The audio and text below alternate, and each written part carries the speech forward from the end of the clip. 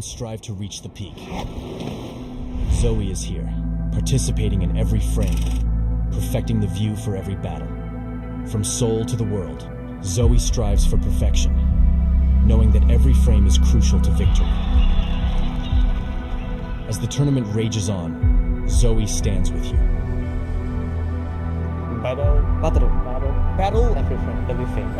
Every frame.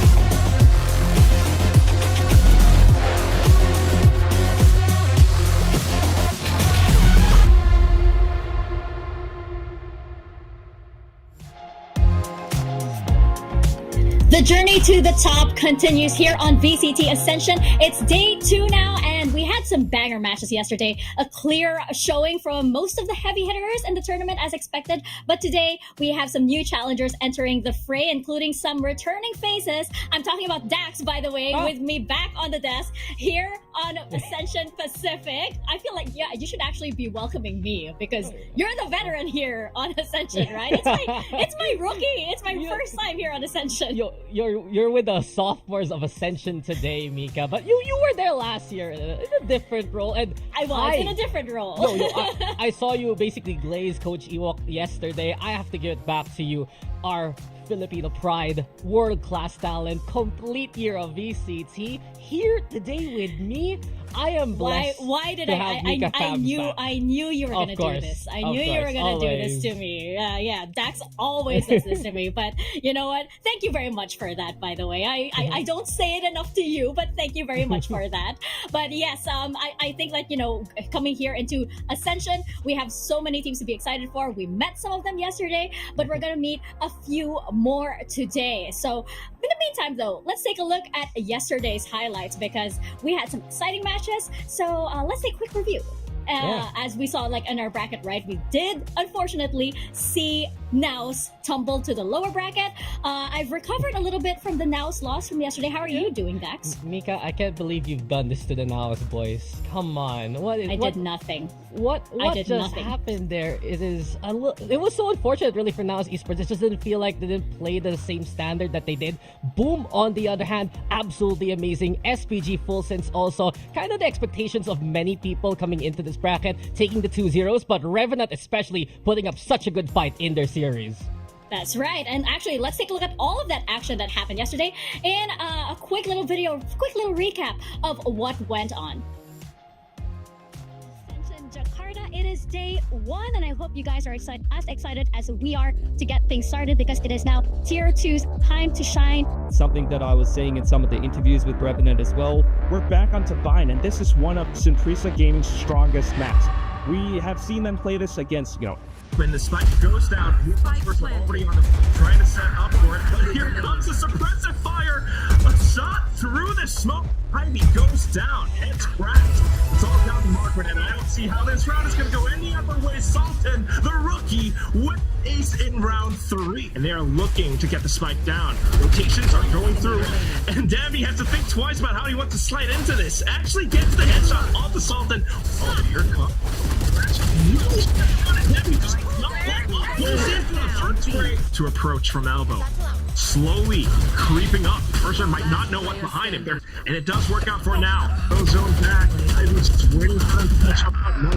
At least one. Persia in for 2, immediately taken down as he tries to clear out Garden. 1-on-3, and this is gonna be some pretty gaming. But yet, Paradox with a shot, able to take down Ivy around the corner, and he has very turn. Shot net air though against Osman, and he sprays down Sultan in that Viper spit tanks. Advantage do they expect? Debbie around the corner again though. Look at this, one shot off. Given the fact that SPG now has clan numbers advanced in the early parts of the second half. Yeah, looking for the timing here. Persia's found one. Meanwhile, that's a nice little one tap. Now dashed away. Great little V crash from Paradox, but undeterred by Davy. In his role, hold down this line of sight. Francis here in to support with him. Right clicks through. The shorty's down onto Dust. I think he anticipates this, doesn't have the time as well. So that's going to be a simple shot for Francis. This matchup, it's going to be an interesting one to say the least. Of course, we've got the returning players from Tier 1 back into this, and they're looking and they're hungry to get back up. Able to dodge the utility for the time being. John also back in for it, able to hold down the line. How useful that's going to be. Full sense, still pretty much surrounded. He has the overdrive. Operator might not be too useful, but alongside the Hunter's Fury, he's coming in guns blazed. Slow paint shells. Forcing into the corner, but it does not make John Olsen shake at all. Long enough for that to happen. Thresh will be deployed by that paranoia. Fox, Oblivion Force are aware that they have to watch their bed much as much as possible. Check. Send Paranoia all the way back. Uta still able to. And Rhea is looking to make a big splash. Surrounding him from the back. Port, but everyone has been surrounded. The Hunter's Fury will. I mean, he feels comfortable.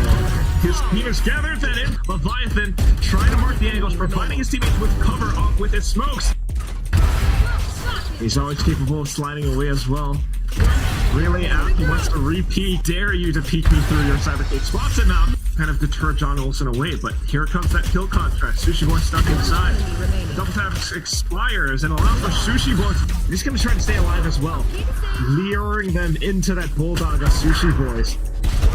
Baring his fangs. That's the third kill placed up just to deny Oblivion Force any space into the site even. Fox now marking the offside. Takes down Uda despite the double tap. Check. Fire out shots from spawn, but it's not quite gonna happen. Looking at our map veto going into Sunset first and then Lotus, and then potentially we have Ascent. We've been hyping up this matchup. We're all really excited to see these teams go to toe against each other, and I think these are some good maps to see. And they are stuck, pinned down perhaps. Going off with the shots though, they've all lined up for search. Anybody tries to pull a sneaky play. Sneaky play comes in from behind. What is that play? Trying to switch things up because their backs are against the ropes. Bit of a half line, they're just trying to rush in.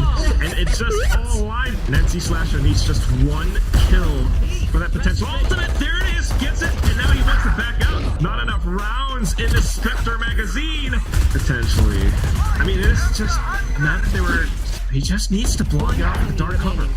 Pichulo tries to play around the smokes, but unfortunately we will not be having any smoke back and alongside Pepsi. Emma just continues to swing though and salt down Shiro now. Goes in for the jump peek. Poppy just tries to got NC Slasher rotating in just to help his teammates over on the other side. Monopole, the off angle, he fires through and in with the kill, pops out the showstopper, tries to get the splash, but it doesn't quite connect. Berserks to the other side. Buffy Chulo just waited for a bit of assistance, managing to spray it down, a double kill. Deploy that lockdown. Boom. Applying pressure to them coming in from the back of A site. NC Slasher, he does it again. Oh, and then the Viper's hit. Can you believe this build scheme? Berserk sprays on through, and Edmund just throws in a last ditch.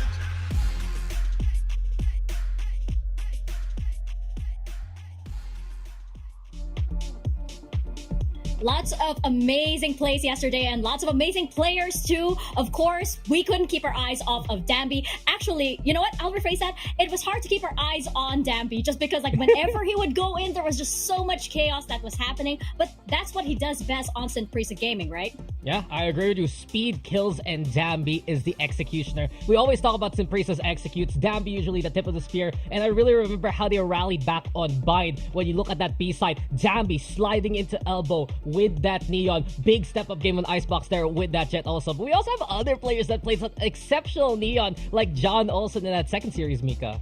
Johnny Olsen. I mean, we were just talking about him as that highlight package was playing out, right? Because, again, one of those players that we were hyping up, we knew would deliver, and we got exactly that. There were no surprises here because, you know, there was John Olsen all the way, just doing John Olsen things. Yeah, but crazy we to see. also had Zesbu here, Dax, because this guy was definitely one of the players that I think like out outperformed himself, or keeps outperforming himself in every single match that he enters. Whenever I see Zespew, I basically think that this guy cannot do any wrong. Back in the SMG days, playing that Raze, now here in the Indonesian scene yet again after a brief foray back into NYSG in stage number 1.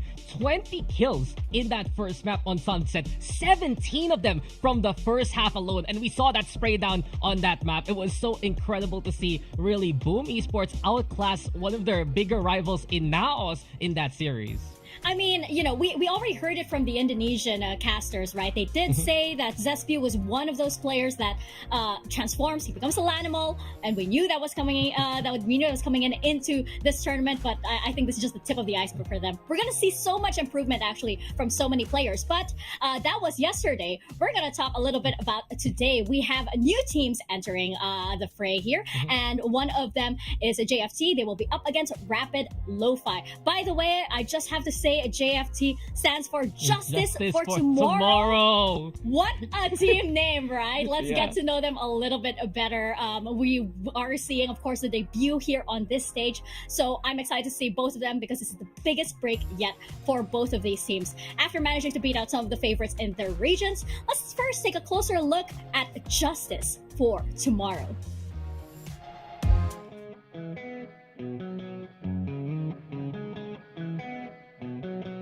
Hello, my name is Raman. I play the Sentinel role and I come from Australia. I play for Justice for Tomorrow. My team plays very aggressively, very passionate. We like to push a lot, we like to play reactive. We have all sorts of styles. That's why we believe we can win the whole thing. Not many teams know about us. We're very unknown. We don't really have VODs or anything. We switch up our comps a lot, so I think we'll come in with a very unknown factor, which is good for us. We usually play really aggressively. We're very unique. We have multiple styles. We switch it up depending on the team and how we feel like playing the round and if what strats are being called. I believe all of us are very powerful players and very smart. But specifically like Mirza and Kiss, I feel like they're already underappreciated. They're very new to the scene and they're very impactful in my opinion. So I believe they'll be very good. I believe JFT is going to be the hardest team to beat, simply because we're the best and we have the most unknown factors, and we have a lot of passion, we're ready, and we're ready to win. The teams here are very competitive, very good. They have a lot of backing from organizations. We believe there's a lot of competitiveness, and I believe that we are very strong and have very good players compared to these other regions, and we're just hoping for the best. To all the teams, we're going to beat you all. Easy work. Justice for Tomorrow. Well, I do agree, Dax, that these are Justice for Tomorrow and Rapid Lofi are both the teams that beat out the favorites in their regions, but these weren't exactly the teams that we were expecting, right? We weren't exactly expecting JFT to make it here.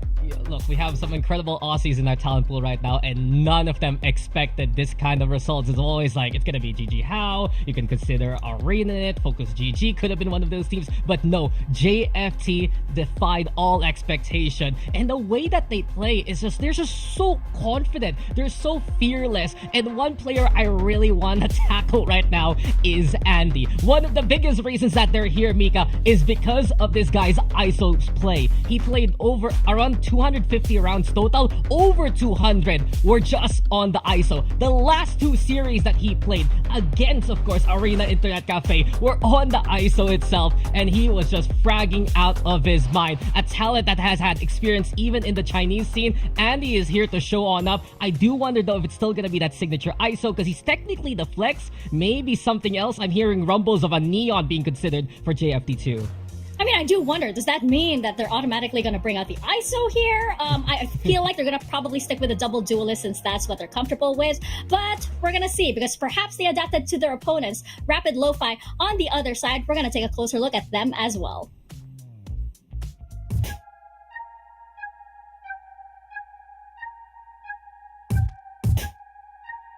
Hello everyone, my name is Suka and I'm IGL for Rapid Lofi and I'm from Việt Nam. Việc mà lựa chọn từ gia đình có nghĩa em nghĩ là tại vì tụi em là những người rất là xa lạ và có nhiều những cái biến cố nó xảy ra, thì khi mà ở chung với nhau như thế thì bọn em luôn động viên nhau và giúp đỡ nhau rất là nhiều và không có một cái gì gọi là cãi vã hay là khó khăn gì cả. Nên bọn em nghĩ là từ gia đình là hợp lý nhất trong cái. Em nghĩ là điều mà khiến Lofi đặc biệt đó là bọn em là một tập thể rất là trẻ. Bọn em không có một chút kinh nghiệm nào ở tất cả những đấu trường quốc tế cả. Tuy nhiên điều đấy không có nghĩa là bọn em không chiến đấu hết mình hay là đè chừng bất cứ một đối thủ nào cả. Bọn em sẽ chiến đấu hết mình và bất cứ đối thủ nào khi gặp bọn em đều phải đè chừng. Em nghĩ là ở trong team của em, đối với cá nhân em thì Pro DG sẽ là key player. Cậu ấy mới bắt đầu chơi game từ cách đây 3 tháng, nhưng mà đến được với giải đấu lần này, nếu như cậu ấy không tiếp tục không sợ hãi trước bất cứ đối thủ nào cả, đấy sẽ là một vũ khí cực kỳ mạnh của Rapid Lofi. Em nghĩ là những team khác nên lo lắng hơn về Rapid Lofi, bởi vì chắc chắn cái tên này là một cái tên rất là mới. Họ không có một thông tin gì cũng như là không biết được tất cả player bọn em thi đấu như thế nào cả. Và những thứ mới như thế sẽ khiến cho họ sẽ phải bất ngờ. Với em thì tất cả các VCT Ascension sẽ đều rất là khốc liệt. Em sẽ muốn tận hưởng ở giải đấu lần này. Em nghĩ là đừng coi thường Rapid Lofi, bởi vì chúng tôi sẽ luôn là một đối thủ ngáng chân khó chịu ở giải đấu lần này.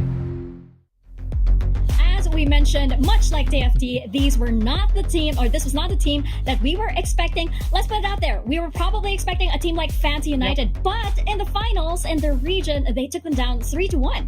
Yeah, it's crazy to think, right? Fancy United, the reps from Vietnam last year, Team Flash also one to watch out for in that region. But against all odds again, Rapid Lofi is here to play. And I do wonder, Mika, is this the final form of Rapid Lofi? Because watching back in the Viet Challengers, you look at how they made that run, especially during the playoffs. They used to play with Coach Bang Mi until they made it to a lower bracket. They stuck around with Albustaff, Suka, Tripshu, as well as Prodigy together, and it has worked to finally defeat Fancy United and make it to Ascension. Mika, it was such a one-sided matchup actually.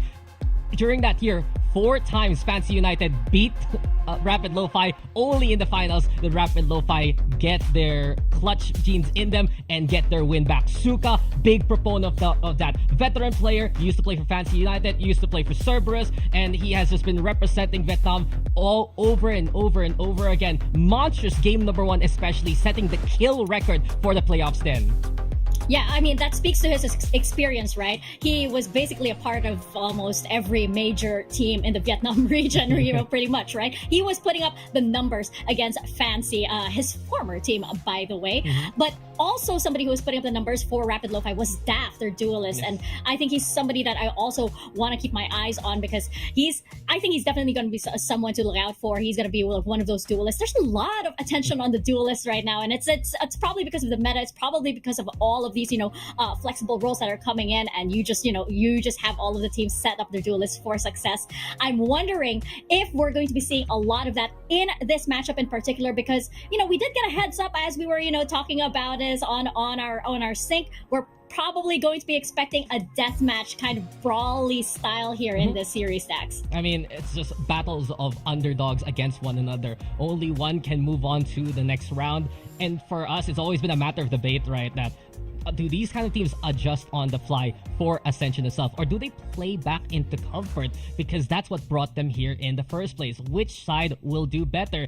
And whenever we talked about Vietnam, they're always very creative with their compositions, but the style that they play still goes down to the brawl. JFD, on the other hand, if you put it in more simple terms, they're kind of pubby, right? They kind of feel like a ranked staff that does so well individually and have found the skill within them to do even better. And I really feel for JFD, if they play in a way that shows their confidence, that's what's going to propel them to success. Rapid Lofi, on the other hand, what's the curveball, especially when you have someone like Prodigy in that roster?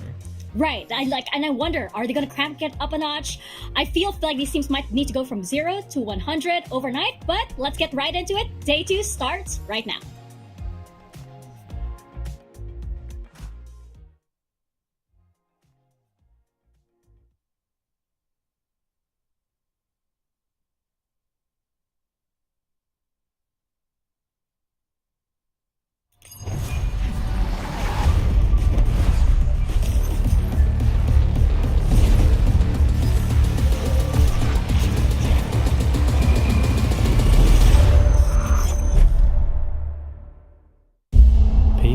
Talk about wanting to reach the top,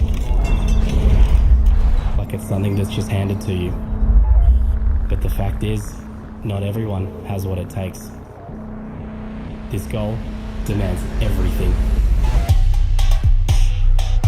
Your time, your energy, your dedication. There are no shortcuts. Sacrifice isn't glamorous. You can't slow down because your opponent won't. Not for the status, not for the packed out stadiums. You do it for one reason: the love of the game. You've battled through every setback, every challenge, every ounce of doubt. You've proven to everyone watching what you've known all along, that you belong at the top. But you aren't the only one. There's always someone right behind you fighting for your spot. The higher you go, the more people will try to tear you down. And they'll do anything to take your place. That's the cost. That's the reality. This is what it takes to reach the top, to ascend to greatness.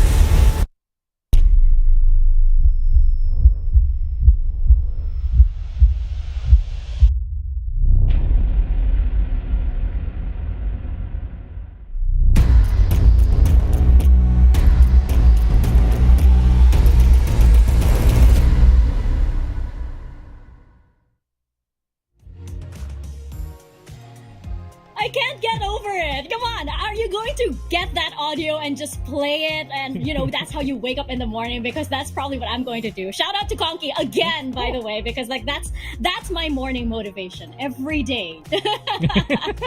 I'm really thinking like at the gym, right? PR, need to break it. Conky's there whispering in your ear, like, telling the higher you go, the more people will tear you down. Ascend.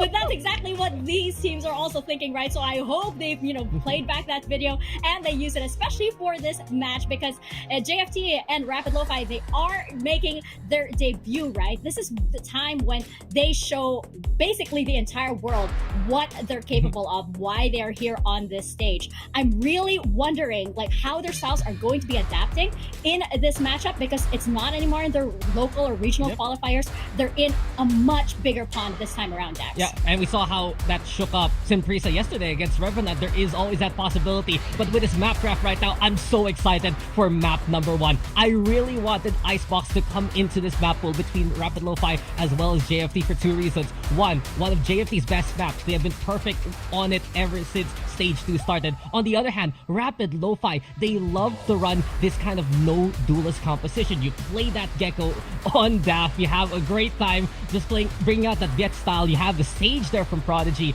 and I really want to bring that up again, Mika. Prodigy has been an incredible flex for the side of Rapid Lo-Fi, but at the same time, it might be a double-edged sword. He's trying to find his comfort. He ended up playing Sage 3 times back in the finals, and I do wonder if there's any other creative changes for Rapid Lo-Fi, because we're getting Lotus and Haven at the rest of the map pool.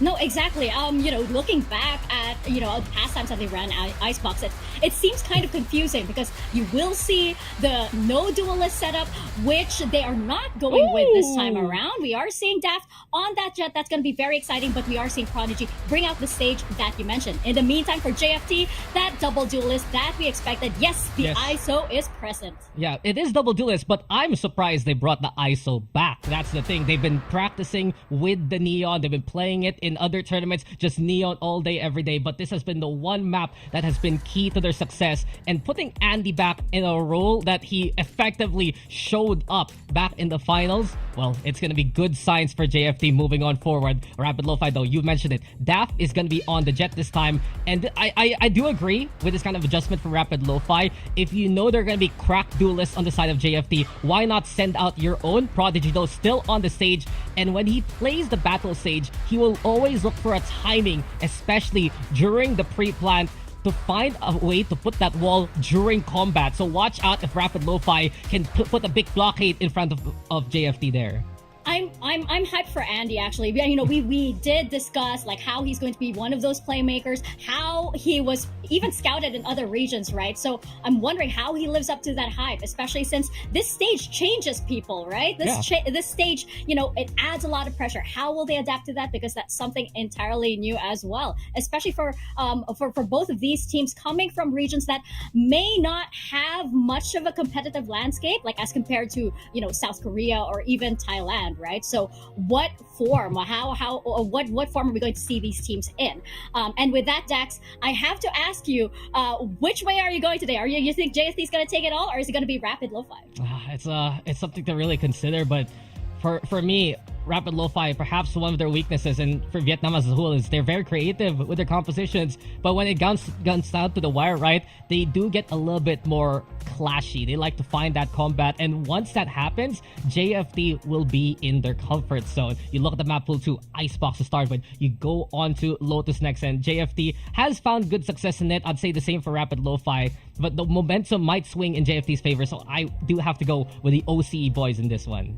Oh, really? Okay, we actually aligned on this one. I thought we were going to counter each other, but I also think that JFT will probably take the series. But again, it's a bit difficult, especially discussing these two teams, because, we are still getting to know them, and they are still at that stage wherein they might be changing things up a little bit.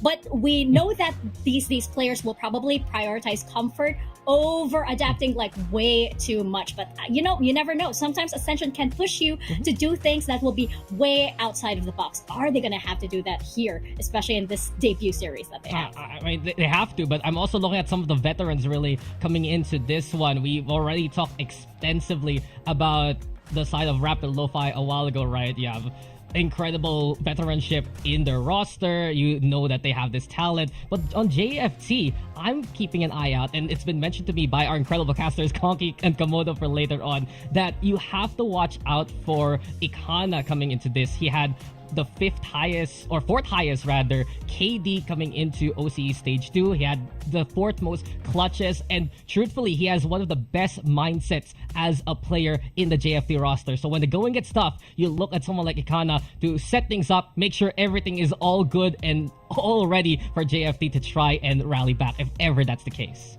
Hey, and the teams from OCE can be very entertaining, right? We do have to shout out, of course, what happened last year at Ascension. They managed to basically, take everybody off guard and, manage a little bit of a very memorable run last year, right? Is that going to be a JFT story? We're going to find out, because it's going to be our first series of the day. Rapid Lo-Fi versus Justice for tomorrow. We're going to toss to your casters, Conky and Komodo. Oh my goodness, what a perfect day to be starting out on this competition. It is a really exciting one, as day 2 of Ascension is upon us right now. And look, as always, they just seem to give the Aussie games to the Aussie casters. But that doesn't mean that it's a one-way street. I'm Conky, this is Komodo, partner in crime as usual. Theon, tell me more about this matchup.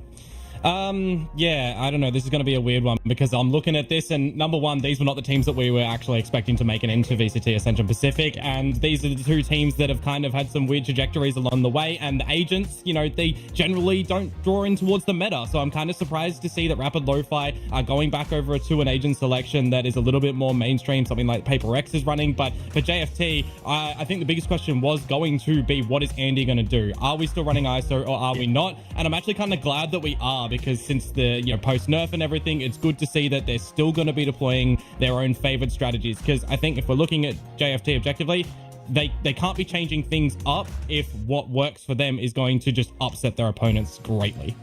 Absolutely. And I just think the craziest thing, right, is, and the chat's already been spamming it already. It's like JFT getting Icebox picked for them. It's a crazy sort of thing, how this has all sort of gone. They've been able to lean into their confidence. But I think that's really been the kind of topic of it today. When people ask, like, what we're going to see in this match, what we're going to see in the opening of day number 2, I have no idea. And that's the best part about a series like this, right? It's our first cast together for this competition. And obviously we've got so much more coming through. We saw the guys do an amazing job yesterday as well. And something like this, as I said, for 2, what all could be considered minor regions in the way of how, where we've sort of seen players from. A lot of these players are ones that will get pulled to other different regions and things like that, Komodo. So to see these two teams in the server right now, we didn't expect them to be here. It's going to be a good one, and anything can go in a series like this. Yeah, and some grunt work actually done by, teams that they've bested throughout the course of the year, essentially, right? You look at the placements of where Fancy United and where Bonkers placed last year. These two teams didn't have to play in that upper round like Full Sands, Oblivion Force, Revenants, and Priesthood did, right? Because of the placements from last year. So they get a little bit of a pass, and both of these teams are arguably on the top side of this bracket, maybe in a little bit of the weaker side. I mean, we can look towards that as deep as we want to, but for right now, Mitch, this is where we start. Map number 1 for this best of 3. It's going to be exciting. Absolutely, man. Whatever the outcome of this event, I think it's a really earned one for these teams that have made their way in towards this competition. But for right now, I think, so many eyes are going to be on a series like this because of the names that could potentially show themselves. We've been talking about how, Ascension obviously is a bit of a talent pool for people in Tier 1 to kind of have a little bit of a look into. But opening up, it's just going to be that little bit of a walkthrough for Albus and lean towards B at the start for JFT, and they're going to get moving quickly. Yeah, and the difference as well now that it's not the duelistless comp from RLF where they relied on a lot of these walls and gecko combos and stuff. They'll still have a bit of an essence of that with Prodigy on this defensive side still right now, but I think more importantly, RLF know that these duels is what's going to be a big thing that they have to be worrisome about because of the double duelist deployment on JFT, who, I mean, they've already just waltzed in towards this B site ready to set themselves up for a fight. Yeah, full respect. They are very, very close. I think it's going to be this swing onto Albus. If they do manage to find it, there we go. Akana is going to be able to find that opening. So that's a great one. They are going to be sitting back towards... there we go. All right. Raman's picked up another one. Very good start. And they can settle back in towards long. Still got to be careful of this wall, though, from Prodigy. You got a snake bite for Tripsio as well, and then the recons for Suka. So they still can make something of this retake. Just going to chill. Ball goes up. They are going to try and make this one work for the time being, but dropping down. Only Suka and Prodigy left. Mirza is going to be taken very, very low, but they're actually able to find him. So left back into a bit of an awkward one. Raman and Akana still alive, reliable. They're going to get that shock dart down, but now Suka has to try and tap on. They are going to have to swing in for it, but they've set it up absolutely perfectly. Raman's going to be able to pick that one up, and that's round number 1 secured for JFT. Yeah, really well done for Raman actually to just disconnect from the duels at the end and go for a wrap as well. When you've got that barrier wall going up, you got to have a lot of utility that can try to bounce around it, the destruction of it immediately as well. JFT, they didn't just have the plan of run in, take the jewels, right? They had a little bit of a backup, expecting the wall to come down to destroy it quickly. And I think one of the things that JFT are really actually going to have to be prepared for coming into this game, kind of, I would expect, knowing that Icebox was probably going to be one of these picks, one of these maps floated. I was a little bit surprised that an Ascent didn't sneak in, but, it is what it is. This map pool is going to be really sick. You still just have to be careful of a lot of these combinations of util that RLF are going to be throwing out, right? If I'm seeing slow orbs being combined with shock darts and being combined with snakes bite and stuff, even, Albus, if he can get these nano swarms out at the right timing as well, JFT, they're going to be a little bit stuck in positions and not really have a way to get out, right? So that is something we'll see a little bit deeper into this first half. JFT most likely act accordingly toward, but for a pistol round secured at the end of that, RLF are not going to be forcing up here. It's smart, of course, but playing a bit of a default when you lost heavily over towards the B pistol round with no information there. Bit of an interesting one for me. JFT are going to really want to take a lot of these duels, a lot of these forward momentum plays, but for now, it's just treading water a bit. It's not a bad idea. Absolutely. Don't lean into this too hard, because that's the Aussie classic, right? Throw away the second round, lose to these free weapons like the classics. Just a couple of sheriffs up. Very aggressive sort of start forward, but I like the respect that's being given by JFT here as well. Yeah, I mean, you don't want to see a similar situation like yesterday's game on Bind, right? Revenant with the 7-0 start. If JFT can come out with that on this attacking side, imagine, the bonus round is going to be really important for RLF and the next one to kind of just see how they're feeling in the server, more importantly. But the slow proceedings up through the A side at the moment. No push from B either from Tripsu. On the way in, Hiss will be able to look to find it. Prodigy will be able to at least destroy that one for the time being. It is an awkward one, but there is the opening engagement. Hiss, Andy, able to find a couple. But Prodigy, this is the thing, Pesky sitting under heaven there. They clear out screens. Site's taken. Now they can look to get that spike planted, but they're on the look for Tripsu. As you mentioned, they want 100%. This 1 versus 3, not throw it away. Look to get that second round, play around the bonus. Obviously, with the 3 Vandals up, it gives them a lot to work with into the next. Yeah, 3 Vandals would actually be massive to contest against the bonus round as well. And with not too much damage collectively from RLF, I mean, there's going to be some Central Light Shields getting up a lot of those abilities as well. Nice. good clean and cut from JFT at the end of it. And I think, you know, this is really where we'll start to get into a little bit of the meat and potatoes. It already feels like JFT, you know, I mean, they're in the room together, right? But they're already looking to be on the same page with rotations, with positionings. None of them are running into each other, which is always a laughing factor when we look at OS Valorant. Absolutely. Some great shots, at the very least, with that Sheriff, but yeah, for the most part, it's just getting runs on the board, really nice and consistent from JFT.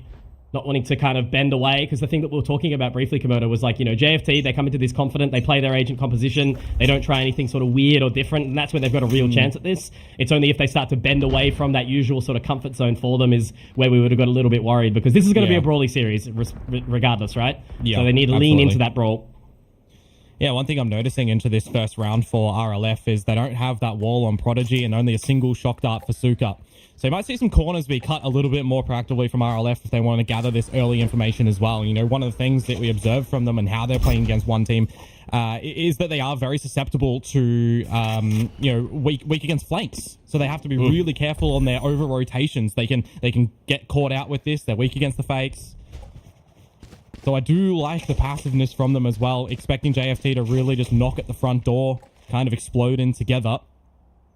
Of course, Andy and Icon are just down onto these Sheriffs for this round, but still holding a lot of this utility are JFT, so they'll collect themselves together, going towards B. I'd expect TripSU to maybe contest against 1 on 2, but ultimately fall out. Because they don't have that barrier wall, you're going to have to kind of see a numbers game for RLF here into a retake scenario. Still so funny, isn't it? You know, round like this going down to the wire for two very aggressive teams, but 30 seconds, they will make their way out to yellow. Mirza is going to be the one leading the charge. Recon Bolt doesn't spot or scan anyone at this point in time, but with that Viper wall up, Kana's going to be able to get the plant. They'll slot back towards B long as per usual. Yeah, Prodigy 1 away from the res as well, so you do have that up your sleeve if you need to with this gun advantage.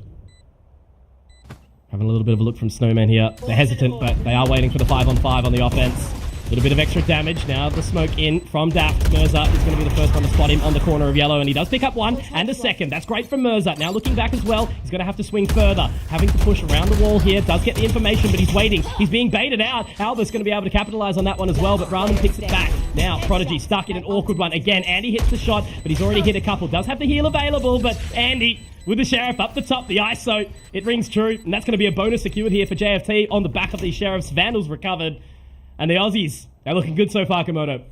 Yeah, it's great to see, actually, that they're collectively just holding back the Sheriffs as well, right? They don't have the better weaponry, so look towards the flank for a couple of moments. Let the 3 Vandal players float around yellow, hold towards the site, pop the utility early. As I mentioned, no barrier wall to come through from Prodigy as well, right? So the emphasis is get onto the spike early, bait the jewels out from JFT, see if you can get in a couple of these damages over to these yellow players. And I got to feel a little bit awkward for Albus. I thought he was going to be able to get that second frag as well, but unfortunately not at the end. And well, Andy and Icon, as I said, the ones with the Sheriffs, they get the job done at the end for the bonus to go JFT's way. Now it's all about the damage game from RLF. What can you gather from JFT in how their tendencies are coming around Icebox? Really slow at the beginning of these first 3 rounds with a lean in towards the B site. Maybe a how do you do over to A, but ultimately nothing up through mid at the moment with the Killjoy deployment. Alarm bottom mid, turret overlooking kitchen.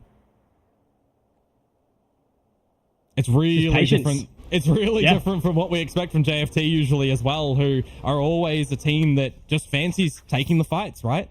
Yeah. So I wonder, you know, how much analysis can you do on something like this, right? You know, you watch both of these teams as best as you kind of can, and you know, it's sort of like lightning in a bottle, I think, when you look at this. So seeing that JFT is giving so much respect off the start of these rounds means that they've, you know, done as much homework as they can and taking advantage of the lack of homework that Rapid Lofi have had. So it's the B position again. VCO goes out.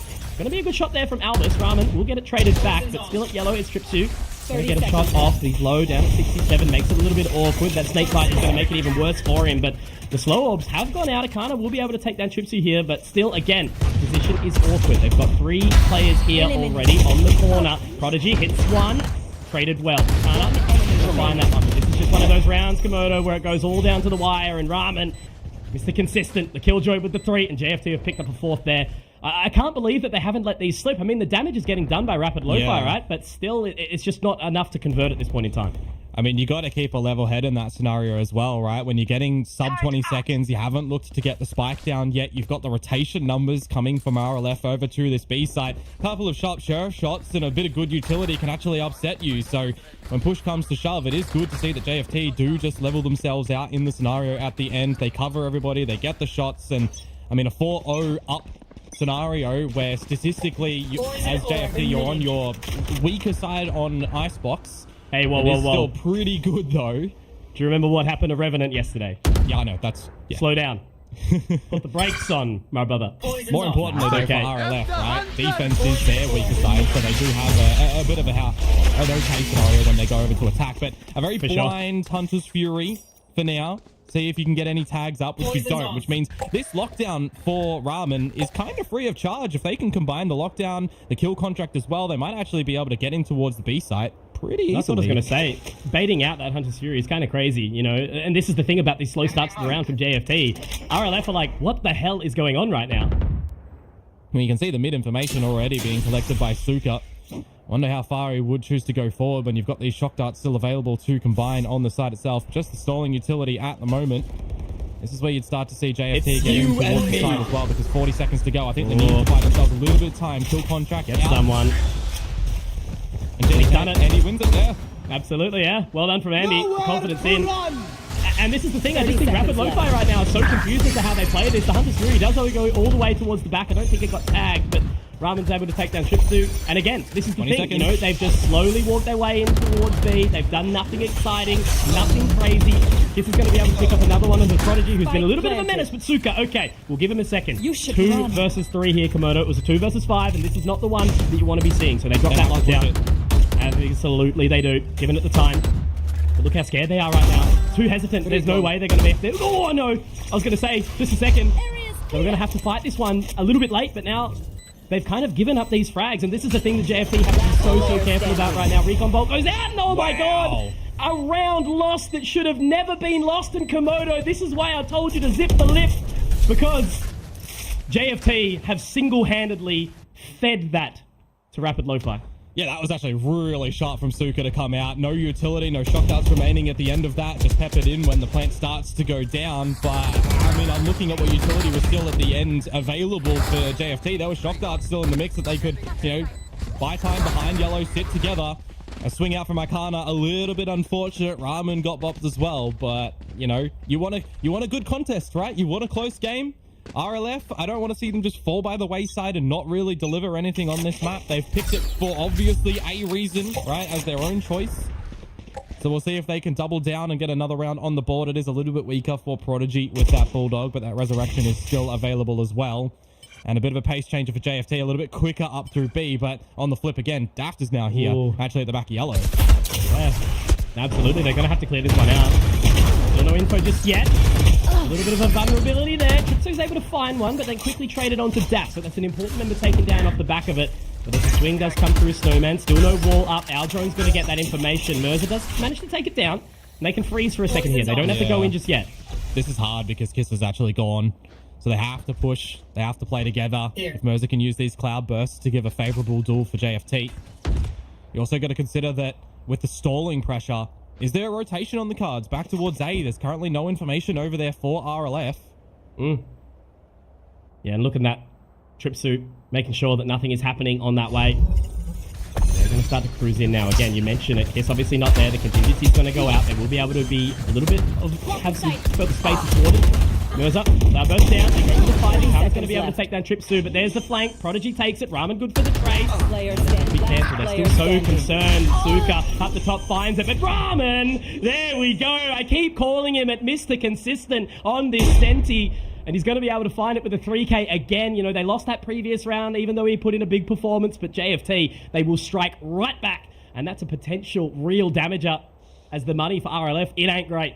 One thing you have to be careful about with JFT is the battle in the scrap, because they are born from the chaos, mate. They are just aware, left, right, and center, and even above the verticality that this map gives to you. You cannot second guess things if you are RLF. If you want to go and take that space when they settle down to get some further information, you're going to have to cut a couple of corners here. This is not normal VALORANT that we see when it comes to JFT. It's going to be back again to this eco territory for RLF. Prodigy still holding on to this resurrection as well. I'll be nearing a second one at this point in time. There is enough, though. I do feel for RLF to get some great damage in here. If you got this Blade Storm from Daft, you got one away from the Hunter's Fury, one away from the Viper's Pit as well. You farm up one of those, and you can actually make a pretty nasty retake happen if you let JFT do waltz in and expend a lot of their own utility. Is the drone going as well? I can only imagine the mental game that RLF are playing right now, right? It feels like Groundhog Day, just doing the exact same thing. Slow walk up B, take the orb control, bit of utility burn, and now there's 4 here. You know, they have the confidence that they can lead everything back at A. Hunter Fury in though, and that's going to actually find Kiss. So again, another scenario where no walls are going to be available for JFT. This is the point in play that I'm talking about, though. Time ticking down. You got the rotation numbers over towards this B site. You're still holding a little bit of this utility for the stall, right? Two shots up. Safe fight as well. You still got Prodigy on the wall with the res if they need to dash down. There it is. Spike Just heard down. the blade get popped out. But Prodigy able to find one. Mirza is going to be so careful. As Mirza's caught the tailwind, and now he's looking up. He will be able to find the resurrection. That's massive here. Will he swing for it? No, he will. Mirza in a rock and a hard place, and he manages to go up to the high heavens and find his frags for 6 for JFT. The rounds are not going the way that we're expecting. It's again just the same, but something shifts, and even after losing Kiss back to back, they find the clutch moments, and this is what JFT are known for. Yeah, a valiant effort from RLF, though, all things considered, right? Getting it down to the wire, 1 versus 1 with the resurrection out. At that point, only really bait there, as Mirza does it quite nicely to isolate the frags. He is stuck and can't really get too far into an open place, but the unfortunate scenario for Prodigy, right, that he does just re-peek, and Mirza's just able to quickly look up and find the kill. So a really strong commanding lead for JFT at the moment, but finally we got these guns back in the hands of RLF, a lockdown and the Viper's Pit. Could be a required scenario to drop these down into a retake. Just how crazy, right? You know, lulling them into that false sense of security, baiting out the ultimates. It's just something that's maybe even accidentally done by JFT, but it's so positive. Yeah. A difference, though. The A site actually going to be tested a little bit by JFT. I wonder if they'll go back over towards B, but by the layering of utility that's coming out right now, I don't expect so. Nation gathered. That's spotted, but he will be able to find that net as well. This is a really positive start here for Rapid Lo-Fi. He'll be able to find one, but with that wall down, Ramen spots the back, and he's not able to hit the shot. And now he's going to have to swing further, but he does manage to take down Prodigy. This is a good response here. Does have the lockdown available. Got to drop the alarm bot. Now they need a swing. Tripsu pushing a little bit far forward, but now as that wall goes down, Ramen has to be ready. Low member in Suka, 45 points of HP, but Albus up in heaven. It's going to be an opportunity where they have to try and fight this 2v1. They can't let it slip, and Suka, he's looking to give that away, but the shot is there. The round secured, and Rapid Lo-Fi, they strike back.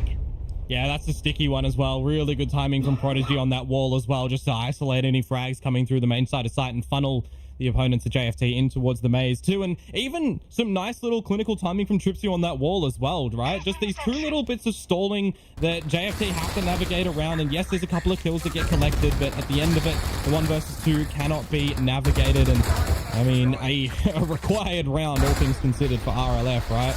They need as many as they can on this defensive side, and if they can still hold on to a couple of these key ultimates as well going into these next round, it's going to look a bit more plausible for them, because these are the weird topsy-turvy ones for JFT, right? Bladestorm's in, you got an Outlaw for Andy, who's 1 away from that kill contract, and that's the only ultimate that they don't have available just yet.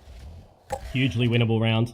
You know, gets that kill, picks up the Vandal, can take advantage of that kill contract, but right now it's sort of going back to what we saw at the start for JFT, something a little bit more safe, and potentially lulling RLF into a bit more of a false sense of security. Because again, you know, they've not really been able to work out how they're approaching this. With a little bit of a mid offense there, they get some further info, pulls out Suka, making him utilize that Owl drone. Yeah, there's not a lot of forward lurks coming out from RLF as well. If they spot anything out over at A, I'd be interested to see if Tripsu or Daft are going to cheat a rotate back over towards A. Make sure that there's no little stragglers outside. You should. But as we start to encroach upon the A site, lockdowns in. See if there's going to be an answer back from Albus.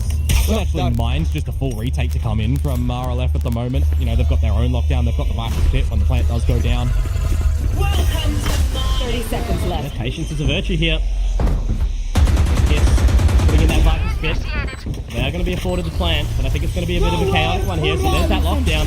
How do they approach this? Hunter's Fury comes in as well. Is it going to be able to tag up anyone? Is it going to get any information? The answer so far is no. Suga spotted, but that's going to be the play thrown out by Merza. Not quite connecting. Gets the info though, Kiss. Great scan, absolutely right. That puts him at the advantage. This is where it starts to pepper now. Prodigy tapping away. Doesn't know how low they are inside this pit, but as one swings out, that Kiss going down. The pit will drop, and now Tripsu finds one back, but they take advantage of that. They capitalize on that open space, and Ramen and Akana to close the round. 3 alive, 7 for JFT, and they avoid a dangerous swing round there in the latter part of the half. And there's a backup plan as well for JFT in that scenario, Conky. It's going to be Andy with the kill contract. As soon as they get it down into winning numbers, they don't have to engage in those duels anymore when that pit goes down. They can wait for a tap. They can kidnap him. And then that should be all the round done for JFT. But they hold on to that because the 3 versus 1 advantage at the end there is worth its weight in gold. And I mean, I'm looking at VALORANT, man. Yeah, and it's good utility trading as well, right? Making sure that JFT are still putting these down, are still respecting RLF to a degree in knowing that if they are retaking, we know exactly what the layering utility is going to look like for a structured retake from RLF, and it's just getting abused at the moment by JFT. It's a long way to go. That's the thing. You know, how weak is their defense going to be? That's going to be the big question for us as we move it. Because they go back to the default, back to the usual sort of bit, right?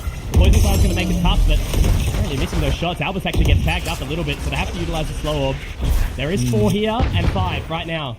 So 1 minute 10, the complete rotation has come over. They know now, the JFT, when they sort of lurk up towards B, they're not faking it.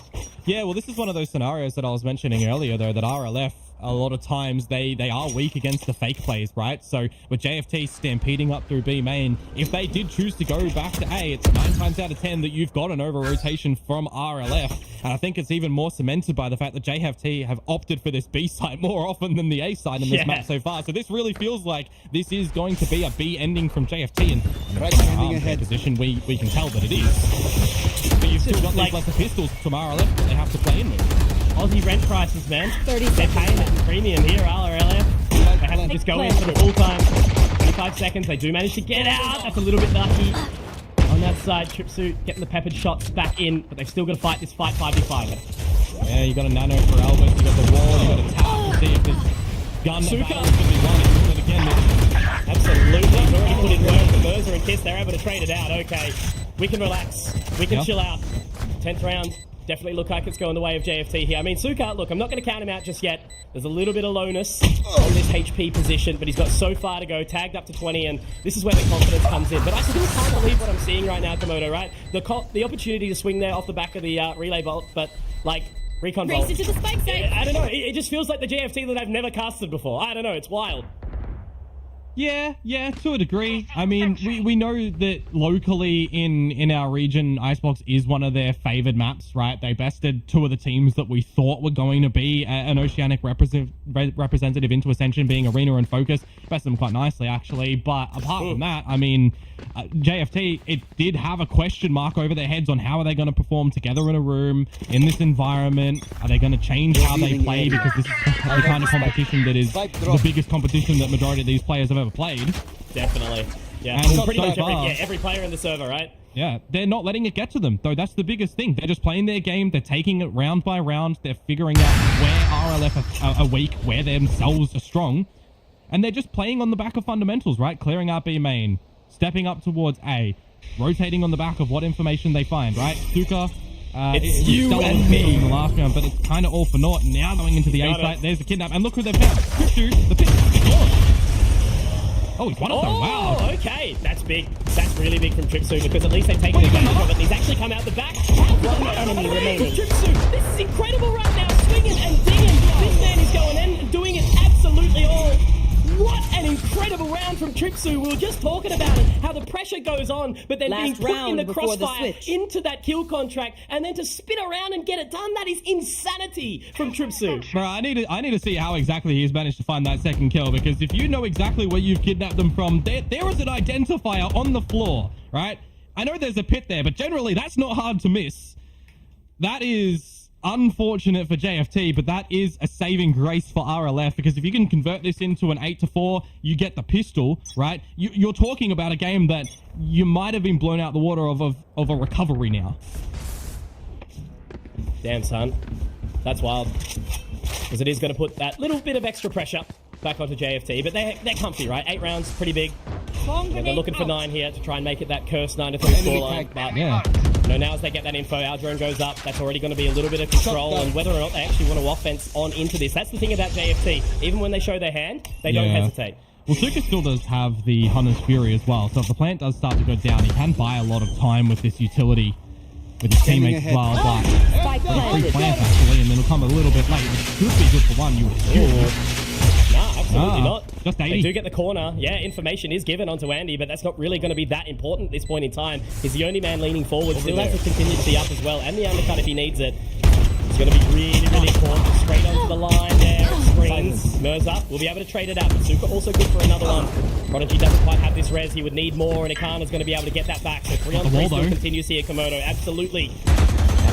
Oh, the vertical wall. Wall goes in, and that's going to make it so awkward. How do they go here? Still off, but there we go. The ultimate's utilized, the damage is done, and that's going to be a 9th round there for JFT. Awesome post-plant played out by the utility. And even with that vertical wall, as you mentioned, Komodo, it's not enough. I mean, a backup for Arcana in the end there, getting the Hunter's Fury, right? So even with the wall going down, you bring out the ult, you know that there has to be a push from Elbus. You can't just sit and wait for the timing with the Hunter's Fury going down. You have to press the issue. You have to go for the kills to get that safe defuse in the end. And right position, right time for JFT. 9-3. Superstitious curse, touch wood if you're a JFT fan, but for RLF, I mean, we're seeing a lot of these close rounds with the lesser weaponry narrowly not go their way. So there's got to be confidence still building that they're able to, as a team, get some damage, get some loose frags here and there. And going into now what is generally their better side on a map like Icebox, very narrowly though, hopefully they're going to be able to get the pistol, if you can get the second anti-eco clean as well, and then I'm kind of considering here that RLF definitely need the bonus, right? They need to kind of go 4-0 like we saw from JFT to get back into this, absolutely. Not just for the scoreline, but I think for their mental at the moment, because you're looking at these cameras right now and they're looking a little bit, you know, flushed in the face, right? They got to set themselves up in this game. Yeah, absolutely. You know, the pressure is actually even higher than it was originally now. But this is the thing that I've sort of been noticing throughout that. And I think it is part in part where, you know, there was conversation about how there's no real VODs up for JFT matches, right? It's so hard to do your research. And you could just see it towards especially the latter part of that half. Even after cutting sound completely, sitting B long, doing nothing, you still had players going, we have to watch flank just in case, because we have no idea what's going to come out. But that little bit of variation from JFT was enough to give them a really solid part here. And now all they have to do is just turn it over, right? Make sure they connect and play well on this defense. One of the things that I like about RLF is their very quick get out strategy on this attacking side. Usually it was with the Gecko, of course, to try and get the plant and then protect it after the fact. But we'll see if they opt to do this with this agent change. JFT, they're doing something though, Mitch, that RLF didn't do. Pushing B early to crunch the A site. Already an opener, Albus down, plant for sure, right? But JFT here, they know what's going on. They've got all of the information, all of the control, an absolute stranglehold in this position. So it's going to have to be RLF to play off the pressure. Silent pressure as well. Get the wall up. Focus down. The flank and the heaven hit. Got Arcana with these shock darts and the recon as well. So they have to move in now. This is where all the control starts to come in. Still looking, still corners, watching, waiting. And there's a shot from Kiss. Ramen gets another. Daphne able to trade it a little bit, but with Andy and Ramen, I don't know. Like, that was just the perfectly played pistol round to absolutely catch RLF off guard there. The way that they played the start of this game, absolutely patient, no over-aggression, and then all of a sudden they just say, yep, we're going to run, hold, W long, and RLF had zero answers for it. Yeah, that was actually really wise from Mind JFT. games, bro. Just the idea in the beginning that, all right, we're not going to wait for you to go in and get the plant and play post, right? If we challenge you in B main, we challenge you in B main. If you're not here, we have the quickest flank in this game over to the A side against you right now for the whole history that you've seen, and you're not expecting us to be this quick behind you. You're expecting us to push in very quickly on the retake as well. You can see how patient JFT were, waiting to see if there was any overextension from RLF before they get the plant to try and equalize the numbers a little bit. Crossfires established from JFT as well. Worst case scenario now, actually, for RLF, dropping the pistol again. Absolutely, and this is what all the other teams need to be watching this match in this series right now. You know, the question marks put up against JFT is a big info gathering position for these teams right now. On the side, Andy getting the job done. and there's just no pressure at all. And they can absolutely walk back through it. They're all there together, and there's only one single member in Prodigy left. Just hit a little shot onto Andy, but Takana gets it back, and it's only 2 rounds away from a map opener here on Icebox. And again, this is Rapid Lo-Fi's pick. It's such an easy and comfortable selection for JFT, so they must have been stoked into this veto, and Lotus and Haven are no different. That's the thing that I was kind of questioning, right? Because albeit Rapid Lo-Fi do dabble in Lotus, they've got, you know, let's just call it 100% success rate for the 2-0 that they've been able to find. But it's not kind of enough, I feel, for individually how they're playing in this map right now to translate into the next map. You can't just be going, okay, we lost map 1, let's just play map 2 our game. You've got to do that, of course, but just collectively we're seeing JFT play this game the way that it needs to be played, and RLF are not having an answer to adjust in these mid rounds. Suka has a knife in hand, right? Like this is your gun round that you need to start to get back into this game for RLF, and you've lost all your information ability. But it's just good Valorant. Again, this is exactly what I'm saying, right? JFT, they've taken that frag, they've fallen away, and now they're just going to have to play the 4-on-5 retake, and they're fine with that. They've already popped a heap of utility to try and slow it down, and they're going to get that plan. So, again, it's JFT's round to lose on this bonus. And I'm looking at what Andy and Akana are going to be able to do right now. Undercut in, shock darts as well. See what Kiss wants to do with the molly. They're going to line them all up, and this is going to be just collective chaos from JFT on this retake. Absolutely, but this is that synergy that you need, right? The contingency goes out, the undercut follows, and now it's just pressure. Backs up against the wall for these players. They move on in. They are going to have to get in together, though. Tap on the spike, nothing spotted yet. And will they be able to pull any of this further information as the wall goes down? Absolutely, but it's Dax to take advantage. He'll be able to pick up 1, 2, and 3. And now in the clutch situation, Andy will take it down. It's 1v2 to Albus, and now as they look on to stick it, he'll be able to find it. Andy gets the shot, and that is going to be 12 rounds for JFT. They get it just on a 3. But again, it's a clean retake. It's all together. They set up for the trades and they capitalize. And this is the thing I was scared about, Komodo, right? Would they convert? The answer so far is abso-bloody-lutely.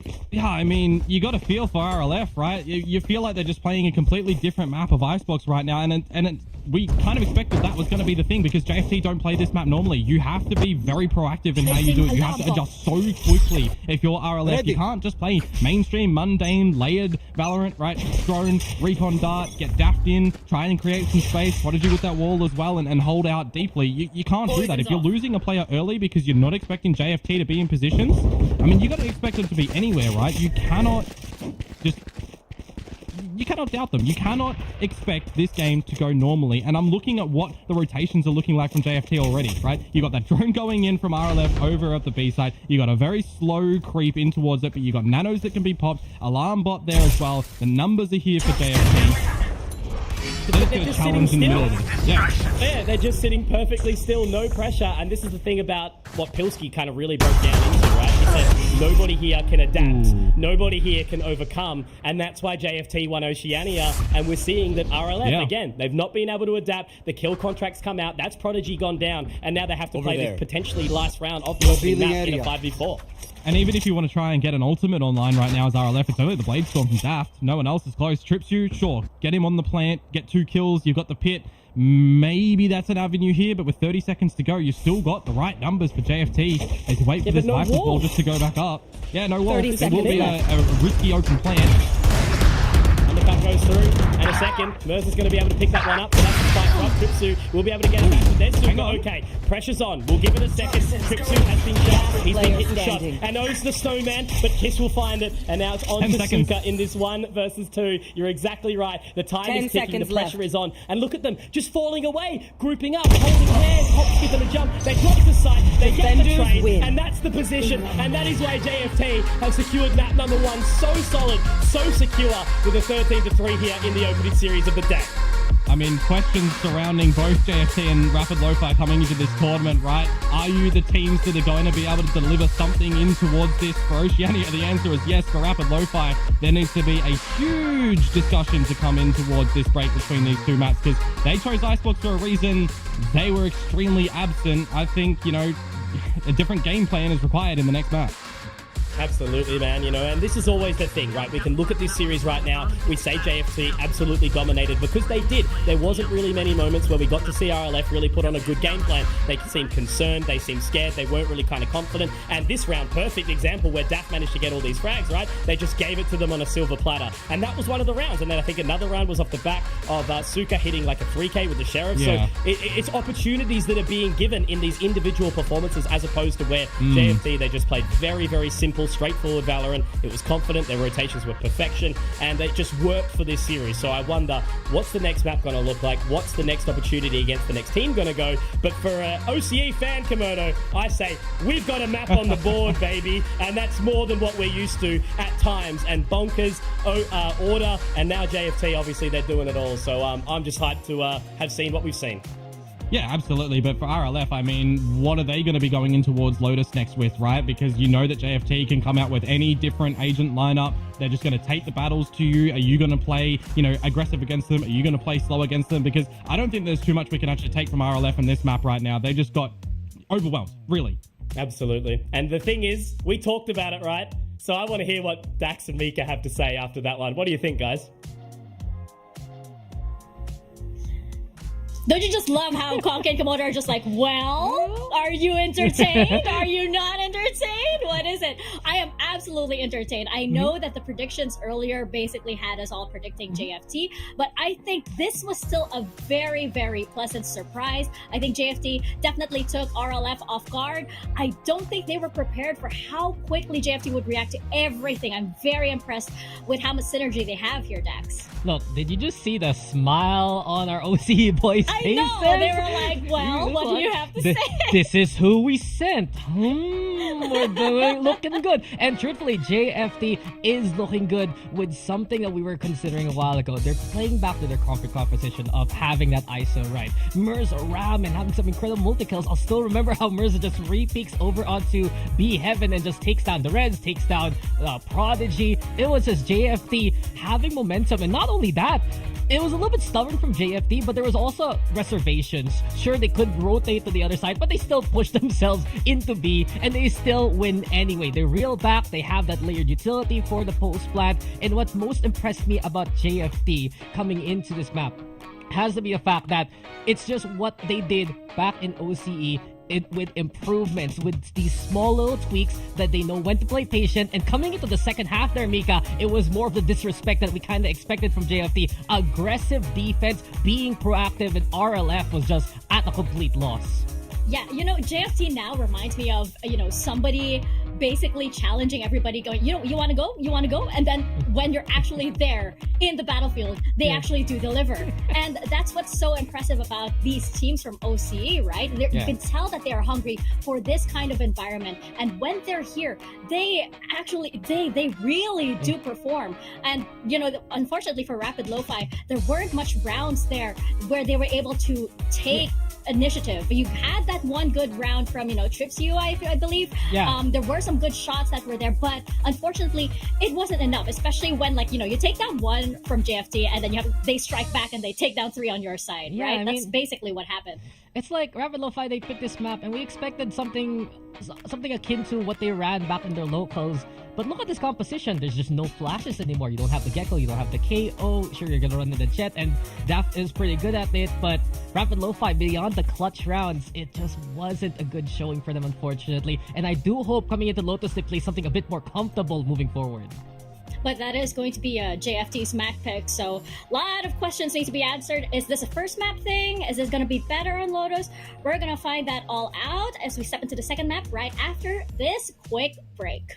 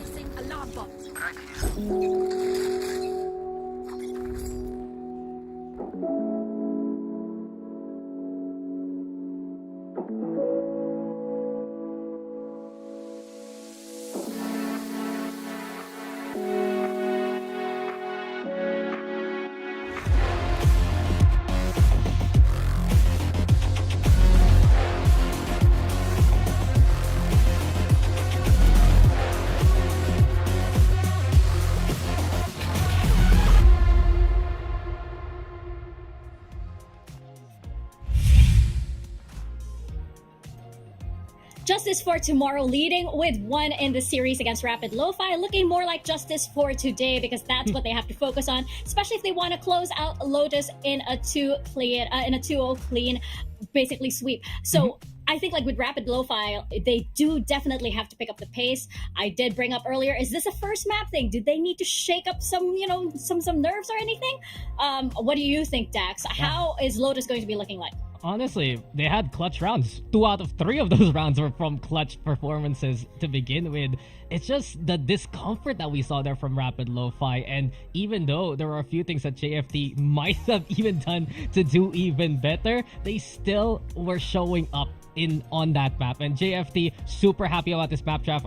Our casters were able to talk about it a while ago too. Icebox is such a good pick for JFT, and Rapid Lo-Fi picked it. Now we're gonna go on to Lotus instead, and this is where it gets interesting yet again. Rapid Lo-Fi, another pretty interesting comp compared to the usual stuff that we see in other regions, and I'm excited if they're gonna actually run it yet again. Will they play a clove like they did in locals? Because we didn't get the no duelist a while ago on Icebox. So what's next, Rapid Lo-Fi? What else do you have for us here?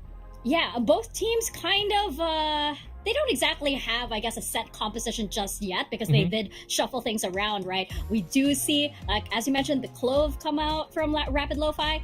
From the side of JFT, we do sometimes see a Neon, a Deadlock, maybe a Harbor, or we could get the ISO once again. So it's still up in the air. It's still a surprise, especially seeing how they've prepared to do Lotus on this stage, right? Did Rapid Lo-Fi manage to regroup? Are they coming into this with a fresh new mentality that they are going to take the fight to JFT and maybe not let them, bully them around or, the map a little bit? Those are my questions coming into this. Is this going to be the comeback for Rapid Lo-Fi? Yeah, I mean, there are a lot of wake-up calls really from map number 1. Something our casters also mentioned. JFT is a very proactive team. You look back at that second half defense, Icebox, aggressive on the defense from the get-go. Pistol, they're pushing. Bonus, they're pushing. All the time, they're going to look to find those opportunities. And truthfully, for Rapid Lo-Fi, they're going to want, even though the scoreline wasn't a good indicator of it, they're going to want the pace that they saw from the first half of JFT rather than the second. Be able to set up the way that they would like, have the right utility, play the positions that they want. Because there was one play a while ago I also saw work out for Rapid Lo-Fi was when they actually got to put the wall up before the plant went down while they were on the defense. Just isolate some of those extra angles, concentrate their forces, because truthfully they do have these tendencies to over-rotate from time to time, but with those numbers they're very good at capitalizing and making a firing squad. They just need to kind of send JFT into the line of sight in a way, Mika, but it's just not happening. JFT is just so hyper mobile when they know it's the right time to move.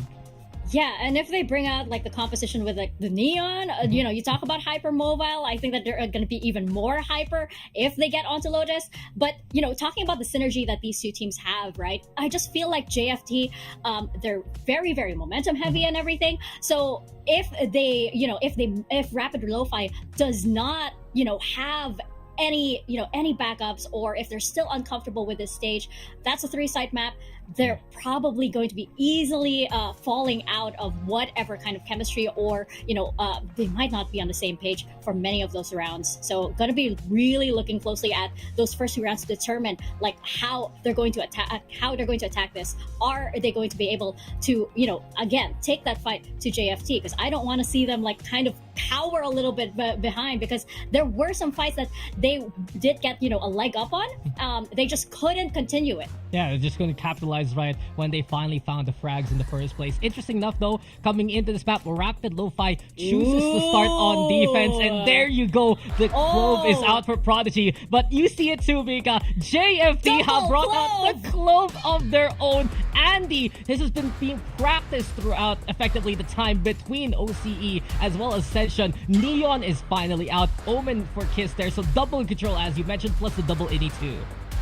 Right, it seems like Rapid Lo-Fi is going to work on that Clove composition, but look at this from JFT, right? We had Mirza popping off on that earlier map. Now he's going to be on the Clove, leaving Andy to go all in. I'm really excited to see how JFT is going to attack this, especially, like, again, looking at those two, Andy and Mirza, my eyes are on you. Yeah, and come on, we've seen Mirza just frag out on the Clove. It would pretty much be the same kind of case. Interesting enough though, I wanted to mention real quick, even though this is a attack-sided map, both teams have a better win percentage on the defense, and Rapid Lo-Fi will look to bank on that. Will it work out though? Because we are concerned.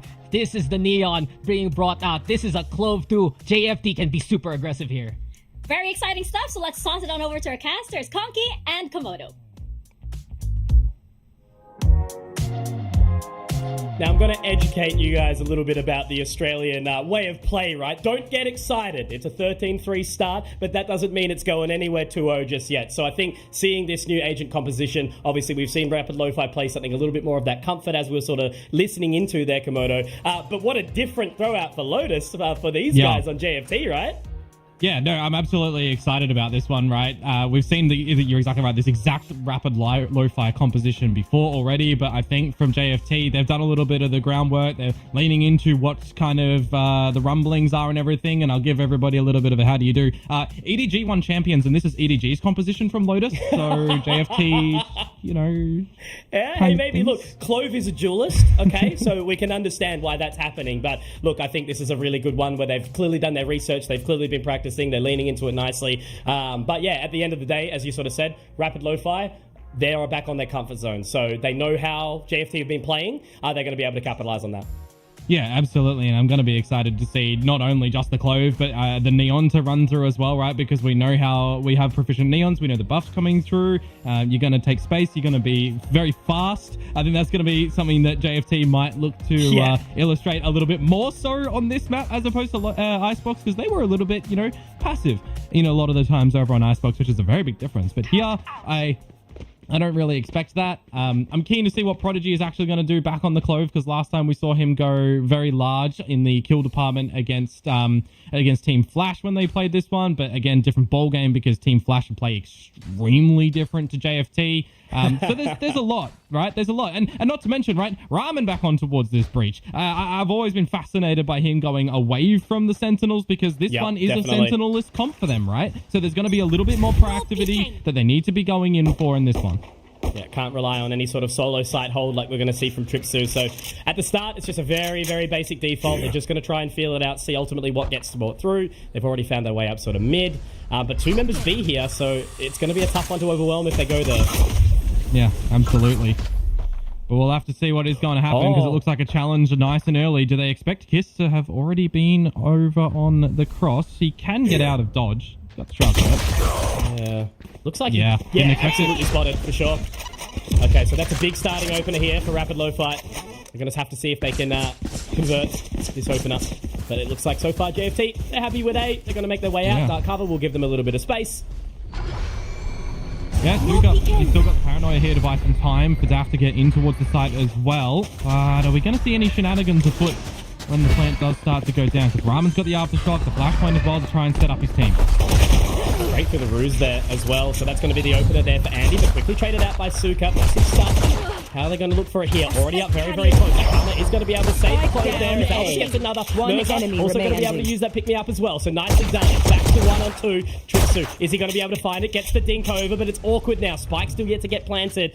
So they have to move around the site. Again, Mirza on this Clove, very, very low. They have to try and play around the HP advantage of Ramen as he swings in. He's quite shaken, but unfortunately for RLF, not stirred. And Ramen gets a shot. Pistol round for JFT.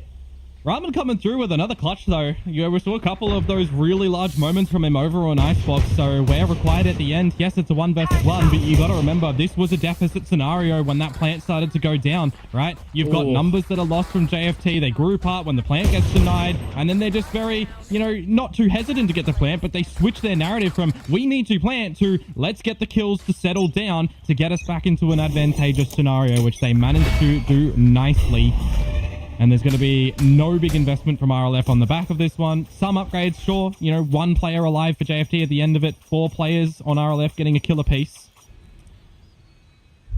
Just good mid-round adaptation from JFT, right? Again, it's going to be something that I think I'm going to have to repeat at least for the start of this series on how we're seeing them approach this. They've clearly given this some really, really good time in the last 2 months since Stage 2.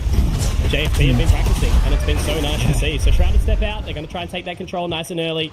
And he already all the way up towards CT, trying to push that out as best as he potentially can. Well, they've flipped a coin for the correct bomb site here, right? Most of the stacking over on the A side of things for RLF, just a single member over at the C site, which they just have to disconnect from this one. Lets the utility reset up for JFT when the explosion of players does start to come through from RLF. Albus as well. Haunt, C's available. They might be able to combine something here, or maybe they just want to hold this ability into their gun rate. Absolutely. But that's paranoia. Well timed. Haunt forces them back as well. And now the fault line, this utility from JFT is just making it so hard for them to get in. Still Prowler's not throwing out by Albus just yet. It looks like he's actually probably going to fall down before he even gets to 10. Sakana gets 2, and there's just absolutely no time. Suka and Albus are going to be able to do some damage, which is great, but 3 alive. Vandal's still up. Guardian's still up. And that's going to be both Albus and Tripshu going down as well. So 3 alive, not bad. That's how they won the bonus in the previous, but it was Vandals last time. Yeah, and Andy only going to be saving that Stinger over as well. Couldn't go back and get one of those dropped guns, but it's kind of A-okay, right? 3 is the pass mark, you'd say, to close out a round such as that. And there's going to be a lot of focus on Icana in this round, I feel, as well. 1 away from the Nightfall. If you've got that going into your opponent's first gun round, take away, half of their HP, take away their audio cues, you can really set up Andy to just slide in and take them out very quickly. So we'll see if this is going to be a little bit more fast-paced over to the A side. Again, though, RLF, they do have the numbers here, so it's going to be a bit of a battle over to the Alpha side. 4 members for RLF here, Mitch. Yeah, absolutely. They've got rebel control. Going to be happy with that position. Do get a little bit of information off the back of the Prowler, but they do get caught up. Andy managing to get 2. That's really, really big off the back of that Stinger, but obviously now it's super, super awkward. So they've got the Vandal. Kiss is going to have to try and upgrade a weapon here. Breakable has been destroyed. And Alba's still towards that side. He's dropped down, so they do have a little bit of extra space here in the position. Mirza close enough to get those ruses down as well. Yeah, he will drop one down towards the stairs. You hope this is going to be the swing, but it's already spotted out from Albus. And now just down to Ramen. So see what damage you can do to remove these guns. Force a bit of a rebuy into the next round. Maybe you can also bait out a little bit more of this extra utility, though predominantly it's all gone already. He's gotten first to breakable. That's not a bad result. He will get spotted out by the turret, though.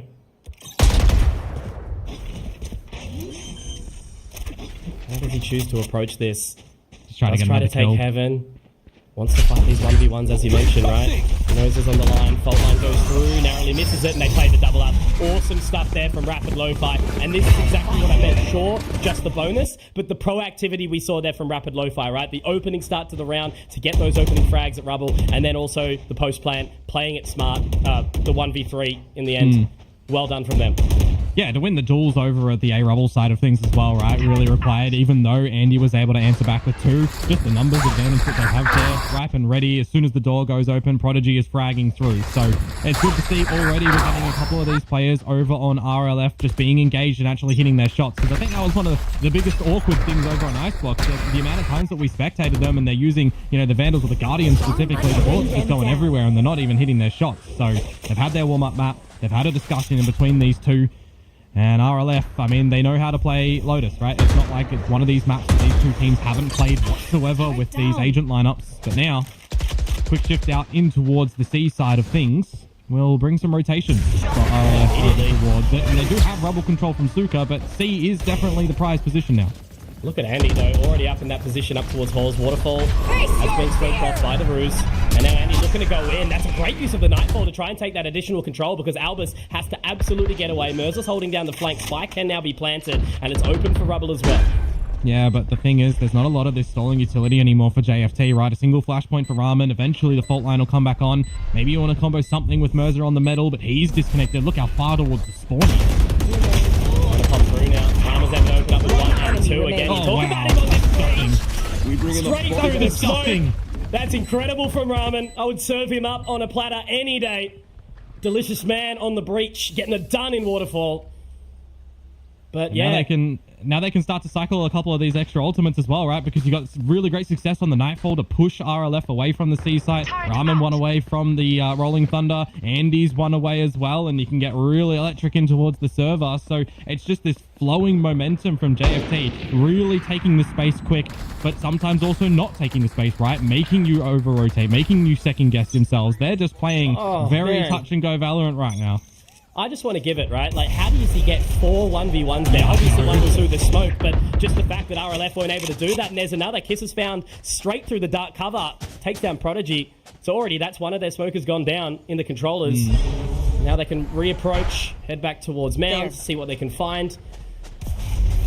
Yeah, you're going to need an answer going into your next gun round as RLF as well. So the Nightfall and Showstopper combinations that they're going to be able to deploy are going to be needed, I feel, right? You'd expect this round to go to JFT to establish the 4th, but you have to convert the next one if you are RLF. You can't let this go to something like an 8-4, 9-3 half again. I do like the fact that Suka is maintaining control of Rubble in a lot of these rounds. Yeah. You know, it's one of those positions that, apart from Icana's Horn, nothing else is really going to be able to keep him out, and it's going to have to be numbers from JFT themselves. But look at this, just straight away in. They faked it a little bit as well, trying to pull that information. Shrouded Step just to kind of fake it out a little bit. I think they're attempting fate with this Rolling Thunder and not an eco round. I think you're absolutely happy as Larry's your RLF. But we'll see if they do choose to use it. 30 seconds left. Pops it through.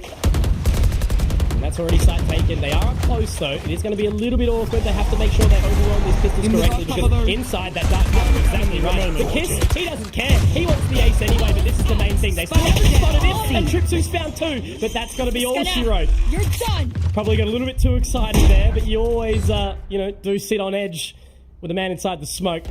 Yeah, when they're being sneaky beaky, they can pop out anywhere. And look, it gets him closer towards the lockdown, right? Which I think is going to be one of these required ultimates as well, because you can combo that up with RLF, and that's actually going to be one of these unanswerable ones. Unless you're using, you know, the Aftershock and you got something else for JFT. If they want to take the space, they know that this is going to be an expected big battle that they will come up against. Maybe the next round, maybe not this one. We'll see. But so far, the protocols of how to play Lotus are looking pretty decent from kind of both of these teams as well, right? A bit of an inch on how RLF are playing it, taking this Rubble control time and time again, pushing JFT away, where we've already had one contest that didn't go their way. But now it's a little bit more passive into the B and A lane side of things. You've got a bit of a spotto from Tripsu over towards the C site. They want to open the door here. Looks like that's the temptation. Already into position, but again, it just seems like the calling from JFT is very secure, very clean. Doesn't seem to be as chaotic, and that fault line's actually going to get the catch, so they go for the door opening. They don't get the info, so Tripsu's going to be okay for now. But as he has to push in towards the position, his utility is getting destroyed on the way in. But they're not going. They're actually heading towards it, and this is the thing, right? You were talking about Suka taking control of Rubble. He's not here anymore. Yeah, one thing I'm liking though from RLF is they're still spreading their wings around the map at the moment. They're not over-rotating, which is something that has been the bane of their existence in a lot of the series they've played previously. But now they actually have to get this focus on towards the C site. Ramen finds Tripsu. Remember, Merzer's not here whatsoever. He's on the other side of the map, so that's going to be a flank eventually. Yeah, with the Aftershock getting it done now, the spike getting planted, as you mentioned, they're already locked into sort of this position. And this is the thing, JFT didn't flank in the last map, but they're going to bring it through here. They've got the Rolling Thunder still for this post plant. That Nightfall does nothing but clear the site itself, but no one's home. It is a full post plant scenario from JFT with Merzer, still in another post mode. Absolutely, but there's the showstopper to come out, destroyed midair, Kiss finds another. It's just all falling apart for Rapid Lofi right now. They're just unable to do anything. Hikana inside this smoke, he can just hold it. Albus is getting a little bit of damage on it, but then Suka finds 2, finds 3. Hang on a second, Komodo. He's just able to find this.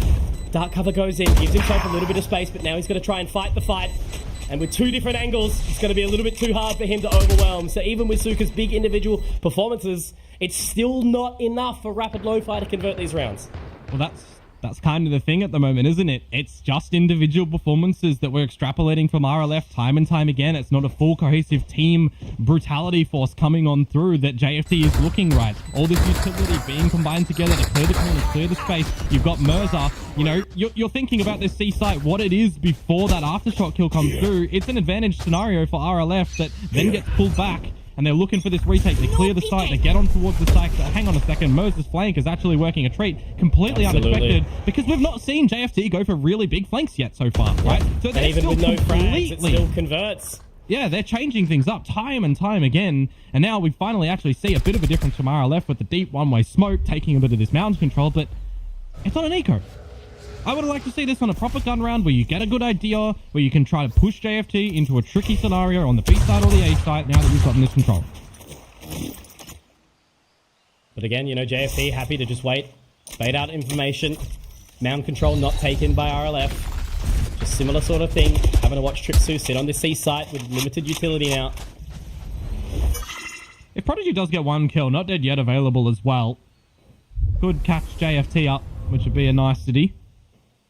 But again, Mirza on this flank call in the audible that nobody is here. Bring some rotations. I mean, Suka has been left to his own devices over at this alpha side of the map time and time again. And he's actually realizing that he can't be affording himself a deep line peak. He needs some assistance. He needs some friends to come on over, but he's just going to give it up. This should, by all means, be one of these 5v5 scenarios. But look at how they're still 100%ing this round, Komodo. Waiting for the utility, waiting for that siege to go out, waiting for the flash. They're just giving it all the good time, and now they've got that info that they're up in towards heaven here. The fault line is a little bit awkward, but Andy's just sitting close. He's going to wait for those members down towards drop. That is a perfect little aftershock there to go on out. That does manage to connect with one, but it's awkward. It kind of gets the trade out, and our Suka has to pop that dark cover to try and give himself a little bit of space to get in. Prodigy's spotted out, but he kind of can hold through and gets a third in the round for himself. This is the player that we have been relying on for a level of consistency, and he is bringing it through on this fade. The Nightfall's already back in his hands. And yeah, it's another round that, again, even though it's the eco round, even though it's rapid Lofi sort of finding some additional things and throwing out some different motions, JFT are still playing adaptive very, very well, and they're just doing it time and time again.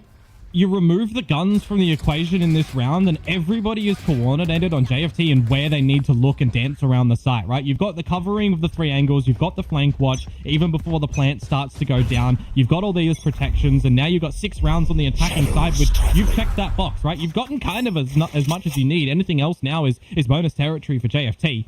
But I need to see more substance from RLF in this game. It cannot just go by the wayside once again. There's some information for Suka. He needs his team. They haven't even gathered any of this mountain control at the moment. And look how far JFT have already pushed up towards this A site before any information is found for RLF. I was going to say, he may have even had to take the, from the shadows to get out there, but luckily the Shrouded Step is enough. But is he going to get taken down already? Almost. It looks like Andy, he wants to try and go up. He's got the overdrive out. He's going to be able to pop the cheeky little fast lane to get out of it. But he is tasted. That's a massive opportunity here. RLF finally get the opportunity, but the Nightfall comes through. And there's Kiss inside the position. On that flank, does get the info, but Prodigy trades it. Still in the 3-on-3. There's an opportunity to go forward. Advantage gets brought back. Suka gets another. And now it gets awkward because look at these positions. Inside the tree, through the dark cover, gets taken down. Finally, a moment, an opportunity in time. 4 alive for RLF. They're ready for the flanks. They're ready for that utility. And they can finally get around on the board.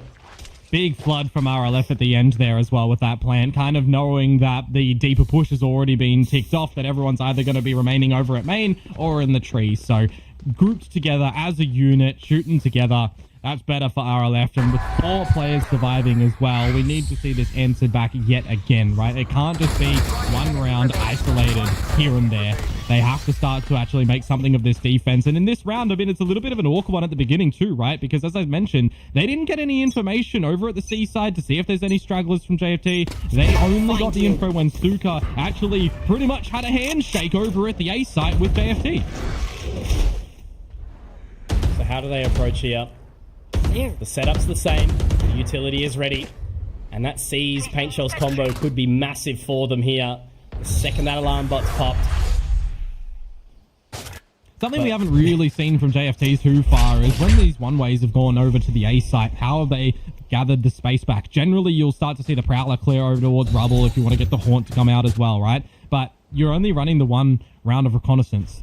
So you want to see Ramen kind of combo that over there, which honestly isn't even the intended play right now because the beat side extending in is good. It's nice. Yeah, it's a nice little combo in retaliation from RLF, but it's difficult time for rotations. RLF are so far, Mitch, they're doing what they need to do to stall JFT, but this is where it starts to get a little bit more problematic. From 40 seconds to go, and a lot of this utility is nil remaining for RLF besides the Killjoy set on this C side.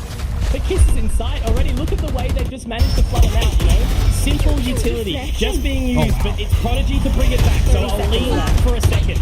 It kind of does manage to get the trade, but the Not Dead Yet does get popped. Sees, will it catch? No, not quite. So back in position. We will see him alive, but for how long? Prodigy has to continue to go, and he is alive. That is absolutely for sure. Prodigy continues forward on this clone. Suka gets another, and now Mirza. All in this awkward position. They line up for them, and it is going to be absolute perfection from Prodigy on the Clove. Incredible stuff. Because you thought that JFT had all of that. The thing that I wanted to lean onto, right, is just the fact that the high gear from Andy was able to bait out so much of their setup RLF. It leans again back onto this individual play, and Prodigy take a bow, but it can't be the continuation on how these rounds are getting secured.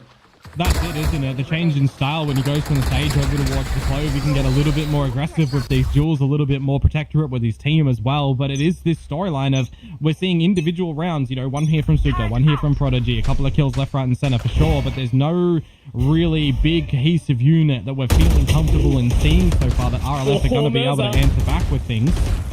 Now Mirza is caught and manages to escape, but at this point in time, right, if you're JFT and you're catching a couple of numbers a day, you're not stampeding back up towards the C side, right? Turret destroyed, so you have to bring in this rotation. It would be super cool to kind of see for JFT. Do they draw the rotation and go back to A? Do they have a lurker? No.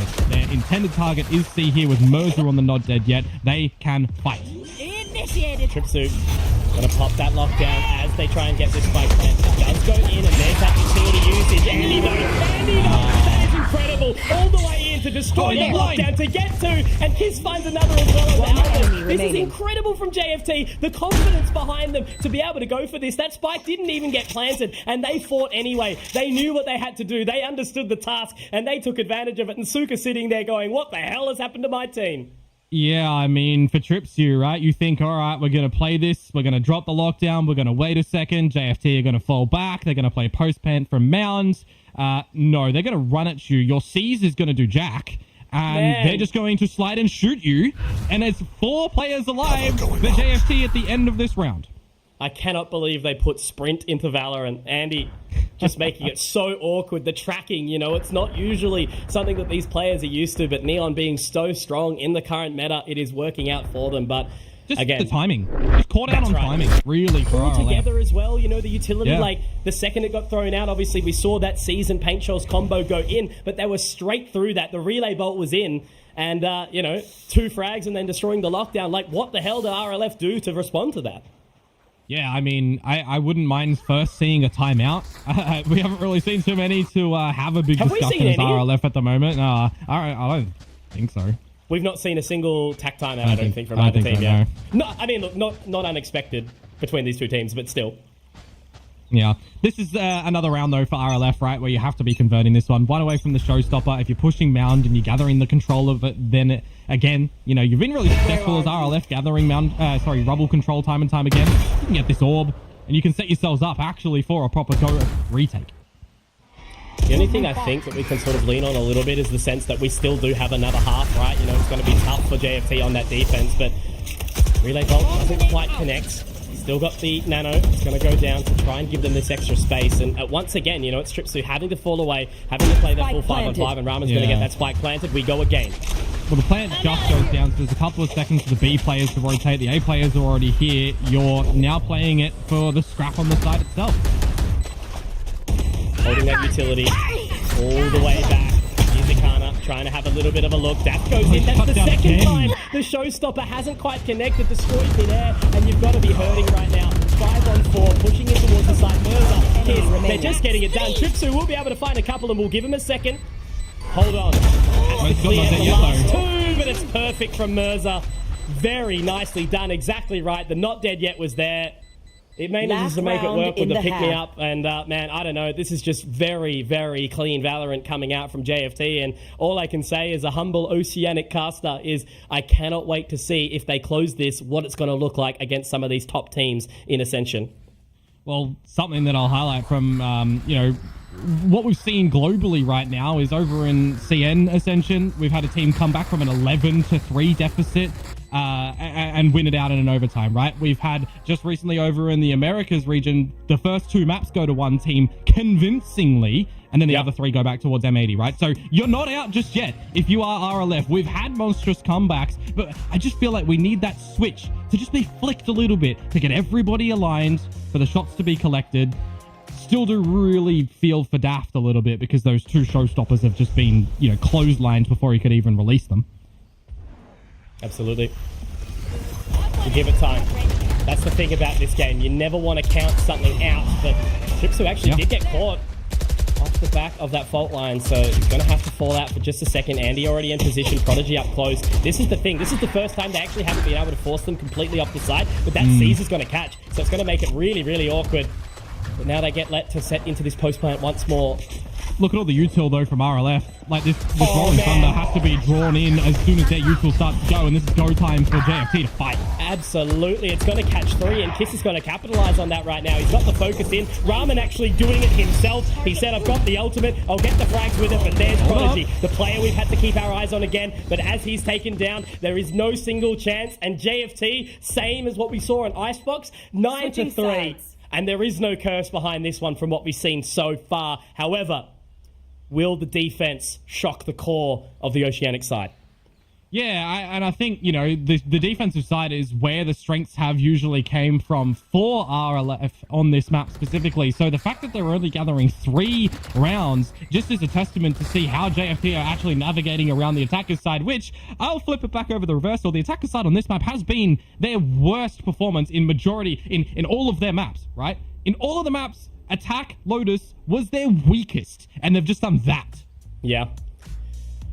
Oh man, I just need to let it sort of simmer a little bit in my mind. You know, it's obviously, again, it's opening day for us here, Komodo, and obviously and we saw Pilsky and Quack take us through so much one-sided Valorant yesterday. It does sort of start to tell a little bit of a tale of what we've been seeing so far, but with some really, you know, big giant matchups later on this afternoon. Obviously, Riddle Order against Impresa and Disguise versus Full Sense. You know, there is opportunities for some really, really close games today. And this one, as I said it, as we led up into it, and this is the thing, you know, we always are honest about what we can see in our Australian players and some of the other minor regions as well. But this was either going to be an absolute bloodbath all the way to the overtimes, you know, duel and brawl, or a very one-sided affair. And it kind of lent, to me at least, on the way of, is JFT going to play the same stuff that they normally play? And the answer has been yes. They didn't falter that once. And again, I lean on it once more. Pilsky said it. If you can't adapt to the way JFT play, you don't deserve to win, because they're doing nothing flashy. But at least this time, from what we can see so far, is they've capitalized on those last 2 months. They have taken it seriously. They've got practice in. And the one thing I can focus on is, again, whilst it's nothing flashy or incredibly played, and these, you know, set pieces that they're bringing in, the calling has been very precise. The rotations have been very precise. It's working for them well. It's just extremely aligned, right? There's obviously a massive game plan for JFT with a couple of backup protocols that they're not really needing to exercise yet, because their first protocols are just working flawlessly, essentially. RLF are not putting JFT in a position where they really have to second guess themselves. If they're seeing a lot of this utility, they stall, they take a couple of seconds, they go again. We're seeing if there's any lurking stragglers that they're getting information on, right? So we'll see if the flip-up actually does happen. This is going to be an interesting one for Mirza, where he needs a little bit of assistance from Kiss behind him, but they still go for the fight. They do lose it. An opportunity now for RLF to actually get on this map. Absolutely what we wanted to see, right? Breakable control taken. Now they can walk up into uppers. And now as that door opens, they are looking to try and get into here very, very quickly. Andy's going to have to clear all the way in towards right there. The attacker-sided spawn. Yeah, everybody on the side, though, for RLF already having a little bit of a sniff deeper in towards the CT side of things as well. So they should have a good idea that it's all coming from the main area. More information that goes underway. waiting for this bit. The horn is about to come through. Now they've got those painkillers, and he's going to be taken up inside it. Ramen does get one back, but it's all onto Akana in this 1v3, and I think it might be a little bit too much for him. Just going to have to play exits here. That is a much better response from RLF, and this is why we're not done just yet. Yeah. No, absolutely well done from RLF. Those opening engagements that they're able to win. And then when you've got JFT all coming from a single point of focus, it's really difficult to just bully your way in if you've got everybody just already having their crosshairs and the placement as well gorgeous over towards main. So well done for RLF. A little bit unfortunate they only survived with one player at the end of that one going up the spike, but hey, more importantly, they got the round, and that's something that we've been missing. To see them now get a pistol, convert the second round, hopefully, go into the bonus. Again, I'll echo what I said over on Icebox, right? These are the rounds that have to be collected for RLF to have any weight and substance in this series. And I say it to the viewers, right? You know, thinking about us having to be biased casters right now because OCE is doing well. We're also very realistic about the intermittent performances of our region, right? And this is the thing that we can admit now. RLF getting that response, it means that JFT really have to put their boots on and make sure that they can convert these couple of rounds. They'll forgive this one, right? They'll let this one happen. But from then on, they've got to be focused. Yeah. And on this attacking side, I need to see Albus step up as well with all of these space gathering for RLF. I need to see Daft getting these kills, Suka as well on these lurks for sure. See if you can catch a straggler of JFT anywhere around the map. But more importantly, you know, one round at a time as RLF. Try and just 100% them. Dot your I's, cross the T's. Daft in. He's looking to do exactly that. Prodigy, Elvis, also doing the same. They're pretty close here. Andy is actually going to be able to find one, but shouldn't be able to find much more than that. Obviously taking down very, very low. There's the Nano. Tripsu takes him. Now it's all left on to Mirza and Akana. Mirza's going to be heading through the halls, and Akana just has to pause Waterfall for a second. This is a really good response here from RLF. They want to prop up their bonus round into the next.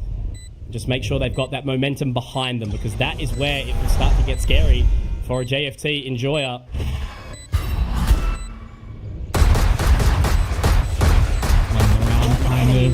Meet its eventual end. You can survive with the 4 remaining for RLF. It'll make that bonus round a little bit better for yourselves as well, which inevitably is going to be the case here because Mirza will be going up with the spike. So very well done for RLF, just grouping together, you know, adjusting over towards the seaside as well, but more importantly, getting a couple of rounds on the board is going to build some individual confidence. Getting them as a team is going to build some team confidence, and that's one of the things that RLF need to be really pathing forward for on this map. And this is the time where they will be going up against these rifles.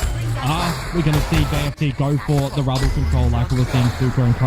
really establish control there, making it just full focus on the C and the B side, right? Because when you've got this sort of agent deployment over on the side of JFT with the one-way smokes that are going to be available from KISS, you've still got the other side of the map cordoned off by Mirza as well, right? With all those ruses, you need to be really pathing together as RLF. You need to be extremely cohesive on the attacking side, because that's what we saw from JFT, right? That's what was working.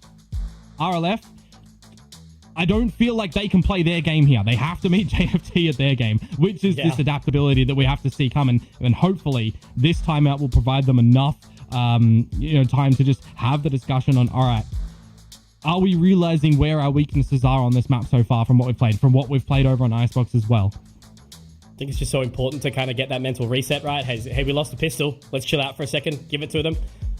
Make sure we continue to capitalize, right? You know, they've got this round to play with. I will only get scared a little bit if they lose this bonus, right? You know, we do have Haven around the corner if it's needed. But it's good timing for JFT to take that timeout. Again, not really a team that loves to take them. So it's a good thing to see. Sign of the development that the squad has had. And yeah, again, just having that conversation, making sure that they don't lose the focus and the mindset that they've got in the back end. But RLF, again, you know, I'm sort of still seeing it loosely be a pretty individual heavy performance. But this one, like the last couple of rounds, have started to be a bit more cohesive. Yeah, I think you need to be a bit more cohesive on the attacking side, just the nature of VALORANT anyway, because objectively you're going together to get that spike plant down.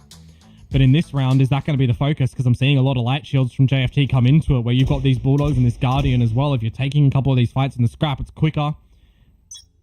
You've still got all the utility prioritized for JFT. But I'm seeing absence over at this A site from RLF, right? There's clearly a strategy on this bonus round for them to gather the mound control, swing the door if required, go for a bit of a pinch, nothing forward from pillars. You've got that turret looking as well. currently from TripsU there, so no extension from JFT. This is insane. All of this control that they're about to find, right? Information's gathered, first Andy. frag, so found, and they botched that. That's really, really unfortunate there from Andy to get that whip. You know, Suka taken very, very low, down to 31, and there's Albers getting a response now. Mirza has to connect on these shots, and he just won't. It's Raman inside a 1v3, and look at the flank. He gets the info, but they know now exactly where this man is, and they can just lock it down from rubble. They can get over towards the site, and they can secure this one. That is a real blunder from JFT, and they have got to absolutely feel that. Yeah, I mean, really unfortunate for Andy at the back of there as well, because that was the team blinds coming through, right? You've only got the paranoia available for RLF, unfortunately.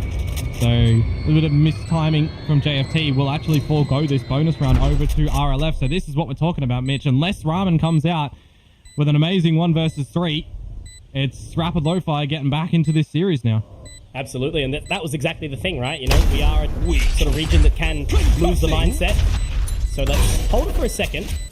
Great placed fault line, but walking back into the nano makes it a little awkward. So that's big 3K from him. You got to be happy with that. Yeah. He's got the showstopper now, which he actually hasn't had a chance to shoot yet. So let's see if he can bring that one forward. But the bonus getting secured, irrespective of who you are, where you are, it's massive now. And I think JFT are really going to be feeling that, as I mentioned. Yeah, no, absolutely. And that timeout now in the previous round probably would have been a little bit better placed in a scenario like this, but obviously there was some strategy that came through from RLF just to adjust quickly, and they don't see anything for the beginning couple of seconds, and then it's all the utility bowing down over outside the C site. And a little bit of unfortunate team utility as well there from JFT.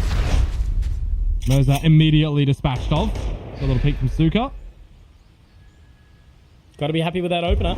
Again, it just adds a little bit of extra comfort. Obviously, you're not playing into much here with the Guardian, Stinger, but still, you want to be able to 100% these rounds. Make sure the credits are stacked up well. Blinding!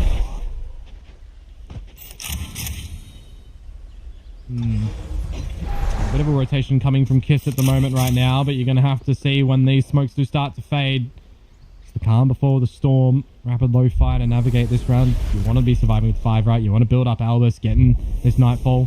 Combine that with the Showstopper is going to be a really great execute in the next coming rounds. Getting Kiss into position. It's fallen off it now. Opening that door. Are they going to wrap it up and try and hit towards the B site? We're just going to have to find out. That has been reinstated. They can keep recycling it. That's the thing as well, because Mirza did die over towards this B site. And now we're equalized, and it's just going to go to the B site. Too much pressure around C. Why not? Get an open plant. Situate yourselves up for the post. Oh, it's just gone too far. Spike planted. Andy up close. Gotta be so careful here, Daft. He wants to try and break it. But I think this round is going to be a little bit too hard. Again, 4v2. Ramen with the Vandal. Doesn't want to overstep. Just take it through. And Daft knows exactly what Andy's trying to play here. Yeah. Ramen goes down. And he shows the little button. And that's going to be done. So the shorty doesn't quite connect or confirm. Daft gets the round, 4 alive, and RLF, they're 2 rounds away, Komodo, of making this series a real heater. Absolutely, and this time now we actually need to see JFT probably not go as aggressive on this defensive side as they have been. You know, it's always one of their strategies, force the duels from their opponents because they're really sharp in these duels in tandem or individually, but now we're starting to actually see them lose them out because RLF are holding lines together, right? They're just having their crosshairs aligned at the right spot in the beginning of these rounds. There is an operator in play actually for Andy. From what we saw yesterday, John Olsen on the Neon. That was absolutely gorgeous. Hard to repeat. And that is true. Neon operator still feels illegal. But when it works, it works. Yeah, well, let's see if they can get around these smokes. You'll have to use Albus to clear things out in combination. Get across, start to pass together. Or the operator now echoes through as well, Conky. So do you have the idea that you still want to bully your way in towards the seaside? It's actually a pretty good flash to buy a little bit of time, a minute on the clock. And you've got what now is RLF, a bit of mound control that you're giving up because you started to have Prodigy push in towards the A site. Now actually spotted by Kiss. Yeah, not a bad position to be in. Look at this rotation. Already 3 coming through. Breakable still not broken though yet. They just have to try and focus this position around the stairs because they're going to be given sight for free. Yeah, We'll it's going to clear that be as well. It's going to be quite weak from JFT because Andy was still posting up on that operator to any C-site stragglers. Plant goes down now. Retaking with an operator is going to be extremely difficult. There is a lot of this utility for JFT to get in with, though. I like at least they're aware enough to swap it over, though. So the metal's going to go in. Andy's going to try and get up very, very close, and that's immediately going to be one drop as well. Great assist. Andy on the line. Doesn't quite connect on the second. It is traded. Merza finds it, but he also gets dropped as well. Kiss with 2 to respond, however. And now it's on the Tripsu, who does have this nano still set. The turret inside the dark cover. He's got another run as well. That's going to make it so awkward. Did they destroy it? They did. It's going to be okay. Cool, calm, and collected. The destruction of that utility is perfection. And 3 alive. I still love that, though. Swapping the operator, making sure Andy goes in first. The metal down towards drop was all perfect there for JFT as they secure 10 rounds here. And we can breathe a very brief sigh of relief. Again, just the coordination from JFT, having what utility they do at their disposal to quickly align themselves and where they want to deploy it, to send Andy in, Kiss to come in a little bit later when all the attention's drawn towards drop, drawn towards heaven, away from main. He pops in as well. You know, you still got to give it to RLF, right? I think they played the beginning of that round pretty nicely to try and draw out a lot of that utility, gather the mound control, the protocols to layer themselves in to reclaim space that the enemy had, you know, is not bad, right? They had a good judgment call when they started to piece things back towards A. They got in and they got the plant down. It's just that post plant that they have to kind of pick themselves up on. So double digits achieved for JFT, again pushing out in towards the mounds where this utility starts to pave its way in from JFT, from RLF, sorry. Very similar deployment as the previous round. Yeah, definitely. He's playing a little bit of this info game, see if anyone comes over towards the A site. A minute to go, but it is just a pass holding at the moment, and that is Andy. Extremely unfortunate for Andy, but on the flip for Prodigy, that's a huge opener, Mitch. For sure. You know, they had that set up and Andy locked into that position, holding that line. It could have been the turn of the tides, but now that he's gone down, it's a lot of pressure back onto his team. And there's the Nightfall coming on through. That's a great use of the aftershock goal. It holds them on for just a little bit of a second longer. And now they are already in here. They can throw this defense up already, but Merza, he's going to be taken down. And unfortunately for Ramen, he has to go back. He's taken by the Seas. The Horde goes up. Now Ikana has to try find something. He'll get one. The Prodigy's on the line. Misses the shot. Ikana does get it, but that's the not dead yet. Now the Nightfall goes in. He can watch this. Ikana with a third. This is massive from the big man. We talk about impact. Still has the Prowler. Still has the Horn. Still has the Seas. The man can keep going. He can keep pushing. The team is there. And Prodigy is going to go down. Had to try find something with it, and he's got it all. Exactly right. The paranoia goes down. Will it concern? Will it corner? And absolutely will. The trip shoot. He's there. And the turret is the MVP in the round. As, oh man, Ikana, he tries to go big, but unfortunately, it doesn't convert the way they wanted it. They were down and out from the start, and they can't turn the tides. Prodigy, though, is still a firm handshake for the beginning of the round and the end of that as well, right? To get the opening kill, to not dead yet himself back up by a little bit of stalling time. The turret, though, to dispatch of Kiss at the end there, still manages to find one kill. Tripsuit to lock it down at the end. Hold on to the ultimate for the next round. This is what we were waiting for. JFT, though, Mitch, a lesser weaponry buy. A couple of ultimates in play. Andy with the Bucky, waiting to get electric. Waiting to slide in your face and zap you down. Different sort of feeling a little bit actually... similar. Getting on like Ikana having the big individual rounds, right, to try and turn it. Like you can't rely on that on the defender side of this map. A little bit of info now.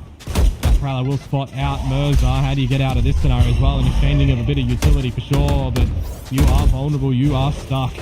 Oh, inside that ruse, it's so rough, isn't it? The Prowler even goes through, so there's the info. Daft and Suka.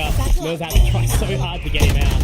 Yeah, Oh, hang on. I was going to say, I've been waiting with my eyes pried over at that radar to see what Kiss and Andy are doing over at A Rubble. They did not move. They did not rotate. They stayed there, maybe expecting RLF to come back towards the A site. Yeah, he's still got the C's, still got the Prowlers. So he can do something with it, but only the Spectre from Kiss. That cover is going to go out. They are going to try clear. So there's the info straight into it. The overdrive as well to come on out. So there's Kiss, gets the opener, and now they have to try and get around this. The C's is also not quite good enough. Doesn't connect as they want it, but Andy's in. Andy's in, and he's got a big old grin on him as well, Komodo. But there's a lockdown for Tripsu. How does he want to do this? Does he want to try and make it work? He's run out of time. Half-picked and a hero Vandal has gets it done, and you're exactly right, Komodo. What the hell is going on there? JFT have been gifted around, and it's gift wrapped to perfection. 3 on 3 at the end there, essentially, when the overdrive does get popped, and it's go time for him, stalling out with the Caesars as well. That's, yeah, picking him up. That's absolutely gorgeous in the sky. But I'm looking at it at the end here, and I'm thinking, all right, Andy's doing something here, 2 versus 1. They don't know where Tripsu is. They're really focused on this back little wrap around the pillar. The turret was spotted out for sure, but for Tripsu, I mean, taking that jewel at the end, pulling out, unfortunately, the nano swarm. Yeah, that's a little bit rough, but absolutely massive round for JFT. Converting now into a potential another one to find round 12 on the board would be huge. And a bit of a different deployment as well, because Mercer's actually over to the A side now. Kiss is over at the C side. They've got this rubble control. And Akana has just shoved himself in a corner. Waiting for a little bit of a crossfire with Ramen. And I mean, look, Mitch, if you're RLF right now, you need to try and bait out this Rolling Thunder before you get a plant down. Well, they're going to make a good crack at it. Up the lockdown. How do you help Akana, though? Absolutely still. You don't, I think, is going to be the answer to it. They're just going to wait and go through. Oh my god, if he gets 2 here, okay. 1 and done ain't bad, though. No detainees, and now Suka's taken down. This is the thing. They can bait him out. Ikana, the impact this man can have right now, because they're already in. The Rolling Thunder's been used. Andy and Kiss get the job done together. Tripsu tries his hardest, but it's traded. And again, JFT putting together some synergistic. That's not even a word. Synergized Valorant. It's a beautiful sight to see.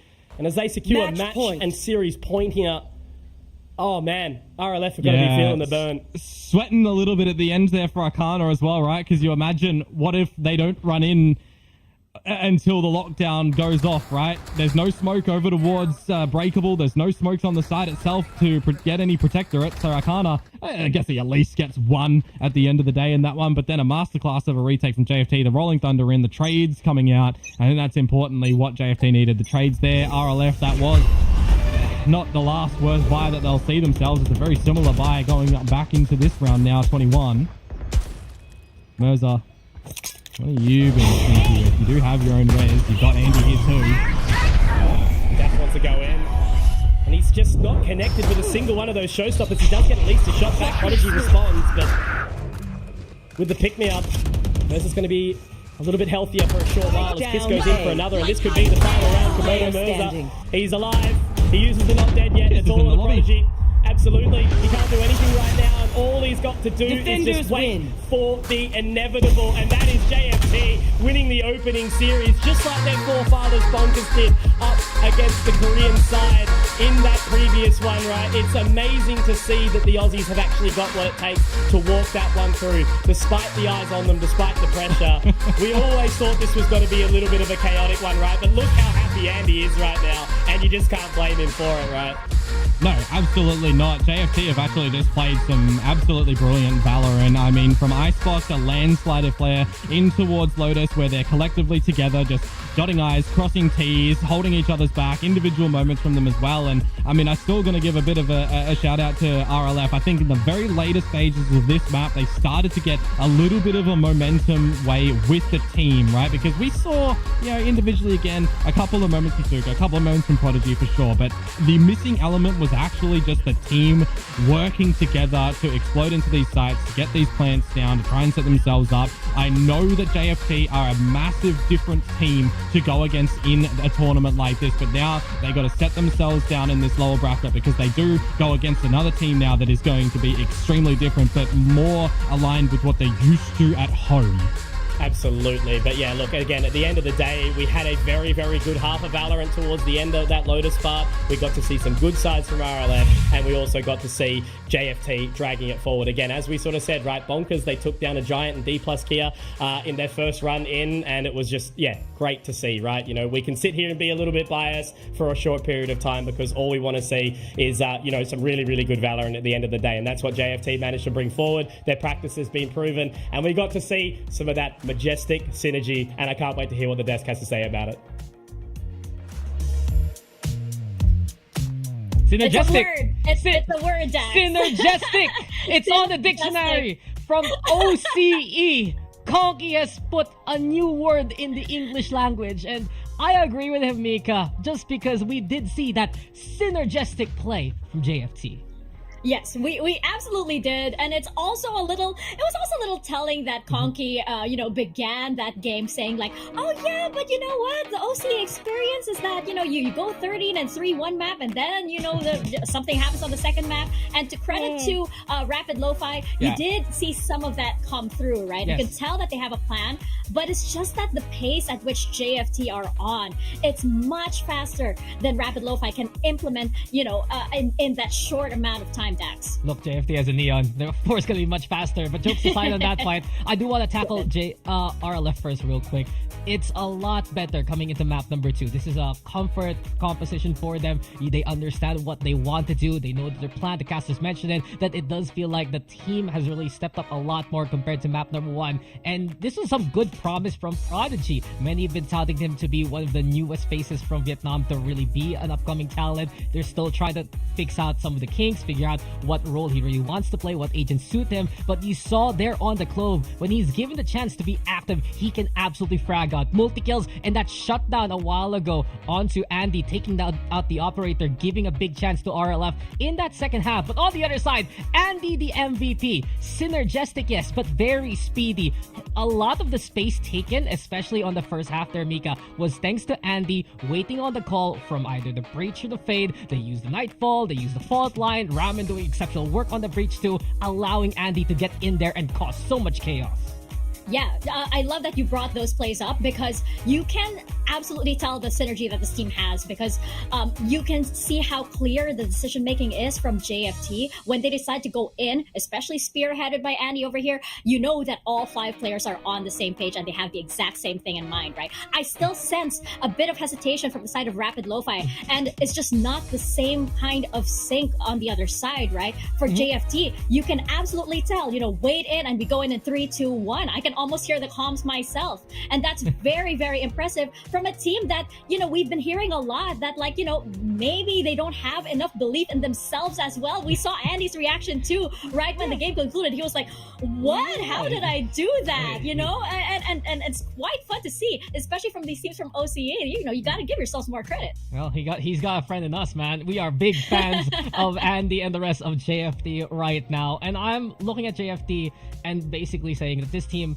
they've matured in what they're really strong at. Synergistic, it's a little bit of me with Goki, but it's true. The way that they were able to reassess how their defense was also panning on out, because in this map, finally you would see Rapid Lo-Fi get the pistol, get the anti-eco, get the bonus, and Rapid Lo-Fi would punish that aggressive defense. But when it came down to the retakes, the synergy that they had on the utility was exceptional. On the execute, they would wait out on those timings. Rarely would you see that the utility of JFT would be stacked on one top of each other, and it's just so exceptional to see this kind of growth from JFT, where there was not really many expectations after the big surprise result from OCE. Well, they're here to show on up, and they get a 2-0 because of it. Yeah, and I have to give a quick shout out to Ekana, who probably delivered some of the most heart-stopping moments of that match, right? But I believe we are going to be joined in by somebody from JFT, so let's welcome them on to your screens and let's see what they have to say after that win. Hello there. Hi, can you hear us? Hello? Can they hear us? Mic check, 1, 2. No one's talking. I think we'll be having some technical issues. We unfortunately do not have a lot of we don't have a superpower. We don't have telepathy on our side, so we're gonna have to wait for that to resolve. Such insightful words from Mirza over there, and you can absolutely tell that JFT, they are on the same page, because they didn't even have to say anything to us, and we knew already that this team was on a high from that. I am excited to see so much more from this team, especially with again how fast they're adapting to everything that's set up for them.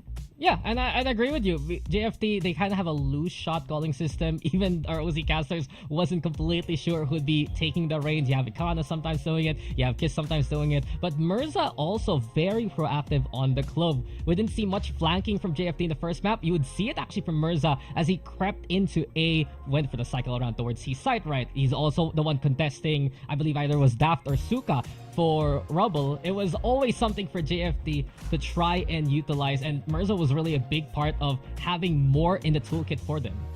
Yeah, it's exciting to see how all of these players are going to be evolving over the next few days, right? And especially once they get onto I'm getting ahead of myself here. Once they get onto potentially that that big stage that we're waiting for here on Ascension, it's not impossible at all, right? As our OCE casters mentioned, they're making their forefathers and bonkers, their ancestors proud here on the Ascension stage.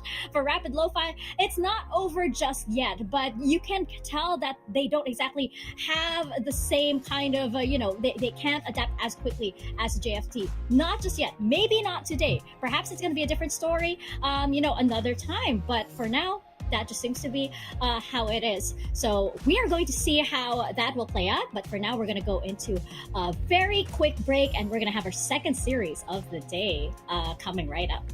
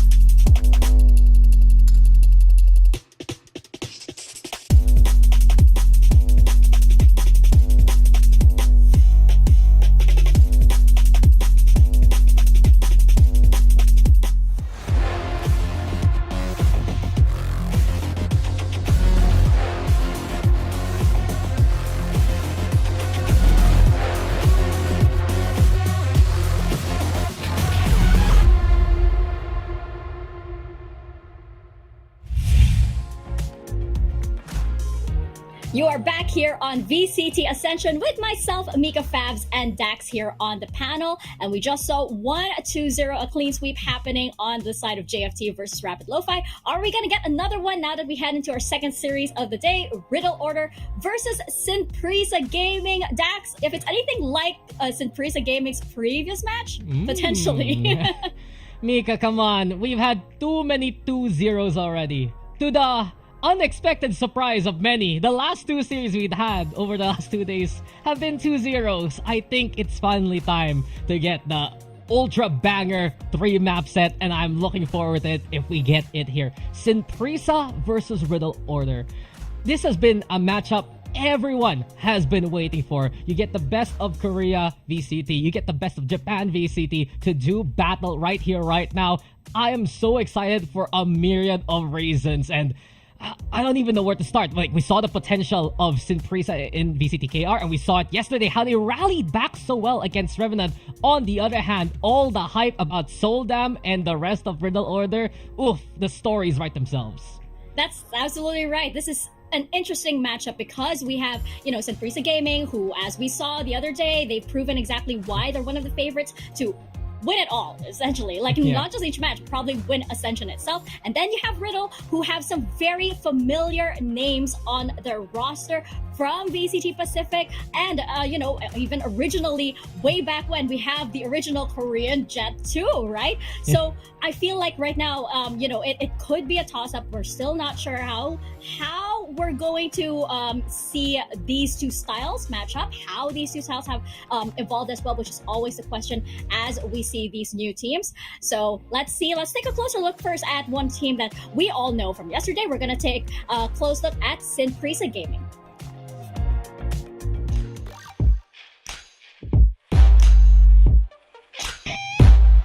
안녕하세요. 한국에서 온 심프리사의 프란시스 김우빈이라고 합니다.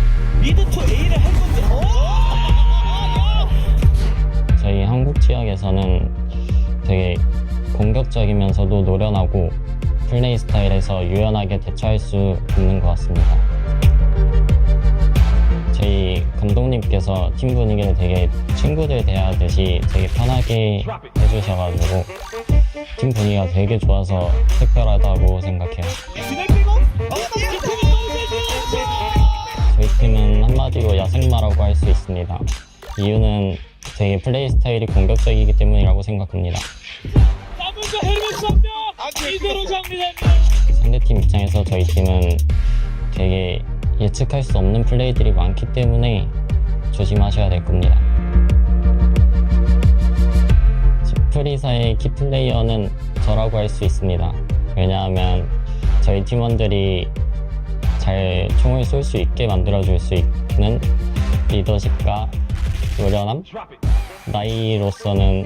나이로서는 나올 수 없는 노련함들이 있기 때문이라 생각합니다. 네, 잘하는 팀이라서 어센션까지 올라온 것 같은데 되게 재밌을 것 같습니다. 저희 팀 만나면 벌벌 떨게 만들어드리겠습니다.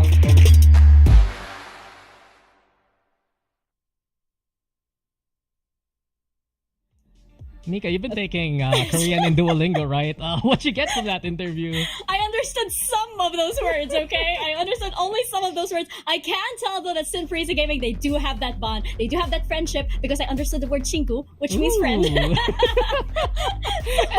I'm glad that the lessons are paying off. And you can see that with the way that they play. There's so much trust in the system. They have so much trust in one another. And Persia, Margaret, Francis, Ivy, Dampy, this has been so systematic from them in how they took apart Revenant. It was scary at the start, right, Mika? You were there. 0-7 in favor of Revenant. Suddenly, the bounce back on Bind to make a 13-3 run and take the dub 13-10. And it's just Synprisa showing us what they're good at. We've also seen now Margaret finally play on something that isn't Cypher when they got Icebox. And I'm really excited what's next for Synprisa coming into this next series.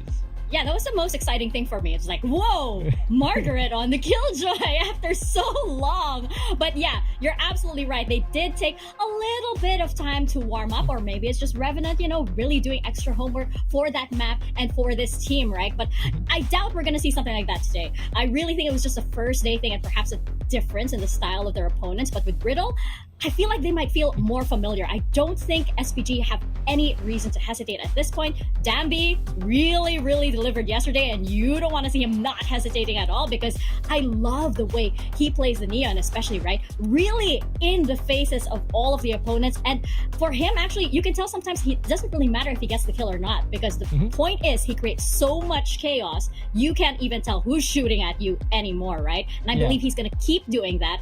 But also love what we saw from the rest of the team, especially Persia on Simpresa Gaming, right? Persia was a monster to begin with. Absolutely clutched on both maps. And you can see him getting the highlight for good reason. I still remember a 1v2 and was that round 14. He had the molly thrown to Wigman. He was able to shoot down whoever was in front of him. But even better was on Icebox. How much HP did he have left there, Mika? 6 HP and a dream. A 1v4 goes his way, even with the Viper's Pit in his phrase. And apparently, the Prince of Persia can truly dethrone the Sultan in that situation. Insane that SPG has such a stable player in their roster too. But you were saying a while ago, Mika, that maybe there's familiarity. I think I'm on the other side of it. There is a chance, after what we saw versus Revenant, that Simpresa at the start might get shaken by how Riddle Order plays the game coming into this one. Sure, but I feel like, you know, Riddle might feel a little familiar, especially since, like, as we mentioned, you know, we do have some familiar names already there. Everybody pretty much knows Soldam at this point, who has, you know, he is the original Korean Jet, the original TikTok Jet that everybody was talking about, everybody was copying at the very, very beginning of Valorant and VCT itself, right? He is now back, right, when the world needed him most. He didn't exactly vanish, but he didn't get his time. And the question is it his time to shine here, especially with this team? I think it's also pretty interesting to consider Soldam mostly playing in the Japanese team, even though he's Korean. You see a full Korean team in front of you, and there has to be a little bit of familiarity coming into this one. Well, let's take a closer look at this roster. Here's Riddle Order for you.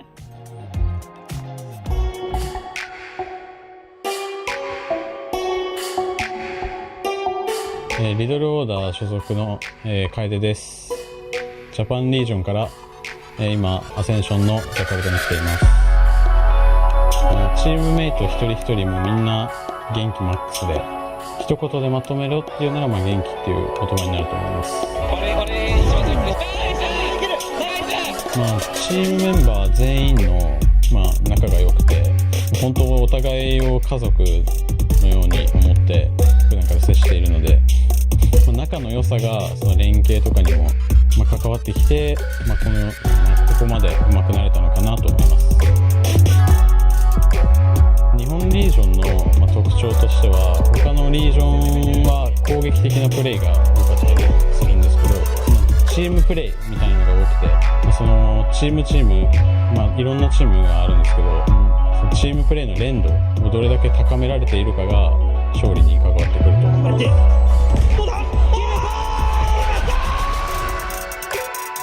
チームプレイの連携とかでもそうなんですけど、その個人個人のフィジカルとかが他の地域の選手にも劣らないくらい強いので、そこをちょっと僕たちも見せつけていけたらなと思います。オペレーターを持って手から1人もう一個狙いますが、いける。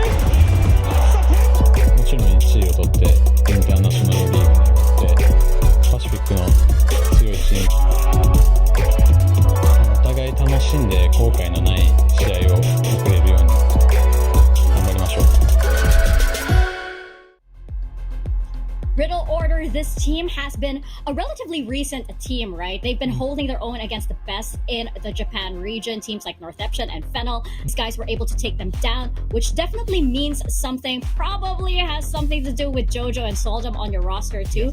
But this roster also has ties to Zeta Academy. So, Dax, you can tell the talent is there. Yeah, Zeta Division Academy core with Kaide, Ace, as well as Yatsuka. I think what's interesting to me here, Mika, is I look at the ages of these players. If, correct me if I'm wrong, I think they're between 17 and 18. Super young talent. Probably the next generation of Japanese players really in this roster. And then you have these veterans. Soldam, so hyped, so energetic, and you already see he's able to flex around. He can play the Gecko when they're playing Raze for Kaede. He brings out the Jet. The AWP is gonna be online, and of course the classic Soldam play of dashing in your face after the shot, getting the shorty, picking up your gun, killing someone else. How many times have we seen that highlight from Soldam? Thanks to Jojo keeping it super calm on Icebox B, and the celebrations were intense for Riddle Order. I really wanna highlight later on how much of a vibe this team is, but I've already said my heaps of praises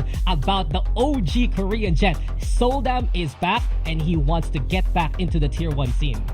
Yeah, a lot of people would say, oh, maybe he's washed. Maybe, once upon a time he was that Korean Jet. And that was a long time ago. Okay, sure. He's been that player in the pro scene that everybody talks about. But he's never really had that proper moment to shine, right? So that's a big question mark coming into the series and into this entire tournament, right? Is this his time? Are we finally going to see him get that chance to be able to, show what he's got to the entire Pacific, to the entire VCT ecosystem? Yeah, I mean, it's debatable, right? You look at his run in DFM, and when he's able to play, there were some big highlights. I still remember to this day the Ace versus Team Secret on Haven. That's a painful one. And he showed up yet again into the finals. 93 kills with 17 first kills, topping the leaderboards in that best of 5. And Riddle Order, so much resilience to get that reverse sweep going. Not especially because you look at map number 1, you look at that Haven map, and they did a Team SMG. Oh no, it's actually the real game. And then they ended up playing what? Clove, Omen, Viper, and then it was Yatsuka on the ISO, Soldam on the Cypher, and they did pay the price for it, Mika. They lost that map, but there was one thing. There was one big thing that we always had: vibes. Ewok was talking about it yesterday. Vibe check is so important for the team, and Ace, Kaede, and Yatsuka bring it to the table. Yatsuka's always jumping for joy and win. Ace is always like doing poses like this. He's like, yeah, I'm doing it, and I'm doing it, I'm winning. And Kaede and Ace together. We practice this, Mika. I need to pick the right direction. I think this is what. There you go. Hey, we practice this. 1, 2, 3. Oh no! They didn't even want to show what we worked on. We rehearsed on this. But yeah, they're always finding ways to keep the positivity up. And that's one thing I see from Riddle Order. Yes, there is concerns that, maybe they fumbled the bag early on, but okay, we got a second chance. Okay, 1, 2, 3. 1, 2, 3. Yeah! Yeah!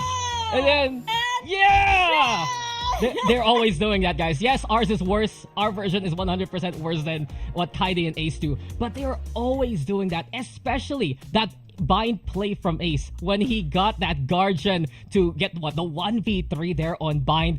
They're always so positive, and that energy has brought them to the stage. I'm crying right now. Cries of cringe, but hey, we tried. Right now.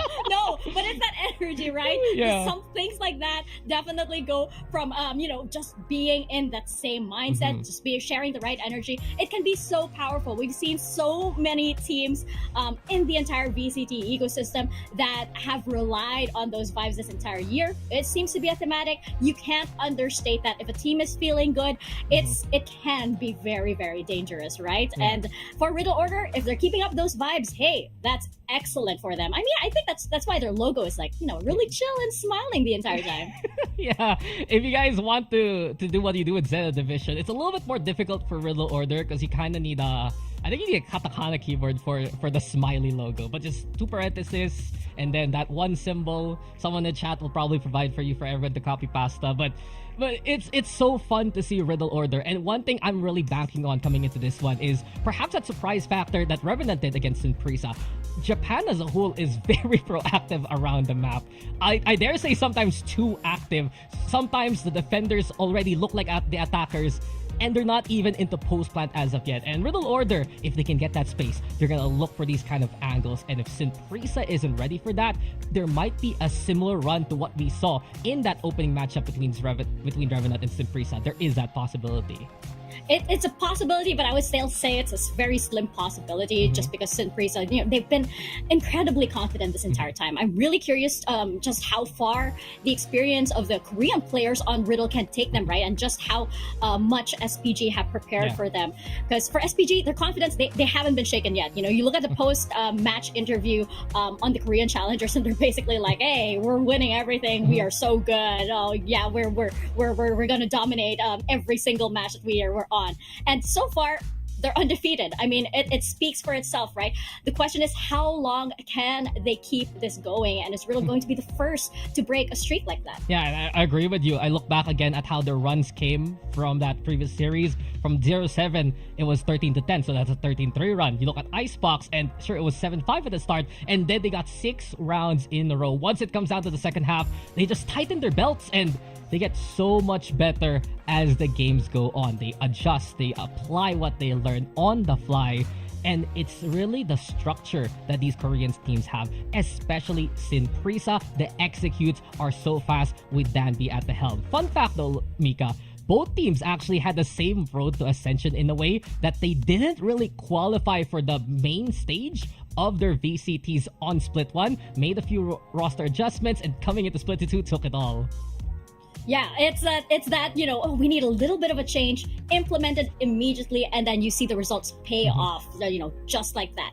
And, for these two teams, as you mentioned, mirror journeys in a way, I think that, that's why I feel like they're kind of connected. There's a little bit of that familiarity between these two. Synprisa Gaming, though, they're a bit more, I would say maybe a little bit more textbook than, than Riddle, especially since you brought up Riddle, for example, went full on Team SNG. And, they do have that in their pocket, even though it might not work out entirely. Synprisa Gaming, though, it's like the biggest change is like, oh, Margaret is on a different Sentinel. Whoa, calm down there. So maybe it's up to Riddle to kind of change the pace, throw a wrench in whatever Synprisa Gaming have been preparing for them.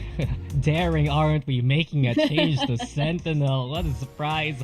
And I like that you brought up that the first map incident for Riddle, just because now technically Haven is a map that they will want to play, but no one knows what they really play on it, because you look at the records and yeah, you kind of get that one sample size of the wacky composition, and it begs the question, does Synprisa want to take that risk? Do they let that coming into the map pool? Because we're gonna get it here, Mika, and I think the first ones I really want to watch out for is if Bind is going to be played here, Icebox removed first one, and Riddle removes Bind.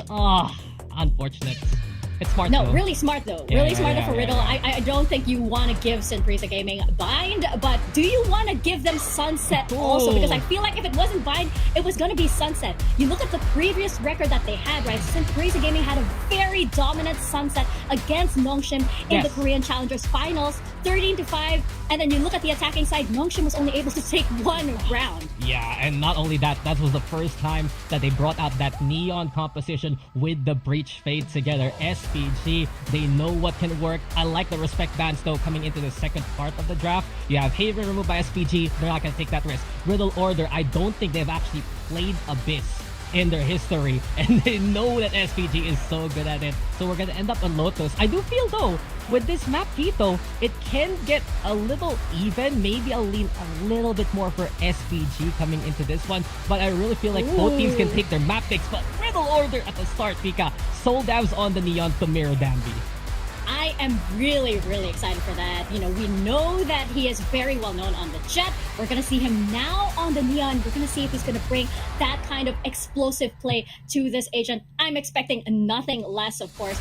And on the side of Synprisa Gaming, we're seeing a little bit of that cloak Neon action that we saw earlier once again here, Dax. Unfortunately, though, Margaret's still keeping it cool. No, let the man play Cypher, okay, Mika. Persia on Clove is exciting, but I also like the fact we're getting KO as well as Sova for the side of Riddle Order. They usually play something a little bit different. Types of initiators, they like to play the stuns and the flashes instead. So more intel, look for the suppress, and especially you want to play those two agents for good reason, because you're playing against a Cypher. Sova shock darts, goodbye trips, you get the suppress, turn that all off, and find a way to get it to B side.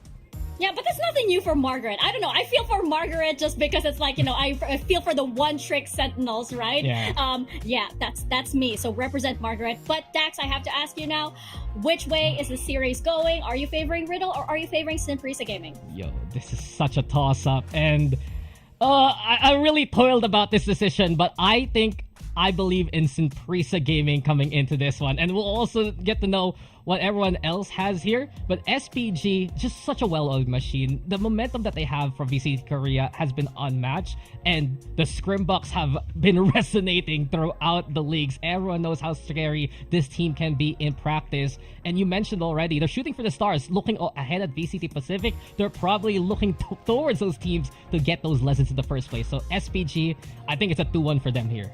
Yeah, it's pretty much like, just get out of our way already. We're actually looking beyond even Ascension, right? But, I do have to favor Simprisa Gaming as well because, based on what we saw yesterday, it is going to be hard to, predict anything else. But Conky will, though. Look at that. Look at that little smiley face over there. Wait, not exactly alone, because we do know that Victoria does favor Riddle as well. She's been, that stand for the Japanese teams. So I'm pretty sure that Victoria is on Conky's side too. Who knows? Because again, it's like, it's that textbook play versus something that can be a little bit more out of the box and unconventional. So we're going to see exactly how that plays off as we prepare to get into our second series of the day, Riddle Order versus Simprisa Gaming. Over to our casters, Conky and Komodo. Now, I, for one, certainly support my Japanese overlords in a way, right? I'll tell you a very quick story about where I met Laz in Shanghai in 2019. That's it. That's the story. It was amazing. But I've been a Zeta stand a long way through, and the Japanese side, they have some inconsistencies throughout their competition, right? But I've got to stick it up to them. And I think, Komodo, totally appreciate why you go on the way of SPG, mate, because they've certainly got a bit to say coming into this competition. Yeah, I mean, I look at these two teams as having some of the longest runs that we've actually had through the Premier system, through the Advanced system, in towards the main system, right? We've got, on one hand, SPG that didn't drop anything when I thought that final qualification game was actually going to go Nongshim's way until the very final map, where the attacking side just went, absolutely nuts for SPG, to then Riddle, who only dropped one series to Scars, now here completely flawless, right? So I'm looking at this like, who is going to be able to take this? And I think the veto has an important factor onto this, because we saw what Bind was like yesterday for Simprisa. I feel like Riddle are just saying, okay, we saw enough. We're not going to tackle that. We know that Simprisa are going to be permanently banning Icebox still coming through. They don't want to toy with that. But then I'm thinking to myself, is Simprisa, what are you picking? Are you going back towards Old Faithful Sunset, or are you going onto something like Abyss that Riddle Order don't play whatsoever? Because they've left that open as a map they've not banned, right? So we could have actually seen it go that way. But we're in towards Sunset to start things off, which is what I'm extremely excited for. Not to mention, Mitch, that we've got a change of agents actually coming through, right? Simprisa start with the same agent lineup that we know and love, but Riddle, they change up their composition to play something like Vitality and what EDG are running. So I think this is going to be extremely cool. Absolutely, man. Well, that's the thing, right? Riddle Order, they've had the time yesterday to sit back, relax, watch Simprisa Gaming up against Revenant yesterday. We saw how that one went, and I think only can be good practice for them. Sunset, baby. We roll on in, and already that information is being given. Soldam getting done. That's the pop the relay bolt that falls away immediately. And look at Percy and Margaret already finding the frags, and Danby even able to cap away on that frenzy to find another one, though. Kaide will be able to at least respond, but this is an awkward 4 versus 2, especially as Francis is going to pick that up. Now it's all left on to Ace in this 1 versus 3. You want to try B? No, you will not go B. Immediately, straight shooting is Simprisa Gaming, leaving nothing to chance. I mean, that's absolutely gorgeous. Even Darby just on the frenzy, just tapping away as well, right? Everybody getting in your face for SPG. And I think, Mitch, if I'm looking at this from a really high-level view, right? We're seeing #1 Japan, #1 Korea. We're seeing already SPG playing and getting a series here. We're thinking to ourselves, this is a very plausible grand final match really early, and I think we can be seeing this for a lot of matches actually this year as opposed to last year's Ascension. Yeah, nah, for sure, man. The skill gap is definitely getting a little closer in a way by way of it being elevated, right? That's what it takes to ascend to greatness kind of thing. So we've got a lot of these teams that are looking really, really strong in this Tier 2 area. And, you know, obviously it is a talent scouting area for Tier 1 too. So, you know, all these teams have got so much to prove, so much to say. And Sinprisa, you know, just straight out the gate, ripping the door open and saying, this one's ours for the taking. Yeah, no, absolutely. And now you got a little bit of a lean for SPG over towards this A site with a Spotto to come through from Ivy. Oh, it's been really fancy to see how he navigates around on these different agents as well, but straight swinging on out. I mean, they're stunned the next time, unfortunately, right? Yeah, absolutely. I mean, Dandy, though, he is pretty good at tapping away, even when stunned up. Hitting his shots, 3K with that Spectre. Happy days. But that was just a really, really sort of easy round there for SPG. You know, they're going to be able to take a little bit into this bonus. It's nothing amazing, no Vandals, just the Guardian. But it's still a pretty decent statement there that they're not going to let Riddle overwhelm them at all. Yeah, no, and I think there needs to be a bit of an answer as well coming into this game for SPG because their last Sunset run against Nongshim didn't really deliver anything, right? You know, on the defensive side, which they didn't need to. And I think that's the point in play. The attacking side is so brutal from Sinprisa Gaming on this one that I'm going to be keen for when it flips. So I think we need to see more from this defensive side of SPG, which is already starting off with the pistol in the secondary round is great. Now we're getting in towards this bonus scenario, and we've not really seen too much collected upon from Riddle Order just yet, right? When you got these complete different agent lineups, you're looking for tendencies, you're looking for leans, you're looking for, more importantly for me, where Kaide is actually going to be rotating around because his 0 points are usually pretty stellar. It's always and cool they need to be on this map. Yeah, nah, for sure. I just like to, you know, sit back and look at kind of the approach that these teams are putting in, you know, changes out of split 1 into split 2. Both teams, you know, had a pretty good run. And just thinking about, you know, the moments obviously where Riddle had the reverse sweep in the finals to find their way here. Just very entertaining kind of rosters that we've got inside the server right now, you know, individually and as a group. Yeah. Just as we've got this little pause right now as well, of course, for Kaide really changing the role in towards this map, right? You know, we've seen the deployments where we change up the agents opposed from the Rays on different maps, you know. We always see who's running, if Seldon's running Jet or if we're getting the Gecko in, you know, what sort of changes we're getting. So I think for Kaide, we need to have a bit of an emphasis on him for setting up Seldon. I think that's going to be important in this because you know that there's going to be some really fast-paced duels from SPG when they're setting up Darby, when Perch is getting into the action as well, because it's going to be this pseudo-aggressive Clove coming on through, making sure they get in your face, getting a player advantage. As soon as this plant starts to come down, SPG, they don't necessarily need to go in for the retake immediately to stop you from planting if they've got that player advantage, right? They'll settle, they'll rest, they'll explode back at you. So I think there's going to be a lot of up and down action on both sides, and I think it's going to be kind of similar to what we saw lastly in JFT's game, right? Where you're going to have a lot of fast pace, you're going to have a lot of slow pace and a lot of stalling action. Both of the teams, though, in this series are going to be deploying on that. Yeah, absolutely. It's all about that adaptability, right? You know, and especially when we're talking about results in scrims and things like that, you do get a level of awareness on, you know, what these kind of teams are going to be throwing out at you. But again, it all sort of determines on what it's like in the moment, how you're going to be able to adapt and make it all work in the server at the time. But yeah, again, you know, both these teams really sort of have a lot to prove, like as we've known in TAC FPS history, right? You know, depending on the title, you know, there's been inconsistent performances, you know, especially sort of over towards the Japanese side. But when it comes to Valorant, it's been such a strong title for their region, and, you know, it's sort of really looking to show and prove this. But as the regions kind of all get like chopped together a little bit, you know, with some imports around the bend and everything like that, it just always becomes so interesting watching some of these rosters line up together. Yeah, no, absolutely, for sure. We'll just wait on some confirmations on this one.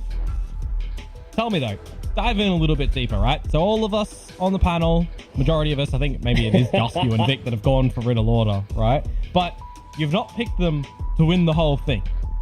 So how far do they get? I don't know, like, honestly, the scariest thing is versing a team like SPG so early on in the competition, right? You know, they've got the upper advantage, they've got the day off advantage, but you never actually know if it ends up being an advantage or not, right? Because you've obviously got that opportunity to sit back, watch your team, play it all out, but then at the same time, the other team's already warm. And, you know, SPG, you could argue that they had a relatively easy game coming in against Revenant. Revenant started 7-0, but then they immediately flipped the narrative and ended up winning out, 13-10, 13-5. So they've got the warm-up, they've got the reps, and I think, you know, to sort of sit back and say why I've picked them to win this one, but also to not win the whole thing, is I just think there's some really, really solid talent inside this competition, right? So I think they've got what it takes to kind of upset. But the thing is, with the roster being so young, with a number of these players coming up from the Zeta Young, like Zeta Academy, right? The Zeta Young youth side, I think there's a lot of pressure on some of these players to connect and transfer that talent across, right? You know, there's always a thing about doing it online and everything like that. But that said, you know, the Japanese side, obviously, they do have their lands, they do have everything kind of leading up to that next level and everything. So I don't know, man. I just think they're a cool team. Like, I've always sort of stood behind the Japanese Valorant scene. I love them. They're like rock stars. It's crazy. And having been there and seeing how much kind of, you know, titles like that mean to the region, it's awesome to see. So I don't know. This one really could go either way. I think everyone sort of predicted it to be a 2-1 as opposed to a 2-0 either side. But yeah, I agree. I agree on that one. Tell me I why think this SPG is why I want to know now. SPG goated. Okay. Just no. But even before that, like going into the theories, I thought that when we saw the bracket, I was honestly tossing up between SPG and Middle Order. Whoever wins that one might take the whole thing. But we are back into the game. All I say before Mitch, when you got Damby running around, he's absolutely running. But it's good to see that Middle Order I've stabilized literally immediately. Well, that's the funniest thing about giving an agent a sprint, right? They're both dead in the first literally 5 seconds of the round, and now they're going to have to move out. Jojo actually looking to try and spit that one out, but Margaret... They didn't clear him. Yeah, that's what I'm saying, right? They've completely left this, and how long can he hold it on for? There's one. And on the other side of the cyber cage, he is going to get taken down by Kaide, so that's okay for now. Spike recovered, 3 versus 2. They're going to be able to get it picked up. They're looking towards Bo, but they're making sure that they don't overstay this welcome. But Persia already in, and he is going to send that one over there. The metal, will it be able to do anything? No. Yatsuka! Oh, that's rough. You don't want to be finding that position at all. So Ivy's going to respond with that one nicely. Horn's available to Kaide. He's doing so well here. Swinging on in. Flash drive. Unfortunately, the underarm does catch the team. So Ivy walking through market. He's picked up his groceries. He knows what he's making for dinner. And is it going to be in the Riddle side? He's walking around, trying to clear and swing, but it's ace. And that's a nicely found opening round here for Riddle. Obviously, it's just up against the bonus, but 2 alive, not bad. Yeah, on the board, nice and early is what you want to see, and getting pretty close to these ultimates already, right? Kaide 1 away from the Null Command, Ace from the Shadows nearly available as well, so this space that Damby's able to find is not really worth its weight in gold, unfortunately, for SPG at the end of it. And I just can't help but wonder as well for Margaret, right? You have essentially touted yourself as the Cypher, right? Everyone was wondering, if we're playing a map like Icebox, what are you going to be going on towards? Because generally that's an unknown map when it came to SPG. Now it's a little bit known, but you're being exposed in this series, Mitch, by all of the different maps that you have to play.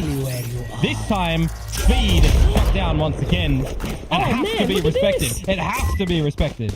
Absolutely, they were so ready for that, and the fact that Damby actually managed to catch him on the back of that relay bolt, and still Yatsuko was able to find so much damage there. That's awesome. So upset link, Soldown will be able to take down Margaret. Now Francis does move through, but Kaide will be able to find it. So it's A-OK, another round for Riddle, and yeah, SVG, there's a difference between, you know, letting that sink in and throwing the sink at it, and I think they went for the sink at it approach that didn't quite work. That sink was a bit of a meanie, I don't know. And now it's going to have to settle a little bit because you're going to be on an eco coming in towards this next round with an overdrive available for Darby. Maybe they want to go and hold W again if they feel like they can catch them off guard, because it's kind of just been this spreading out around the B main side of things, right? In towards the trip, in towards a bit of a mid push too. Now it's going to be a little bit more leaning over towards the alpha side for SPG. But unfortunately for them, for Riddle, they're just going to wait patiently in the very beginning of this, see if there's any overextensions, which is not a bad idea. You can afford to waste the first 10-15 seconds just being very patient before you look to set yourself up as well, because you know that a map like this for Margaret is going to have a lot of different Cypher utilities as well. Going slow, clearing all of your corners, getting your shock darts in the lines. If you're Jojo, you want to make sure you're at least affording yourselves a way into the site to make it a little bit easier. You're going to have to see what Kaide is going to do with these 0 points a little bit later on, but for right now, If you feel like there's a bit too much strength over at this B site, for example, for SPG, you technically could drop the null command to go in and play post if you wanted to. Send Seldom a little bit deeper in with the Neon to find the space. Overdrive obviously popped. How long is it going to take? Great shot from Soldan. What a clear. It's the angles that you already know, right? You know, this B side, it can be very, very punishing. Sitting right on the edge there is going to be Persia, waiting for the dark cover to go down. Kaide just narrowly missing those shots, but as that spike gets planted, with the 5 on 4 on the retake, and then straight in. There we go. Gambi gives it a really solid crack, but unfortunately doesn't quite connect. Now just left onto Francis and Ivy. Francis gets 2, with Soldan with 3, and Riddle Order, 3 kills, 3 rounds.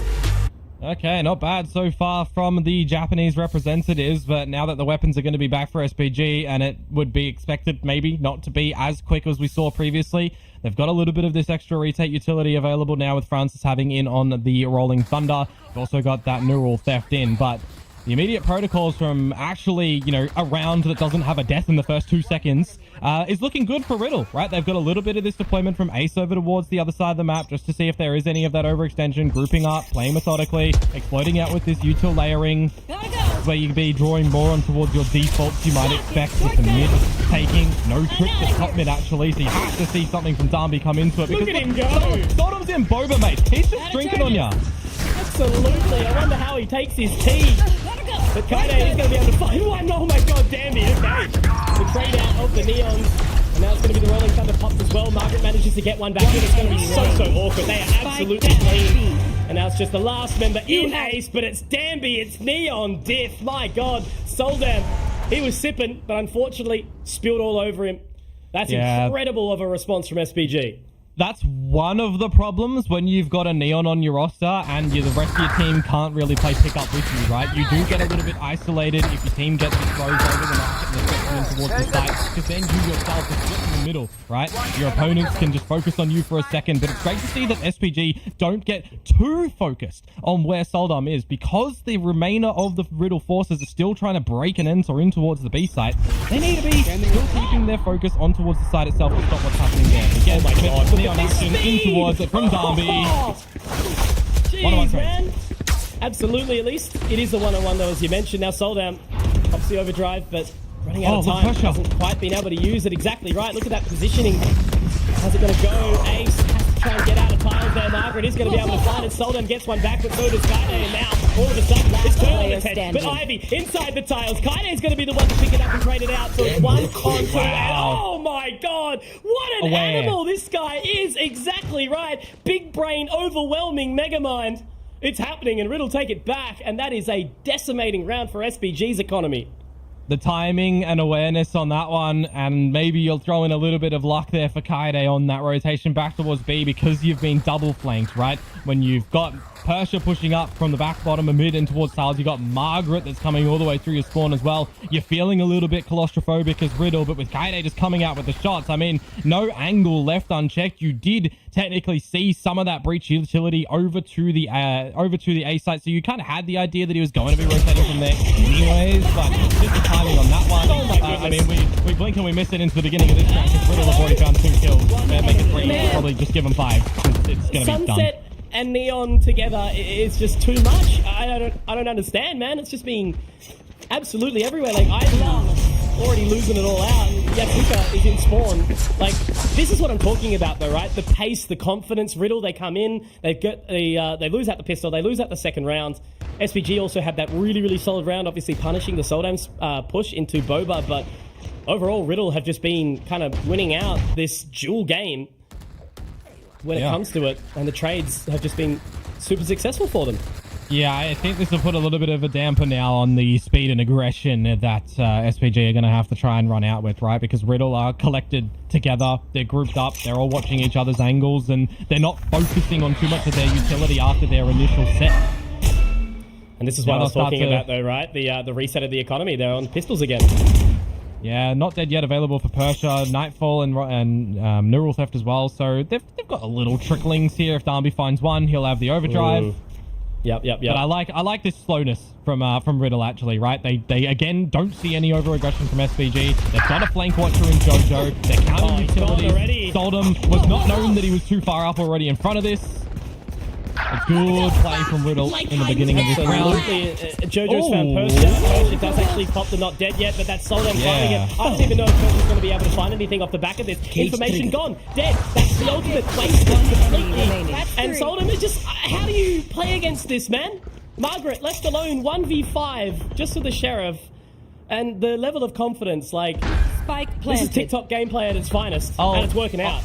And I'll add to the fact as well that in an official capacity, this is Soldem's first appearance on a Neon, and he's already doing this to you.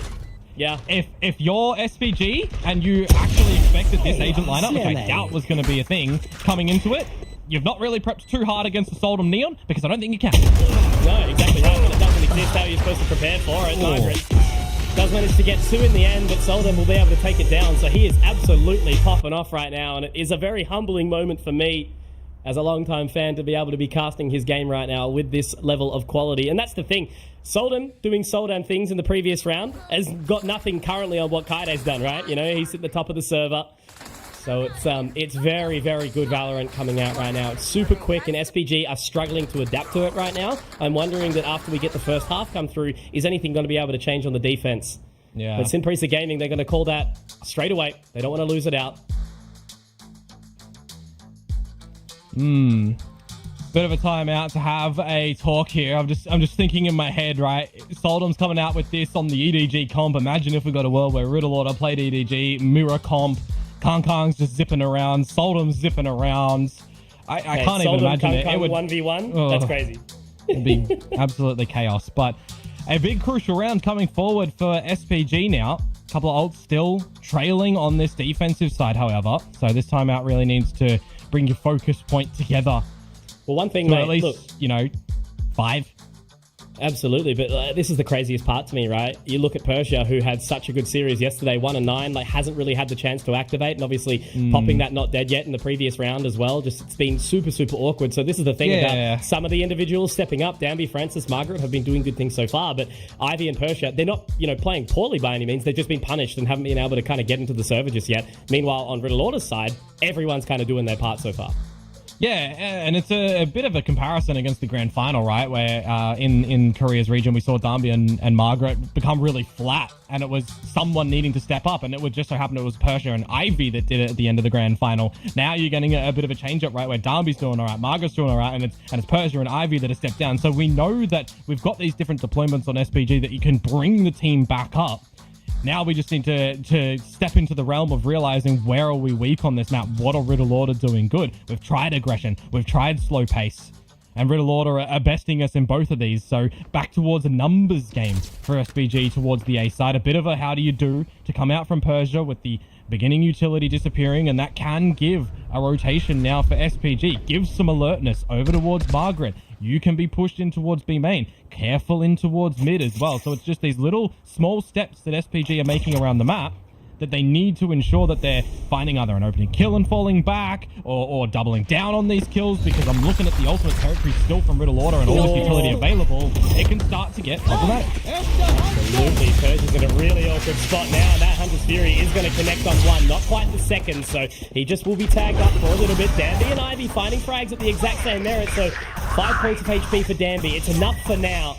But it's going to make it really awkward on the remaining members, because this was the thing. They played the start of the round so slow. They kind of baited SPG into a couple of rotations, but then by going mid and getting that tiles control, SPG have been able to capitalize back into it. So there's Persia, person who we were talking about, getting back into the server now. Couple of frags found. And really awkward now for Riddle. Good kills up through mid. Good kill on the wing. But this is where you could overstep your bounds a little bit if you are SPG, right? Ace is still full HP. Jojo's down to 20. The only problematic factor is that there's sub 20 seconds to try and establish a plan. If you're Persia at the moment, you don't need to force the issue. You don't need to overextend because you've got no one here, right? You lose these rounds as SPG. It's not a Riddle winning. And with 5 seconds to go now, emphasis will shift onto holding onto this weaponry if you're Riddle Order. Straight on the save. It's not something you often see in the old game of Valorant, but they're happy to take those weapons into the next. That was a great counterplay, as I said, from that re-aggression in towards mid. SPG taking that pause to their advantage. And as I said, finally getting an additional frag from Ivy and Persia in the server, getting that impact down. Very, very well done from them. Because I'm sort of thinking about it, right? You know, we've had touchback on the exactly, the JFT game just before up against Rapid Lofi. It was so funny on Icebox just watching the slow starts, and then all of a sudden, you know, you start to question yourself. It's like, where's this rotate coming in? But SBG didn't get lulled into that false sense of security, and now it's going to be back to speed for Riddle. Nah, I like this. Fast lane up, 0 point, not going to be meeting anything, but it's all to sell a bit of a fake and draw in some rotations from SBG. They spot in towards A main and immediately start to rotate over towards B because there's some clearing sneakiness in towards main. That trap will eventually be destroyed. I wouldn't be surprised if Kaide decides to null command when all this Cypher utility starts to drop down, because if you've got numbers rotated from SPG and you've lost all of your A main control, now that Persia has it, you know, where are you looking at back re-clear? You're going through mid, you're going back towards Persia. You know that Sinprisa have been taking this space when you relinquish it time and time again. How far does he go, though? You know, he's probably the only problem is he's by himself. Like, that's right. He gets overwhelmed. I like that smoke. They're clearing it. Looking for it. He is got a hard clear, but it is 1.5. The dink as well. Onto Soldem. And Jojo. I know to get the frag back. Yeah, wow. They actually did manage to do that. So they're both really, really low. And now that's that neural theft being popped. Information gathered. The rotate's coming around in full. Soldem, though, is trying to play time here. The only thing as well, you can't navigate back over towards B because the Cypher utility is still in towards market. Doesn't really matter when we're going into A, but here is the Nightfall starting to come through. This is go time for Sinprisa. Absolutely. Solemn's found mid, but Danby's found 2 at the exact same time. But it's Yatsuka victory. Oh my god! Incredible stuff from Yatsuka there. Well played. Last round to lock down against the 3 members coming in through defender side of Spawn is incredible stuff. Up the alley and out. I mean, Very well done from Riddle. Jojo, like, and so they were already really, really low on HP, so the Nightfall is going to be putting them to essentially 1 HP, but it's just that initiative from Soldam not to go with the team over towards the A side itself, disrespect through the Nightfall, hold back focus over towards the elbow side, the Spawn side, because you know, as Riddle, that you are safe from anywhere else because you've come from the flank that was protected, you've dispatched of Persia, you know Soldam's going for the top mid flank. That was perfectly played from Riddle, and now the speed is actually going in this time towards the A side, but Persia with free gun, by the way, and Sinprisa now holding the player advantage amidst these fast-paced rounds. We can't contain them. Absolutely, and with this null command continuing to pulse, you know, they just need to sit back. They don't need to do anything at all. They're going to walk up. The relay bolt goes out, and that's Danby doing Danby things, baby! Incredible stuff. This is that confidence on the Neon. You can swing in and get the job done. And that's going to be halftime. A little bit rough there, you know, SPG, they didn't have the best economy. It was a mishmash of pistols and the rifles coming up. And it's Danby, who is just going absolutely on a tear, 15-9, topping the server. Oh man, they got to be feeling it right now as we see through the halftime. This is an excellent game that we're having so far. You know, you potentially alluded it to being one of those games that we could see later on in the competition as these teams both look to ascend into VCT Pacific. Yeah. You've got Sinprisa to win the whole damn thing. Yeah, I did pick them.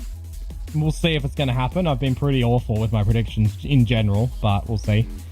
What I want to highlight, though, going in towards this halftime pause is we actually switch into the more favored and dominant sides for both of these teams. So that was quote-unquote their weaker sides when it comes to this map of Sunset, right? Defense for Riddle Order is going to be interesting, and I think asterisks because they have changed up their agent lineup, right? So I think you can draw some similarities about the strengths and everything, but they have to adopt different deployments. For Sinprisa, though, you don't, right? They have a monstrous 76% conversion rate on their attacking side. So if you're looking towards gathering a pistol here, the secondary round, I'm not going to add on the bonus. We'll be tied up 7-7 before we get a hopefully really good, strong bonus to come on out.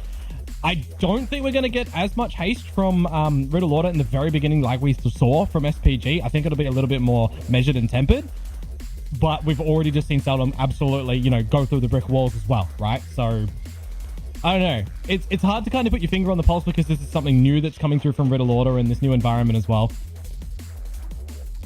It's just crazy to sort of think about, right? You know, is 7 rounds on the attacker side enough?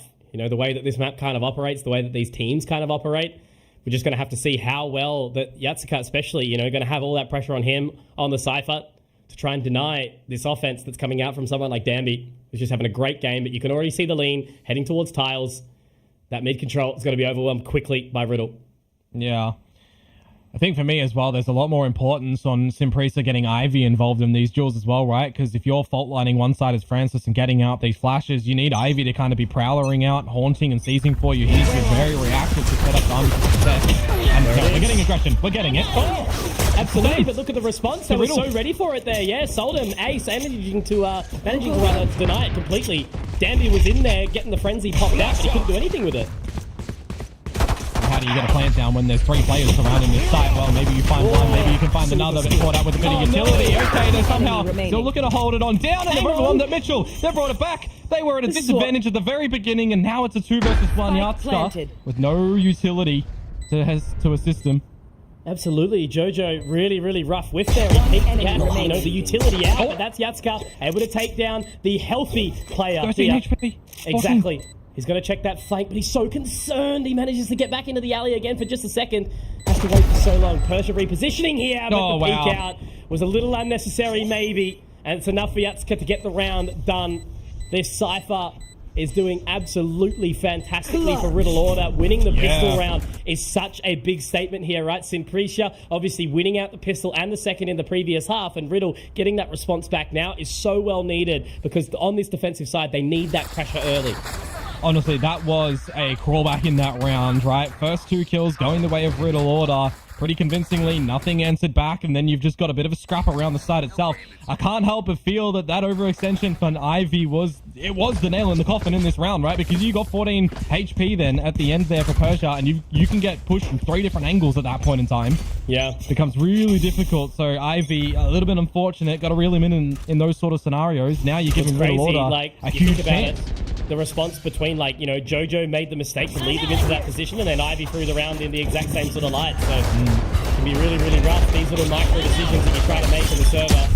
But Danby's already out, locked in, trying to get this control. Boba, they're going to just fall away immediately as the Cyber Cage gives them space. Well, they did force up in this round, right? So they need to take the space and look at it. It's convincing, it's clean. Now they can shift their focus on the protection of the spike back in towards the side itself. Absolutely. Look at that. Having 4 people push you is insane to even think about. Kaide's able to find one, but Danby gets the response back immediately. Takedown! Gets the headshot on the Solden, though. My God, this man has something to say in the server right now, putting the team into his backpack, trying to lean on it all. We say, God damn, B. And now Ace, the last one in the server. And he's going to be taken down quickly as well. Francis able to hard clear that one. And look, this is the thing, right? Riddle Order, they find it. SPG, they say, we're going to force back and we're going to take the control. And we've earned it. And that's a 6 round secured. I mean, in the last round, in the pistol round, you got 4 kills and a plant at the end of the day, right? And you've got the idea that you can also do what Riddle do to you. Take space with pace in towards the site, extend out further, and then don't separate, right? Swing together as a full unit. You ain't getting 4 kills with, a massive spray, and if you are, you're not playing this game of Valorant. You do definitely need to have a timeout if you're Riddle on the back of that one, because, you got that pistol round, you brought that back. You didn't technically, falter in that round though as Riddle, right? That round was really won by SPG, going in with a clear game plan, hitting the shots where required, going together as a unit. They pushed you in that round. Yeah, for sure.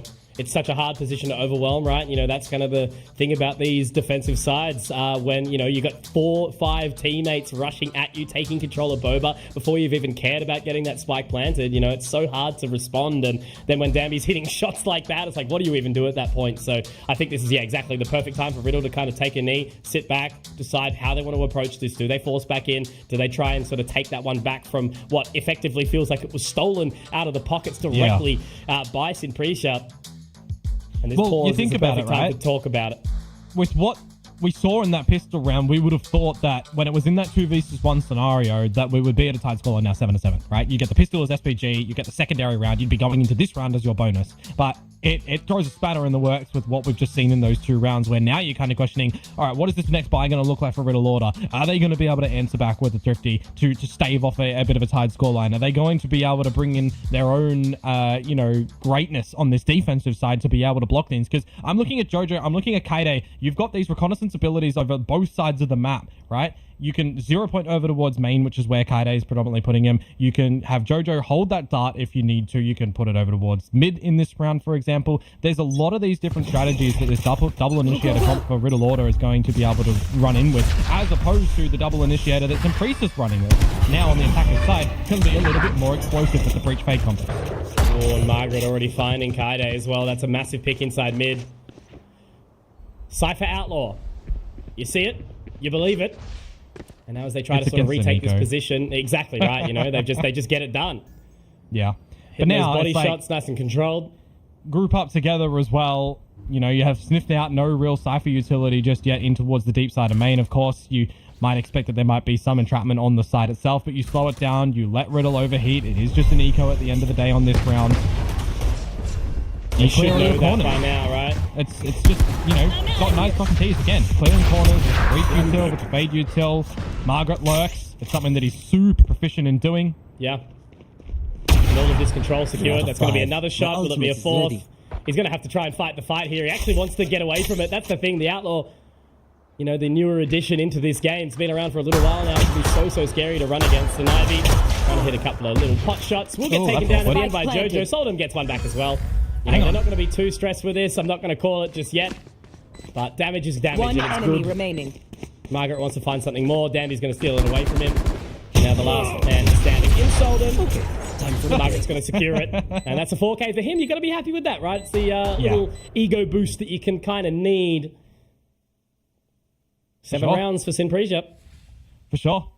You know, at the end of the day, the team is not doing enough where required for Simpriest, that Ivy in this sort of round, it's like, yeah, I missed, I whiffed a little bit, it's okay, I'll pick it up on the next one. I think the team, you know, will still be praising him, right? He's doing what he needs to do on this fade initiator to clear a lot of the util. It's kind of one of those hard roles in this agent lineup for Simpriest, because the focus is definitely on Darby being set up for success by your utility, Persha doing what he can as the second pseudo entry as well, Francis and Ivy are the setups, and Margaret, I mean, he's just going to run around and shoot everywhere on the map. He'll change his position this round.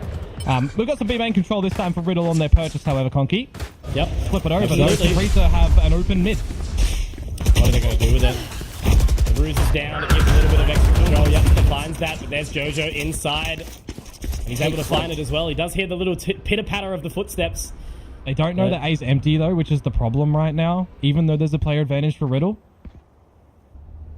Look at the control into defenders back and forth. I don't know if they're actually going to be ready for Ivy. Okay, they absolutely are. Good stuff, good stuff. That's what you talk about, right? Dotting your I's, crossing your T's, and make sure they clear it well. But this is the thing. They do have the flank in from Soldem, but obviously there's a lot of space that they have to try and build up here. They get information onto 1 off the back of the 0 point. The only problem is for Francis, the timing for when Soldem does come into this flank as well. I don't know if you're using the not dead yet as Persha here, unless you get an advantage, which now you have your 2-2. You can res on the back of this place for the flank. Absolutely, there's the flank, there's the frag, and there's the not dead yet coming out as well. So he has to try and get out into this position, but he's going to be taken down straight away. But Francis might be able to do enough. He's going to be able to put down that aftershock as well. It makes it awkward. Gets the dart covered down. Ace, he's looking to take it to half. Is he going to be able to hold on to it for long enough? Francis gets off it. Ace, and he just stares him into the eye, and he hits one over the barrier, over the net. And you'll say, nice kill, as Riddle secure the round. That's just one of those micro things for Francis as well. That's the difference in a Phantom versus a Vandal, the Traces, and just directly running forwards and spraying when, you know, you've got a dark cover, you've got to tap onto the diffuse. You technically don't know if it was halved already as well. So you kind of do cut a couple of corners there as Francis in the end, but very nicely done from Ace to get the clutch back. We won't be meeting with a tied scoreline just yet. I will say that Riddle's buttons are not really too present, so they have to rely on what they're doing right now, which is just this aggression, and that's the round. This is what I'm saying, like, these rounds should not even be possible the way that they're coming out. The fact that Soldem has won the entire round in less than 15 seconds is a statement of this Neon meta that we're witnessing right now, right? We've seen crazy things from Danby. We've seen crazy things now from Soldem. 17-12, 19-12. The impact that these players individually have been having is just absolutely insane. It's just that reliability of the players behind them to kind of clutch out and secure these rounds. We've got 10 now for Riddle Order. You talk about the weaponry. They didn't even have a chance to get it out before Soldem was already up in their grill with those finger guns. And just the way he's sliding around the map, the level of confidence that's coming out from Riddle Order right now is beautiful to see. And And it's not one-dimensional as well, right? It's not just they're doing it from one position in B main. They're also pushing out through in towards mid. So there's too many positions that Simprisa in their comms need to be calling out for every person to realize where they are, what's happening straight at them. Gotta go. You know, you got to add that element in toward it as well, that there is chaos that this speed and fast-paced nature around the map does give you. This is the time, though, for Riddle Order to try and close out the map, though, one would think. A bit of a teeter-totter buy from Simprisa, holding enough credits for a big gun round in the next one. Got a couple of these ultimates as well that you can use in this. You've got Francis one away from the Rolling Thunder. But this slow round for Riddle, where do they think that things are going to be teetering over towards? The camera and the drone starting to go out to piece together some mid information, but mid is not where you plant, right? You got to have emphasis and eyes on a potential split here. Is it going to be? Is it going to A? Standing ahead. He's got the info off the back of that, maybe. 3 members sitting over towards Boba now, and as they walk in the market, it's going to be really, really awkward. He's done it there. Ivy has managed to find 2. Then Danby gets another, but Soldan, oh, he's traded out immediately. It's Danby with the finger gun this time around, and he is going to be pew-pewing his way to success. And Ace has been found as well. He's just going to have to try and worry about it. Exactly right. All they need to do is just keep on keeping on, and he does the damage, makes it awkward. Ace is able to find at least 1, but it's not going to matter when you've got 3 of your teammates in tow. And Sinprisia Gaming start to close the gap again. It's 8-10. We've seen only back and forth basically since sort of round number 9, right? It's just been going absolutely a game of cat and mouse the entirety of the time. And this is the thing, you know, they try and take that life control, but they're just punished immediately by Ivy. And that gives enough for, you know, old Danby to pop the ult. He gets the single frag that he needs. And that's enough for the round. A game of cat and mouse, but Jerry ain't playing right now, so Tom doesn't exist, right? Yeah, pretty much. Yeah. Tom got eaten. Which doesn't even make any sense, you know? No, it doesn't. But neither does this game, because 2 Neons having a field day. Yeah. And for right now, Sinprisa, I mean, Rolling Thunder and the Nightfall. Margaret actually just running down the guts of mid with no one eyes up on him. This is a really important round, actually, for Simprisa to convert too, because it'll break the economy of Riddle Order. Suppressing. When the mouse overwhelms the cat. Gonna see how it all goes from here. Because there is no mice in the server, really. Well, actually, no, they're both just big jack mice. Both these teams are just doing so well. And Ace, at least able to punish Danby here. So that's what's going to tip it on its head now. Ace trying to find more. Actually does secure a second, and that gives enough space for Kaide to be able to find the response. And now it's all left on to just that one member in Margaret.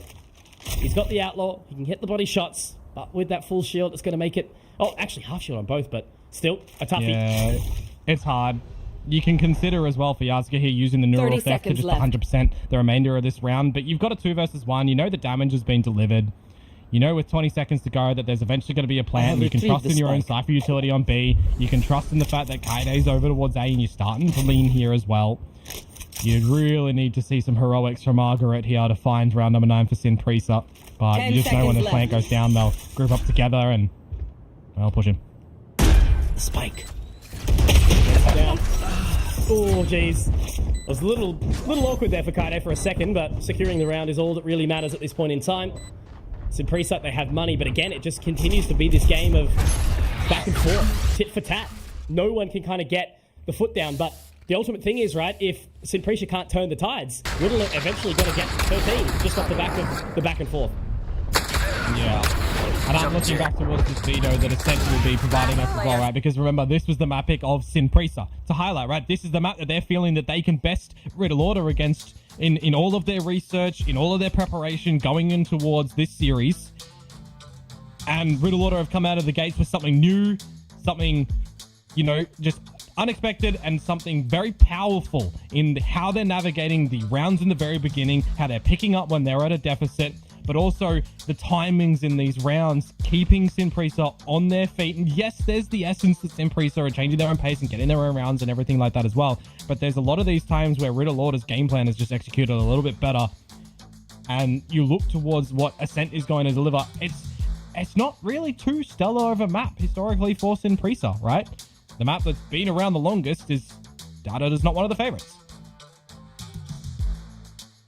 Oof. I can only imagine how tense everything would sort of feel on the side of SPG, right? You know, it's still such a winnable game for both these teams. Not done in any way, shape, or form.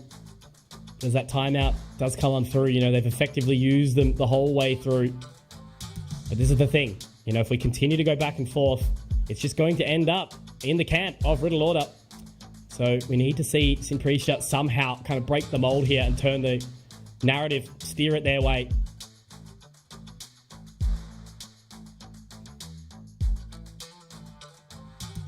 Would be very large for Riddle Order to be able to take their opponent's map and be 1-0 up in this upper bracket. Meanwhile, you know, you have Sinpricia, who from last year's performance of their region, right, they had to start one round behind as well, where Riddle Order have been waiting patiently in this upper bracket. Winner will go and play Boom Esports, who already showed us a commanding victory over now. So I know that has disappointed our panelists, but, you know, Boom have come out with a point to prove, not losing a LAN in Indonesia. Let's get back in towards this one as the timer starts to tick on down. A very important one for Sinpricia to stave off Riddle Order, getting into that important 12. No overtime here.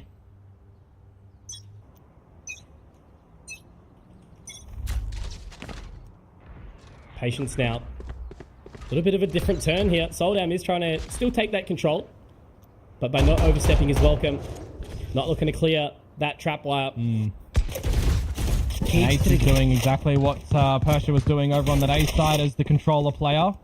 Getting a little bit of info forward, playing on those one-ways. Give your team a little bit more consolation as well, that you don't necessarily need to keep your focus over there until he sees anything. You can keep your priorities over in mid, over in B main. Right there. Which is where Soldam has pushed with a Judge. Doesn't have, you know, any backup of the ultimate available. It's the Judge and Slide tactic. Just really such a slower pace round, right? Yeah, absolutely. Complete flip. So looking to get in. Yeah, up towards top mid now. You do have Kaede really close. Could go for a little underlob of the flash drive and maybe go for a bit of a peek, but it does feel like the priorities are going to have to start to shift over towards this B side for Riddle Order. And I'm looking at Margaret. I don't know if Margaret has known that Soldam's here. No, absolutely not. They're just going to give it all the time, and that fast lane's going to make it really, really good for him. But now he can't actually spot out the other member. Dandy goes down, but Ivy is going to be able to get that response nicely. And now the mural theft is popped. Oh my god, but Ivy gets cleared out. He manages to make the response out nicely, but this is the thing, with that null command popped, it's going to be so tricky. He's going to have to try and make his way all the way through. It's still a 1 versus 3 at the end of the day, and with that flank coming in, it's a little bit too challenging, and Riddle Order have done what many sort of weren't expecting as they lean into this series, but they have taken match point on map number 1, which was the selection of Sinpricia. When it gets down to the wire, I mean, this was one of those edge of your seat moments that we're seeing in JFT, right? When they're ticking the time really down, you don't leave yourself up for any recovery ability at the end of these rounds, and that's kind of the feeling that you're getting in this scenario, because you've got the cages, you got the fast lanes, you got information coming through, all this Cypher utility as well. You can't see a damn thing, but Riddle Order are just sitting in the right place at the right time with Selden start, just to close, and then the 3 versus 1 done well. Now you got to get the 4 in a row for Sinpricia to push us into the overtime. I think they're overwhelmed over the case. But it doesn't matter because they've killed the other 4. Like, what even is happening? That's the funniest thing about this game, is very, very difficult to track for us when we've got this vision, but for the players as well. Look how coordinated Sinpricia are in a scenario like that, right? And for Riddle, they themselves get upset this time, where last round, it was the flip side, right? Man.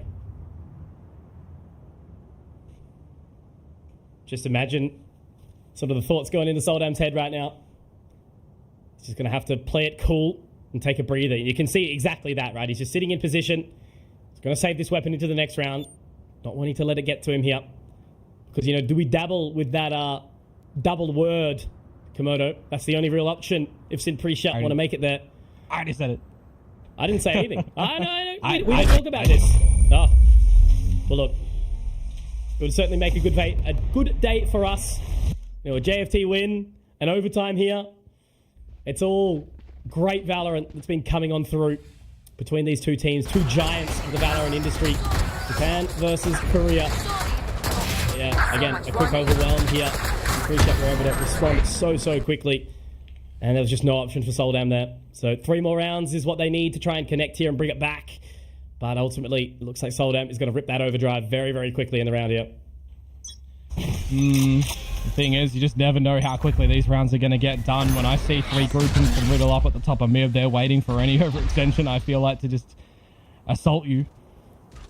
Saldam going to be dropping over for a bit of a renegotiation towards the B site, which is not a bad idea. Again, one of these fundamental defaults on a map like this is getting this one-way smoke over it to A main and then putting a bit more focus on towards mid and B until your smoke player or whoever's leaning over towards A gets a little bit of pressure.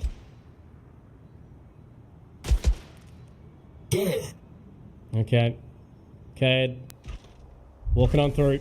Still trying to hold control of that top mid position. 3 members there, now lurking in towards the market. Tile still controlled nicely, but information gathered, that's going to be the camera destroyed. Now pushing in, the real big pressure goes back, but look at this response. Yamska gets into position, finds Persia, and that's going to be the not dead yet pop now as well. Soldat has to go in with his overdrive, trying to fight as well as he can, and that will at least be the pesky Clove taken care of. And now Soldat moves on through. They know the A site's open. They are going to be ripping in there as quickly as possible. The horn goes down, but look at this information already trying to be found. He does pop the Prowler. Information gathered. There's a second and a third. He's got it. Sold out. 30 this seconds man is an left. absolute monster right One now. enemy He can remaining. continue swinging. Still has the opportunity. Still has the moment as Yatska takes it as well. Will it be a 4K for Soldan, or will Francis be able to clutch it out? It's into the one-on-one now, Komodo. He has to go big here, and now the rotation can come through. Market door will be destroyed, so the information will be gathered. He's going to have to move so quick here off 10 this spike seconds plant will left. be Francis. Yeah, but where do you choose to play in this scenario as well? Because it's all onto you. Flash drive, planted. aftershock and fault line, a clove smoke as well to just help you for a little bit, but through the ruse, Soldarm, a lot of straight angles to through. clear. Doesn't give a damn. He's going to tap onto it, but how does he approach this? He's clearing out absolutely everything. Backside secured, Boba information. But look at this concern. He even knows that with this plan, it could be absolutely anywhere, right? At this point in Doing time, well. he's going to have to get in there. Fault line, flash, and aftershock, remember. What goes first is the fault line. It's dodge. Now the challenge. He spotted him. Gotta go. Playtime, go for it. Soldan has to get in there, has to try and secure kidding it. me right now? 30 points of HP, it might not be enough. He's just trying to get onto this line now. And I think he's done it. Francis will hold on despite the monstrous performance. And it'll be SPG not letting it go down at all without a fight. And Riddle, what's their financial situation going to be looking like here? It's okay. They can go in hard here for now. Despite Sersha, they're not dead yet, but Complisa are still holding on in towards this one. But there's so many different tools around the map as well, right? Over towards top of mid, over towards Grey Main as well. Very disconnected, but still everybody aligned in the mission for SPG to get us in towards that 12th important round.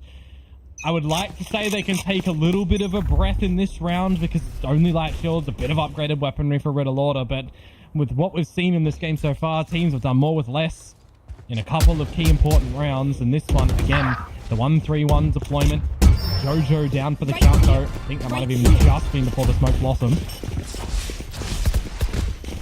Man, it's like putting all their eggs into this basket to make sure. Spike down, Hang mid. on. What? I was One just about enemy to say remaining. what is happening right there. Soldan! This guy cannot be stopped right now. 3 in mid. Now on to Margaret. 1 versus 3, and he can do it all himself. He can make it all happen. The paranoia has been popped out by Ace. He needs gotta more. know He that. needs to secure it. Exactly right, Soldan. Just onto the position, swings out, gives the info away. Margaret. He's going to walk through, and he gets one.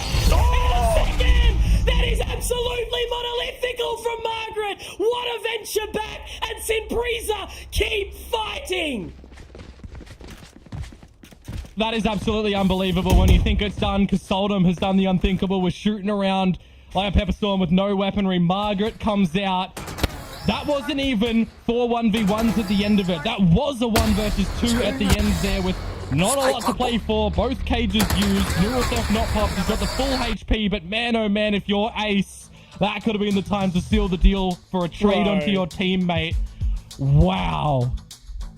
Can someone get me a heart check right now? That was insane, right? Margaret, 1v4. No question winning that round at all. The paranoia out from Ace as well, just from tiles to give a little bit of extra time. But you could see it. Soldan, the person who was on for the 4K, running it straight down mid. They had all the time in the world. They had the game secured. But then they allowed the 4 1v1s to go into Margaret's hand. We talk about him being a one trick, but being absolutely awesome at this game ain't a trick, mate. Yeah.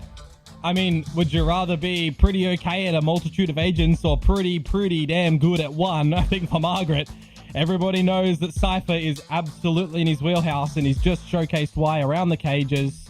Just individually, I mean, Cypher, one of these agents that doesn't give you an opportunity for tricky shenanigans a lot of the time just by the nature of the kit, right? When you're not playing and bunkering down a site, when you have to make something happen, you don't want to generally be playing a Cypher, but oh my word. Yeah, timeout needed for both teams here.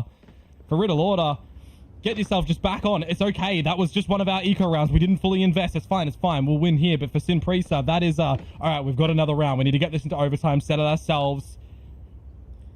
Komodo. Oh, boy. As quickly as these rounds start, they can be over, right? We've just had the 60-second pause for the teams. We know how quickly these rounds operate. This time it'll be a little bit different. They're cruising on in.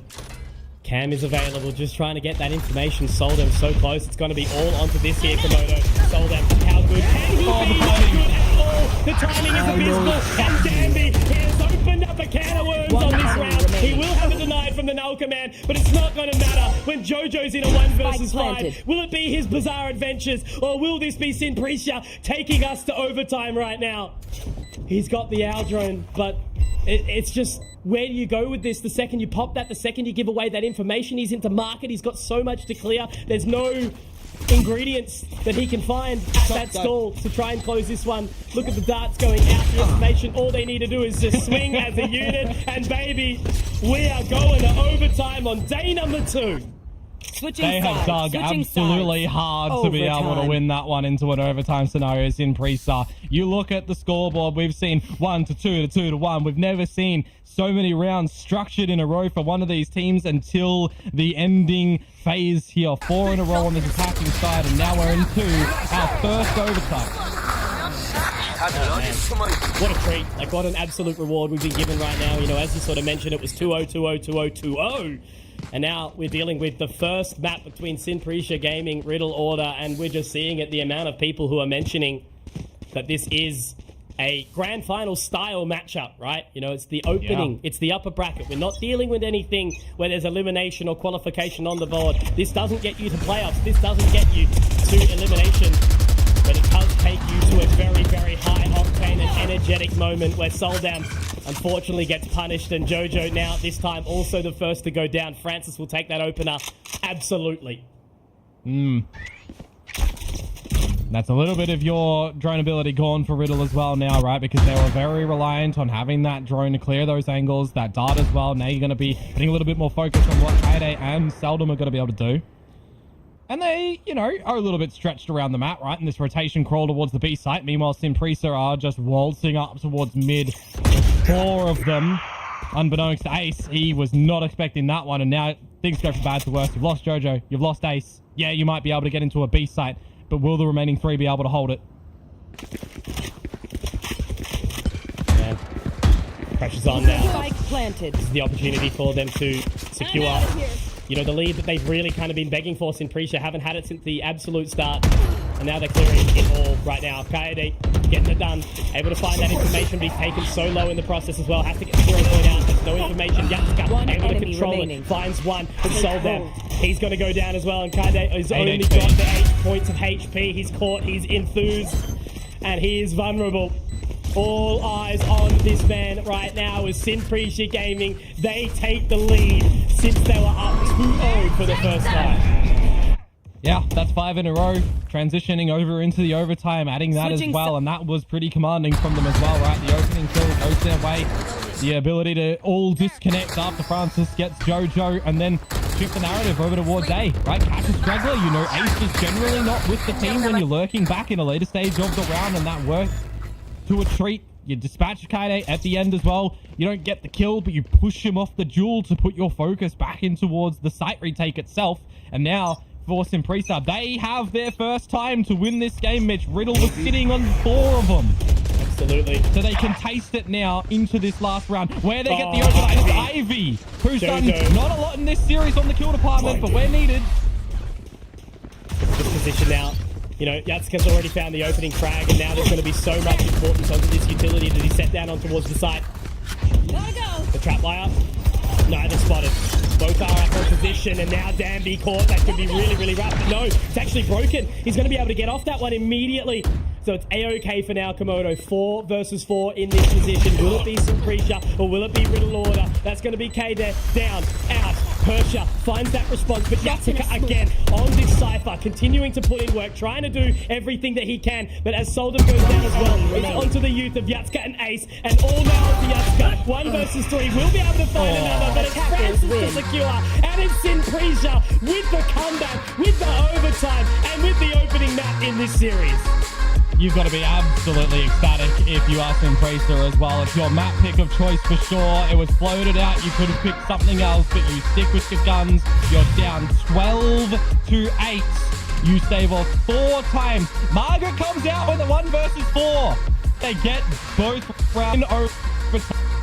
You are if you're Riddle Order, but for SPG, you're now 1 up in this series.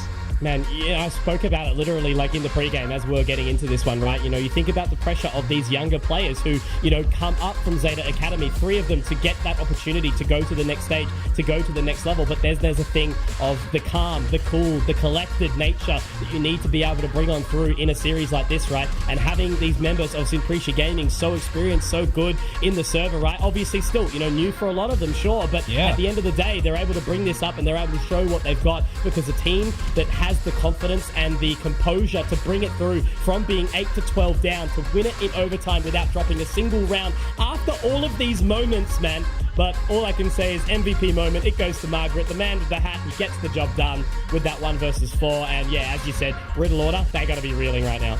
Yeah, I mean, Margaret coming out with 2 4Ks. You got Soldan with 4 3Ks, and you got Darby with 4 3Ks as well, right? Jeez. So there's a lot of different times where individuals on both of these rosters are putting up numbers, but there is such a big comparison you can draw between these 2 series, right? Because you had, you know, numbers being put up in our previous series from JFT and Rapid Lo-Fi individually, not as a team. This time around, it's individually as a team from both teams. Wow. I think that's one way to put it, certainly. Yeah, look, we've seen absolutely awesome things, but ultimately, yeah, it was Simprecia Gaming that managed to keep that calm and drag their way through, right? They both had the flashy moments, but ultimately, it was that recipe for success that they were able to bring it through. But all I can say, right, is, you know, I'm sure that we've had a little bit of stress in our time, right? So all I want to sort of think about is, you know, we've obviously had the chance to talk about it right now, but I want to know what Mika and Dax have to say about that one. Okay, I think pretty much that has to be the most memorable map that we've had yet. It was definitely the closest. I didn't expect this at all from Riddle, and I think neither did Simprecia Gaming. I mean, you saw how they were quite humbled. They lost a bit of steam.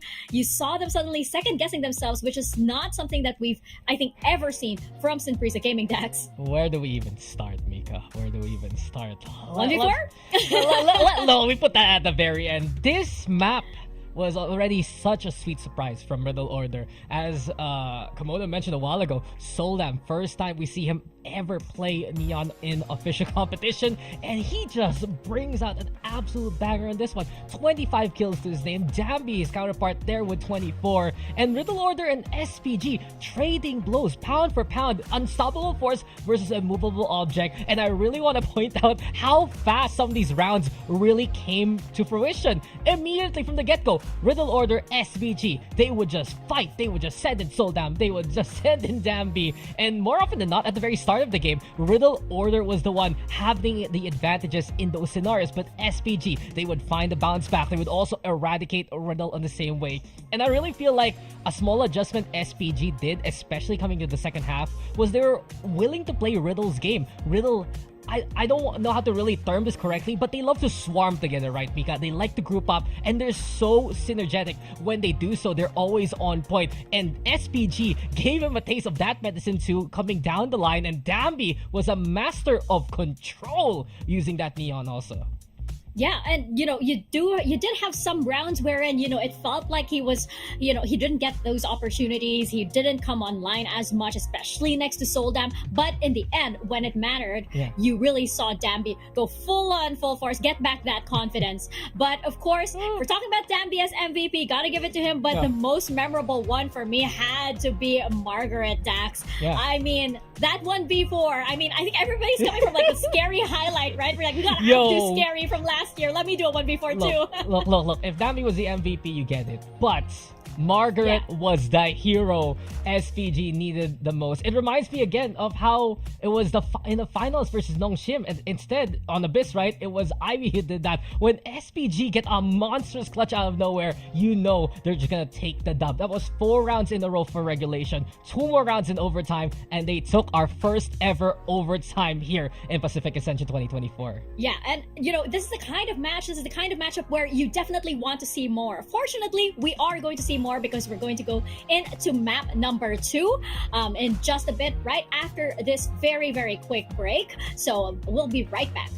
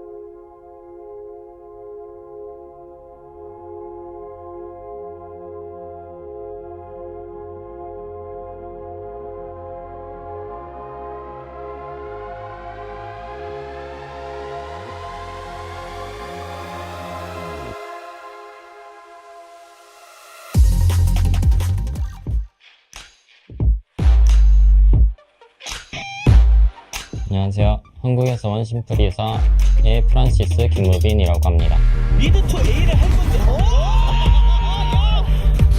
저희 한국 지역에서는 되게 공격적이면서도 노련하고 플레이 스타일에서 유연하게 대처할 수 있는 것 같습니다. 저희 감독님께서 팀 분위기를 되게 친구들 대하듯이 되게 편하게 해주셔가지고 팀 분위기가 되게 좋아서 특별하다고 생각해요. 저희 팀은 한마디로 야생마라고 할 수 있습니다. 이유는 되게 플레이 스타일이 공격적이기 때문이라고 생각합니다. 상대팀 입장에서 저희 팀은 되게 예측할 수 없는 플레이들이 많기 때문에 조심하셔야 될 겁니다. 심플이사의 키플레이어는 저라고 할 수 있습니다. 왜냐하면 저희 팀원들이 잘 총을 쏠 수 있게 만들어줄 수 있는 리더십과 노련함? 제 나이로서는 나올 수 없는 노련함들이 있기 때문이라고 생각합니다. 네, 잘하는 팀이라서 어센션까지 올라온 것 같은데 되게 재밌을 것 같습니다. 저희 팀 만나면 벌벌 떨게 만들어드리겠습니다.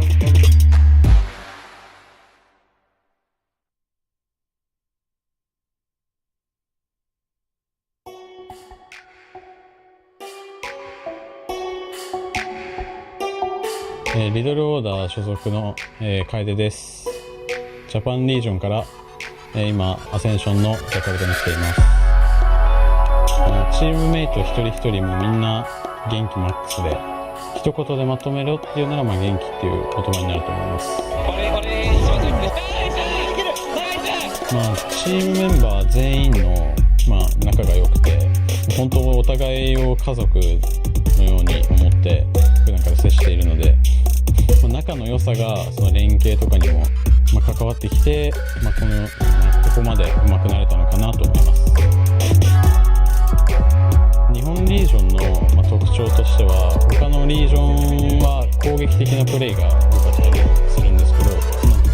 プレーみたいなのが多くて、そのチーム、いろんなチームがあるんですけど、そのチームプレーの連動をどれだけ高められているかが勝利に関わってくると思います。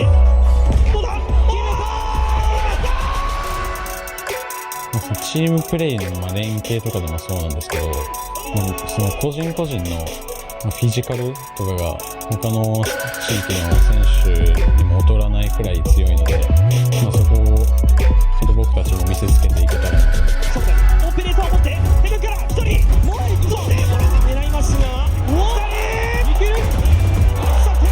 もちろん1位を取ってインターナショナルリーグに行ってパシフィックの強いチームのみんなと試合をできるようにすることです。お互い楽しんで後悔のない試合を送れるように頑張りましょう。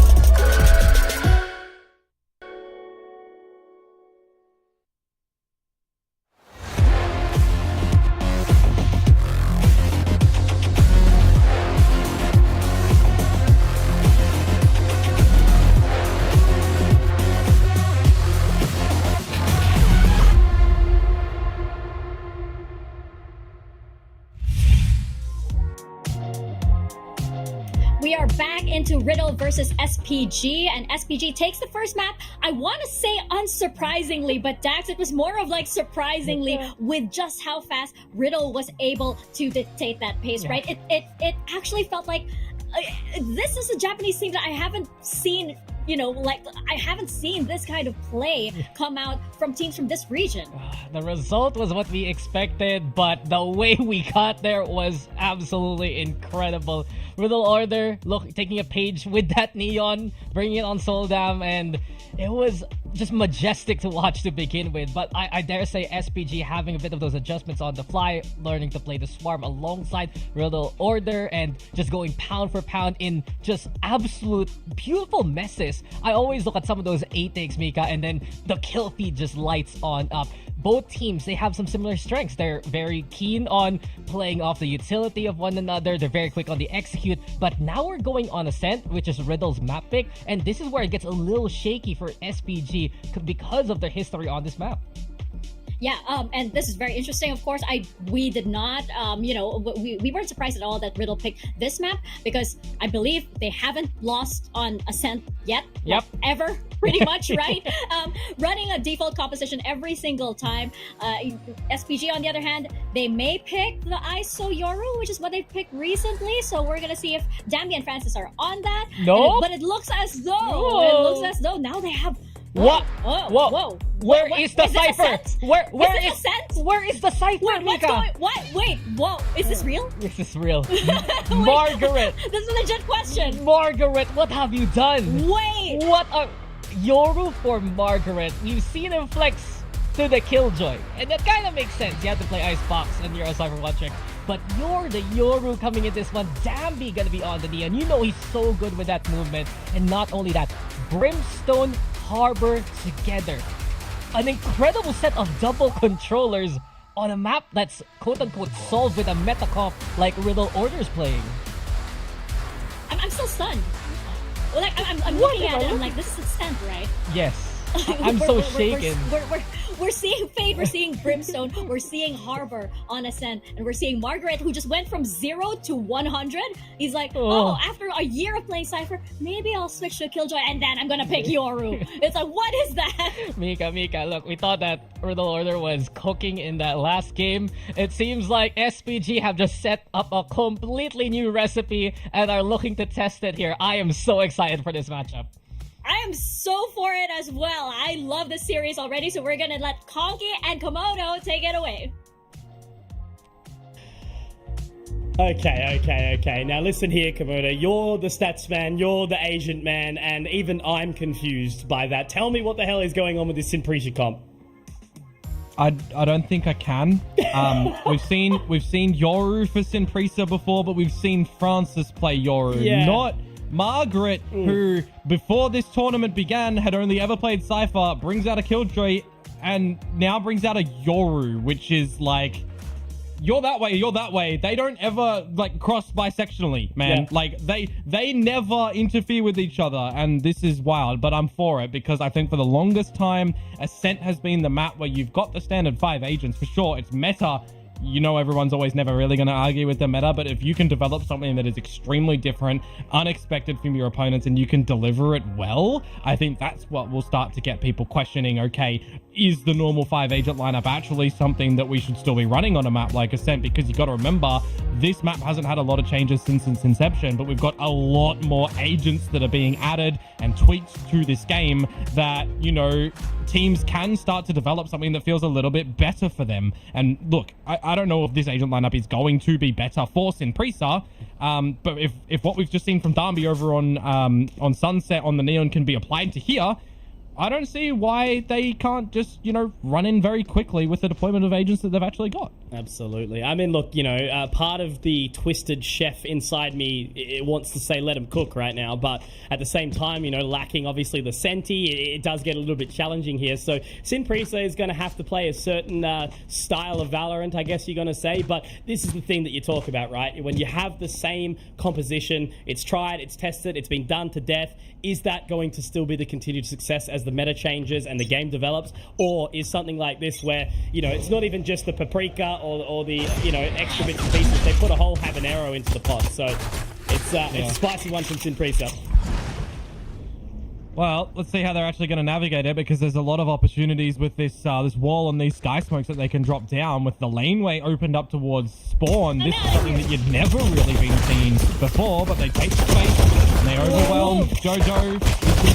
Absolutely. One is awesome there, and Kaide, Yatsuka will be able to find it back, but Ivy gets a pretty good trade here, so at least they bring it back into this 2 versus 2. Spike's going to be planted on the other side of the double stack. Planted. So it's going to be a bit of a toughie to both hold, but also to retake. Yeah, well, let's see if they're going to be able to do it. Another sky smoke available for Persia just dropped then. You've got a haunt for Ivy as well. Both players on the side itself. You really need to see Riddle fight for this one. Ace does have that paranoia as well, so if they start to clear everything out, good work to drop the door. Isolate one of these angles, but now you got to draw your attention to the side itself. Absolutely. One enemy remaining. Into the cloud burst, and that's going to be Soldan finding it really easily, and the retake is easy, breezy, beautiful, cover girl. So they get the round done. It's going to be the diffuser coming in, 2 alive, not too bad. The ghosts in hand. Riddle Order have got to be happy with that one, because the thing that we need to sort of just double down on for 2 seconds, right, is the sense that Riddle lost that in the previous map of Sunset in the way that no one ever should lose it, right? They must be burning right now. So if they can just immediately sort of park it, put it in the back pocket, say, okay, we lost that, we can learn from it, we can go in hard here. Their Ascent is really, really strong. They're versing the strangest comp we've seen in quite some time. Yeah. They know what they need to do to convert this one. Yeah, absolutely. And I mean, if you want to highlight more recently what Ascent looked like for Riddle Order, they lost both pistols and bonuses to Fennel and still managed to win the map. So their rifle rounds are absolutely impeccable. They know how to play the meta on this map, but can they adjust to a very extreme off-meta composition, which is what Sinpresa are deployed. Absolutely, and Joker's going to be able to find the opening onto Margaret. Danby does get one back with the Bucky. Playing pretty good things here, but Soldan was very happy to continue on this Vandal. Danby left all alone. Soldan goes back to his winning ways again with a 3rd frag in the round on this Jet.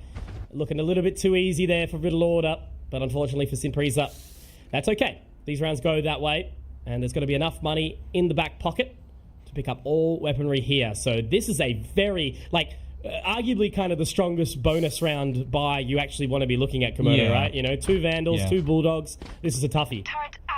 So pretty much as well, to highlight for those out there, this is the first time that Margaret's played Yoru, but the remaining 4 players, to a degree, have played these agents. Just never in this lineup together, right? Dami and Ivy, we just saw Neon and Fade, but we didn't see Brim, we didn't see Harbor. They have played them before, though. Seen accidental agent selections happen, but, you know, this one doesn't feel accidental. There feels like there's something behind this, because on the other side of the coin, I was just about to say exactly right. Soldan's pushed mid, and he's got 2. He had a teammate there with him. Yeah. Right here. But that was kind of crazy. He's got the kill B main, he's got the kill top mid. You've also got Ace pushing up through A main to get a bit of a crunch on top mid as well. So Riddle Order have completely gained control around the whole map. Completely choked. Spawn, top mid, I mean, Ace could be overwhelmed here. That's the only danger. But come on, Nisha. And Ivy will get the trade out with 58 points of HP. Does have plenty of utility, but there's going to be info off the back of that 0 point. 2v4. Last player Yeah. Spike down. But on the back of that one, I mean, how much can Ivy actually do to bring some damage with the double wide swing? It's nice. 3 alive for Riddle Order as they find their third. And something that I was just kind of thinking about as well, Mitch, right? If you're Sin Pre-Sock and you're running this agent lineup, what are you actually expecting from your opponents generally? Are they playing methodical? Are they playing slow? Are they playing informational? I mean, no. You can't expect that from Riddle Order after what we've just seen on Sunset, right? They're getting aggressive. They're getting in your face. They're taking space around the map. They're deploying the whole strategies, again, of mid crunching with an A-lean. If you're playing one-way smokes or not, that Ace will presumably be doing again. Like, you can't just play almost always towards your own fault. You have to play counter to what your opponent's playing, right? And you know that Riddle Order is going to go for a lot of these challenges, so we need to just, see Darby do that. There we go! Absolutely. Darby getting away with murder there because Margaret's actually managed to pick up one onto the Yoru as well. 6 HP, site secured. Fakehat's already into market as well, so he's going to be able to get some control with that blind side. So he's into market for real this time. Trying to take this additional control. Ace and Soldat, Soldat obviously with the blades, but not exactly the best of weapons on the Outlaw. Oh, Ivy needs to give his team a little bit of assistance, though, with this Prowler, with this Seize, with this Nightfall, maybe onto the side itself to try and set up Darby and Margaret, because they are the ones that are low on HP. Absolutely, and they're not all in the best of positions either. Obviously, the market position's fine, the B main position's fine, but then if they get overwhelmed on the side, they'll be so low, and Margaret's going to be able to find it. So there we go, Fake Out goes in, let the gate crash out, and Ivy will be able to secure that one. So it's A-okay. That's a really, really good response there from Sin Pre-Sock. Did not expect that at all, especially off the back of the opener from Kaido. So I guess the answer to are we going to get this map kind of emulating what we saw in Sunset to a degree is yes, because we're getting fast-paced action from Darby, we're getting fast-paced action from Soldarm, we're getting scrappy rotations, we're getting scrappy duels, but there's still levels of trackability and traceability for both of these teams. Absolutely. As I said, it's just like, you know, this kind of composition could potentially live in your opponent's head rent-free. And it's one of two things. It's either going to mess you up so much that you end up losing to it, or you dominate it. So, yeah. It's good to see that Ivy is getting engaged really early on as well. Actually, really slow start. Darby is through market, through like... I can't make this up. What do you even do at that point? This is not a random composition. This has been drilled into their head that they know how these executions are going to go. He didn't pop the blades in the last round, so this time he's chosen to. And he's looking for more, does get the info. Jojo actually gets Darby. So there's a potential opportunity to do it here, but Persia does manage to get the Molotov down. That's going to make it really awkward, but Ace will be successful. Back to the 2-on-2 now. It's Ace and Jojo trying to make it work. Sees Cascade and the Cove as well. You can use those smokes to stall out a little bit of time over towards the stairs, potentially here for Francis, or maybe actually the wall height comes up. He did get it. It's not before. Managed to make it work, and that's going to be Ivy getting the damage done. It does make it really, really challenging with that fragment, but inside the chaos, they do manage to get it secured. So I don't know if the high tide managed, is what turned around for them, but still being able to get that off before the 0 point is pretty big. I mean, look at the replay for the beginning of this round, right? You've got the Cascade going up through mid that they're following. You're double sliding up through towards mid. You're activating your overdrive. You're sliding back in towards the B site for the site clear towards spawn, while the rest of your team just follows in, picks up any stragglers, gets the plant, and plays for the post plant. Like, this is the beauty of agents getting added to Valorant and a team coming up with an idea to execute on the back of something you've never seen before. Because after this, Mitch, now there's tape to counter SPG if they run the deployment again. Absolutely. But you have to put in a lot of work in a very little amount of time that this event offers. Man. Yeah, so SPG... really... Who's next? What I was going to say is that, like, if SPG win this series off this comp on this map, that'll be a pretty big statement, especially after what we saw on Sunset. But just while we've got the lesser weaponry here for Riddle, this puts so much pressure on a player like Jojo to adapt mid-game as the IGL to assist your team to really try and navigate these duels and win these fights, give advantages, because this is the 5v5 post-plant now, where you've got a Molotov and an Orbital Strike for Persia, and still a lot of utility for the team. That's what we talk about, right? Adaptation, being able to overcome, being able to overwhelm, being able to ascend, going from tier 1 Tier 2 to Tier 1, that's the whole goal. And Ace has just walked completely dry into that one, didn't see anything, and Persia will be able to find that.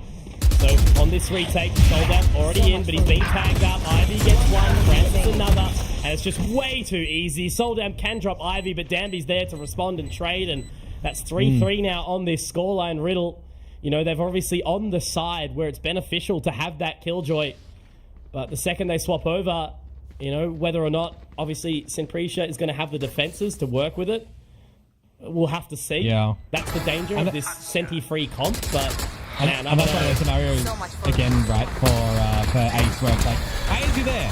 Why is he playing so far away from the duel? Yep, but that's right. You got the incendiary lineup, you've got the orbital strike, you don't have to play on the site. Now I'm interested to see how the execute's actually going to look when you've got the Reckoning to immediately go in. Straight away, they pop it.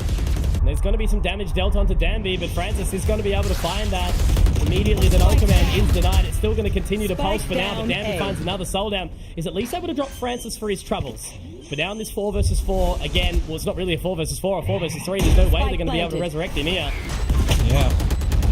Relay bolt in to get a bit of a stun up as they spot him all out, but you've got the orbital strike still. Remember, again, Persia, you've got that backup, you've got the incendiary, you've got prowlers for Ivy, flashes as well, you've got so much stall ability. Oh, Jojo, this is the whole thing. He did end up getting resurrected in the end by Kaide. Now Yatska able to find Ivy and a second on the flank as well. That's massive from Yatska. Now, all on this post flank, this is the thing. Sometimes, unfortunately, guess what? You just have to lose to the way that this is played. They're going to have to try and get in on it. They're going to have to try and join it together. That Molotov is going to make it really bad. They very well might have Komodo. But Persia, he's trying his best, but his best is unfortunately not quite enough.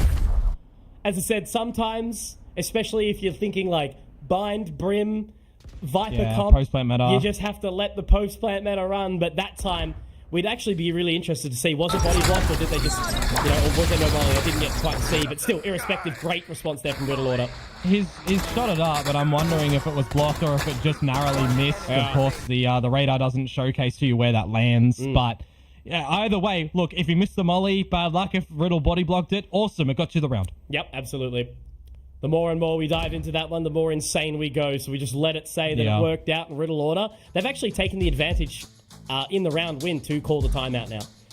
Yeah, I mean, biggest thing in that round actually as well, right? Getting Jojo back up to have the numbers for the 4 versus 4, to just have another body in for the retake, right? The overextension in towards Tree for the duel that unfortunately Margaret can't manage to find anything on the back of that. Your blindside going in for the challenge. So it's just these little bits where the execution is extremely quick to go in for Sinprecia. And at the end, they have the idea, right? They want to switch to the post plant, to leave the site, to stretch out a little bit and take the duel. It's not going to be up towards Heaven, it's got to be in towards Tree. But unfortunately, that doesn't go their way. So these little adjustments that you'll start to see be showcased to us, right? Because this is the first time we're seeing a composition like this from Sinprecia. This is new VALORANT coming in. They also are kind of, you know, treading water a little bit in how they need to adapt towards Riddle Order and what they're throwing back at them in an agent composition that is very tested.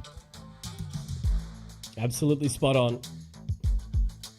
It's just so many factors that go into a series like this, right? And again, this is day 2, map 2, map 5 overall, series 5 rather, that we're witnessing at Ascension. And, you know, obviously we were lucky enough, Komodo, to be there last year. And it was insanity last year, and it's already leading up to be pretty crazy this year as well, before we end up in Jakarta in just a few days. And, you know, that's the thing, Danby taking down Soldan already, so it's crazy stuff to come on through. Now as they run it on in, Danby looking for another. Unfortunately, the relay bolt will actually slow him down, but Margaret and Ivy, they've got the job done.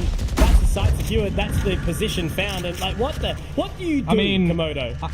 I mean, you're just running up through towards mid on the back of Danby's pick. Jojo, yeah, you're going for a safety, mate. Sorry. You're running up behind the cascade and that. You're splitting in. Not only are you putting in a blindside to push him off and a relay bolt, but you've also got Ivy who's lurked back in the beginning. It's not even a lurk at that point. It's just a split B where he's gone with a prowler that ends up biting Kaide. Like, you've got a very extremely fast mid-B split with all of the utility that overwhelms your opponents. They're either stunned, flashed, or like, nearsighted. Like, you can't get out of that. You gotta kill them before it happens.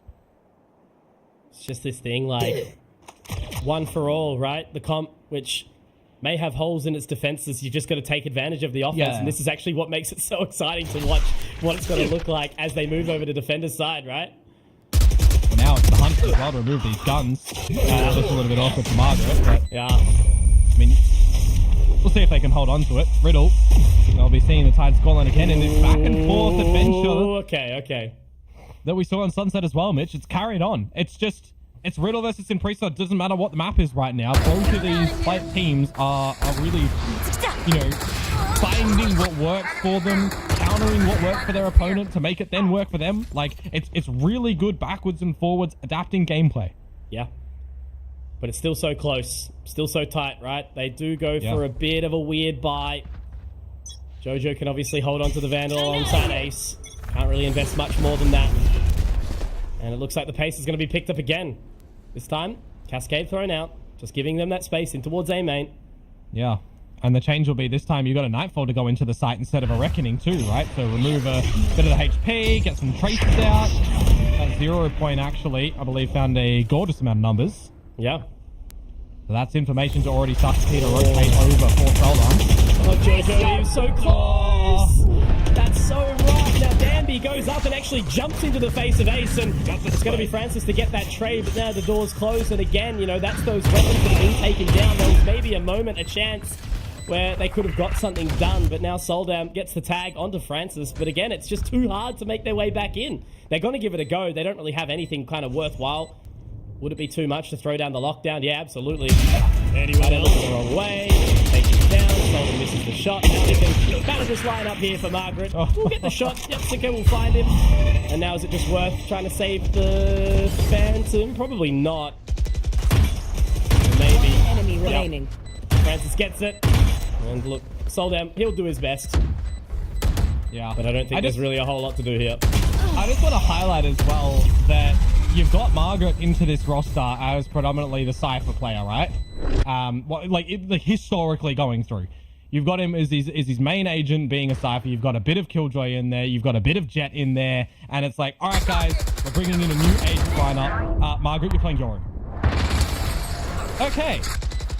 I find that there's a little bit of a grace period in the beginning of this map to really get him involved. But so far, it's feeling like he's not the one, of course, leading the way in, right? He's not the entry duelist because that's what Darby's doing. He's setting up these flashes. He's being tricky with his fake out. He's being tricky with his TPs as well, just to assist where required. Pretty cool. Absolutely. It was said, right? Playing Cypher literally 99% of the time. And then, actually, here's a Yoru for you. Yeah. It's definitely the old bait and switch, right? As I said, you look at this agent comp and you kind of sit there and go, is this real, chat? And chat is it's real. We'll still have to find out after, right? But as I said, this looks well drilled, it looks well practiced. And they're really sort of taking advantage of that neon meta. Yeah, that's actually some pretty key information on that scan too, because it's not Margaret, the dimensional drift is leaning towards the B site, which usually you will be using to clear the site, right? So you kind of want to get a little bit of information if you're Riddle Order over towards the A side. Is anybody actually there? But more importantly, setting up around the B side, which is what they're doing now. Yachts is going to be a little bit forward on the laneway with some utility. The remaining two boys are over at the back of the B side. So this is where you start to consider playing PD. Oh, he's seen a lot of numbers. We need to start shooting. Absolutely. They will be able to find him, and they are going in for it here. So we see that high gives them the extra space. Cascade goes down, and okay, door. Dumby's up through tree, so... Yeah. This is where it gets weird, though. 30 seconds left. Yeah. Ace is still in wine. Okay, so they've managed to dispatch of Jojo, and they have an idea that Ace does still lurk around A main usually, but it's still going B. Oh man! Jaska has so much to do. He's going to get one somehow. 10 seconds left. What is going on? This feels like this is just an ill decision where Darby's pulling rotations and they're going back towards the A site and they're going back towards the B site, and it's all a ruse, it's all a fake out. We can't track it, but now we settle down because Ace is in a 1 versus 2 where Francis has no HP. Man. He has a Reckoning. I don't think they've heard that audible, but he's through. And there's the info. Now. He's got the paranoia. That's the only potential saving grace here, but he's got to be so careful onto the other side of that high side. There you go. Look at the info. He's going to be able to throw it out now. He's going to go in for one, but again, the dark cover goes down, and it's the worst decision possible. Francis will find it, and SPG, they take 6 here, Komodo, on the attacker's side of Ascent. What were we talking about? Riddle's win percentage on Ascent, right? Yeah, 100%, 6-0. Even losing the pistol and both bonuses against Fennel in the upper bracket grand final, actually, and still winning. So extreme discipline in this map as well. But I just think in this round, right, there's so many important duels that don't actually get finished at the end of it, right? Because you've got the B-side attempt that Margaret comes out of the dimensional drift and he misses the kill. So you've got an advantage to Riddle, you've got a fake rotation from Darby that he gets the kill, and then he actually does rotate over and win things out. Same A-side execute now with the Reckoning going in, but this is a crunch. You're gonna get flanked, you're gonna get pushed from tree, you're gonna get pushed from heaven. Oh, he wants that so bad as well. Like, look at this aggression. It's forced everyone in, and they have to actually try and get through door. They're already in towards this side of short. And now it's going to make it so awkward. Soldown thinks he spots something, and now that's when the orbit neural. Yeah. Okay, Kaide. The lockdown went in. Yeah, it's just everything around, right? I can't even keep up with the way that this is going. Soldown has to try and find something here as Jojo is able to pick up another player standing. Now in that position, Danby getting tagged, but Jojo will continue to hold strong. Now Persia all alone in this 1v4. They're going to swing for him, 1 HP, and it's not enough. Jojo goes Didn't get the molly out either. Nuclear. Thrifty. And yeah, look, the orbital strike, the lockdown, it was all expended. But unfortunately for SPG, it doesn't work out. Riddle to get one back if we're alive as we go to the last round of the half. And more importantly as well, it's the fact that that round with the ultimate investment actually goes the way of Riddle Order as well, right? Blade Storm in, a lockdown 2, you bait out the orbital strike for it to get denied, but your eyes are still firmly on the prize to get that defuse as Riddle. Persia doesn't get that Molotov out either. So a pretty costly one for Riddle, but they want to try and tie this up 6-6. It was the same deployment of attack from Sinpresa. It just feels like this composition for them, the opportunities that they've had with this Reckoning hit in towards the A site is just Riddle going fast on the flank is its upsetter. But now last round, Operator out for Soldarm over towards the B site with that wall, and there's a Cascade over there as well behind the high tide, so they can't actually go in. There's a volley to block their vision. There's 3 numbers there, but in 3... Okay, they didn't have a look at it. It's alright. There's the A site now open. Yeah, and again, just how easily they're able to find their way in here, right? The blind side out. Spike planted. Following in the neon of Danby. They're just making it work time and time again, and this is going to be such a tough retake here for the side of Riddle Order. There's no ultimates. It's just gun skill, gun position. And you got a high tide, you got a Cascade, you got a Cove as Francis to buy so much time over towards heaven. They're all going in together. There's going to be that high tide to make it even more challenging in the hour zone, but that's going to make it awkward on the line. Yatsuka, though, gets one. Kaide as well. Soldam still kicking. But now they have to clear this backside thing. And this is the thing again. Where will the Molotov go? Margaret! He's not going to be able to block it this time. But this time it lands. This time it's secured. Yatsuka will be able to do some further damage, but Persia's going to be able to hold it. And that's Impreza Gaming finding 7, leading out this half as they continue to lead out the series.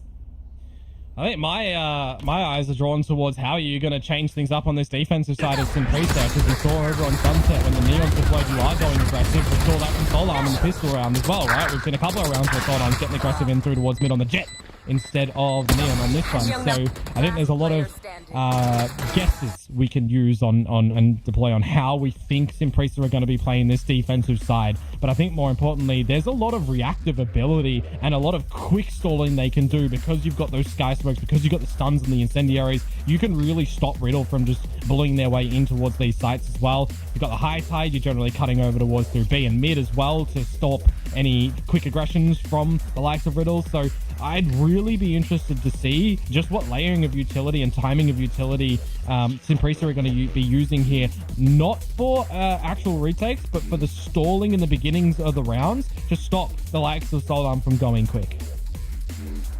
Got to do what you can do. Try and work with the tools that you have in your arsenal.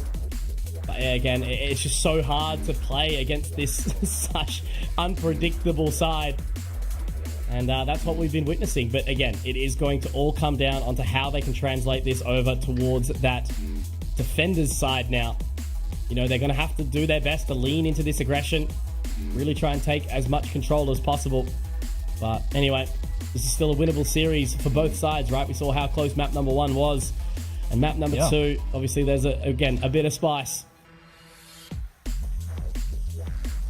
Yeah, so you have a little bit of a discussion right now. I think you as Riddle have a bit of an idea on how the individuals are playing and what their roles are, right? Margaret's not entering. He's flashing for the team, right? Ivy's lurking a little bit, having these prowlers try to find it. A late haunt as well to get some information. It's So what are we seeing over on the radar, actually, of position? So it is going to be Francis over towards the B site with Ivy. You've got Darby, who's playing over towards Tree. Margaret's in mid. And then Persia over towards the A side. So Sky Smokes predominantly to buy 20 seconds over towards the A side of things. Again, you can stall with a quick stun from Darby and the Incendiary. You got quick rotations as well, actually, if you think about it too, right? You got the sprint from Darby. You've got the Sim Beacon from Persia. And it's a slow start here. So already having a look in towards main. Trying to see what they can find. Ivy onto the line now. And Francis, they're actually pretty keen to try and potentially go back into this one, which is a bit dangerous, a bit deadly. Soldan might actually find it over there. It's Jojo. So getting his head ripped off. That's Francis going down. And now Ivy is going to have to try and get back into this position. So Soldan's obviously a little bit spooked. We'll drop the market door. And site's still yet to be secured. They're actually going to be sending Ace hit there by themselves. But he does get that spike planted. Bring them down. Yeah, you're going to have a bit of a late appearance from Yasuka here as well, but you need to start to get into the side of your SPG, and the trades start to come on out as well, but flooding in they go. Kaide doing so well from that position, and Ace also. So they've got to be happy with that. Kaide with the 3K on the Sova, and Riddle Order, they pick up the pistol, so they are not out of this one just yet. Obviously, we have Lotus around the corner if it is necessary. Simprisa have so much to prove with this composition that it can work on the defender's side as well.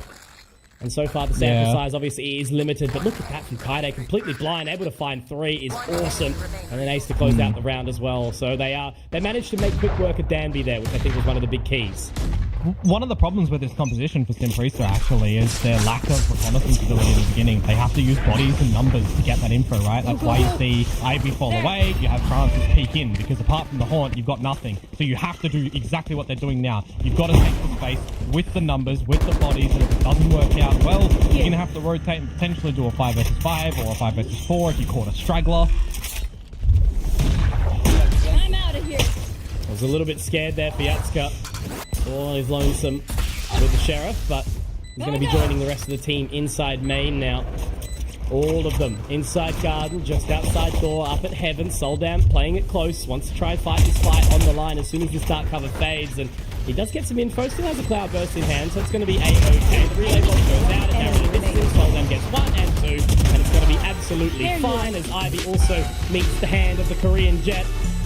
And Riddle, they'll pay a 7th round a visit as the scoreline is now tied again here on Ascent. Well, let's see what the weaponry does look like for Simprisa here. Darby, we know how proficient he can be with the judge, of course, but with not a lot of damage being collected for Simprisa in these rounds. They're going to prioritize the utility with the lesser weaponry because there's just no credits, right? So, judge in, Guardian in, light shield, got to be a little bit careful. And probably not look to just play as defaulty again. You know, I really feel like the way that they've been structured on Sunset and the way that they've transitioned to their attack side here does bring in thriving in the chaos and taking a lot of the space. Interestingly enough, Francis actually has an Odin. Oh, they're so ready, but so is Francis. He's only able to find 1, but now quickly getting it taken away. And moving on in, moving fast as well. Jojo pick it up on the way in here. Blocking fire. The High Tide going to get into a position. He's going to actually have to pop the cove as well, but he does get spotted in amongst it all. He can just use that as a safety net for as long as possible. He gets tagged up left, right, and center. They do manage to drop another, so that's big from Francis. 1 enemy buying remaining. Enough time, but as they go for it, Ace actually gets another one back here. Almost and down. now it's all on the Danby, who only has a judge. Will be able to pick up the Guardian, but look at this flank as well from Yatsuka. Just needs to hold down the position. Doesn't have to fight, doesn't have to go for it. The Dark Cover's going to give them all the space, and now Rico Bolt catches the info. It's absolutely A-OK for Riddle Order. And that is a round secured that they would be absolutely dreaming of, Komodo, as they take the lead back. Yeah, absolutely. 3 in a row is going to bring out a timeout from Simprisa as well. And they've been caught off guard, just dry peeking in towards B main a couple of times now. This is why I'm saying you have to rely on some other pieces of utility to get information. You have to rely on Ivy doing something here, really. There's been no Prowlers, no Haunts going in. We've seen, you know, nothing of the combination fact as well, with Darby getting a stun in and then a Prowler to follow it, right? You can't just hold dry lines when you're playing a composition that does actually have a lot of reconnaissance ability, right? You got Savage Drone, Dart, you've got 0 Point as well, actually being a really big nuisance in that round as well. Removing the high tide ability to buy some time and stuff. So it's looking pretty good for Riddle Order now, navigating a little bit around this unexpected composition, unseen composition.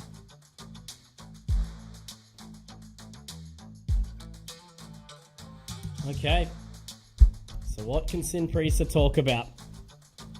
What have they discussed in this position?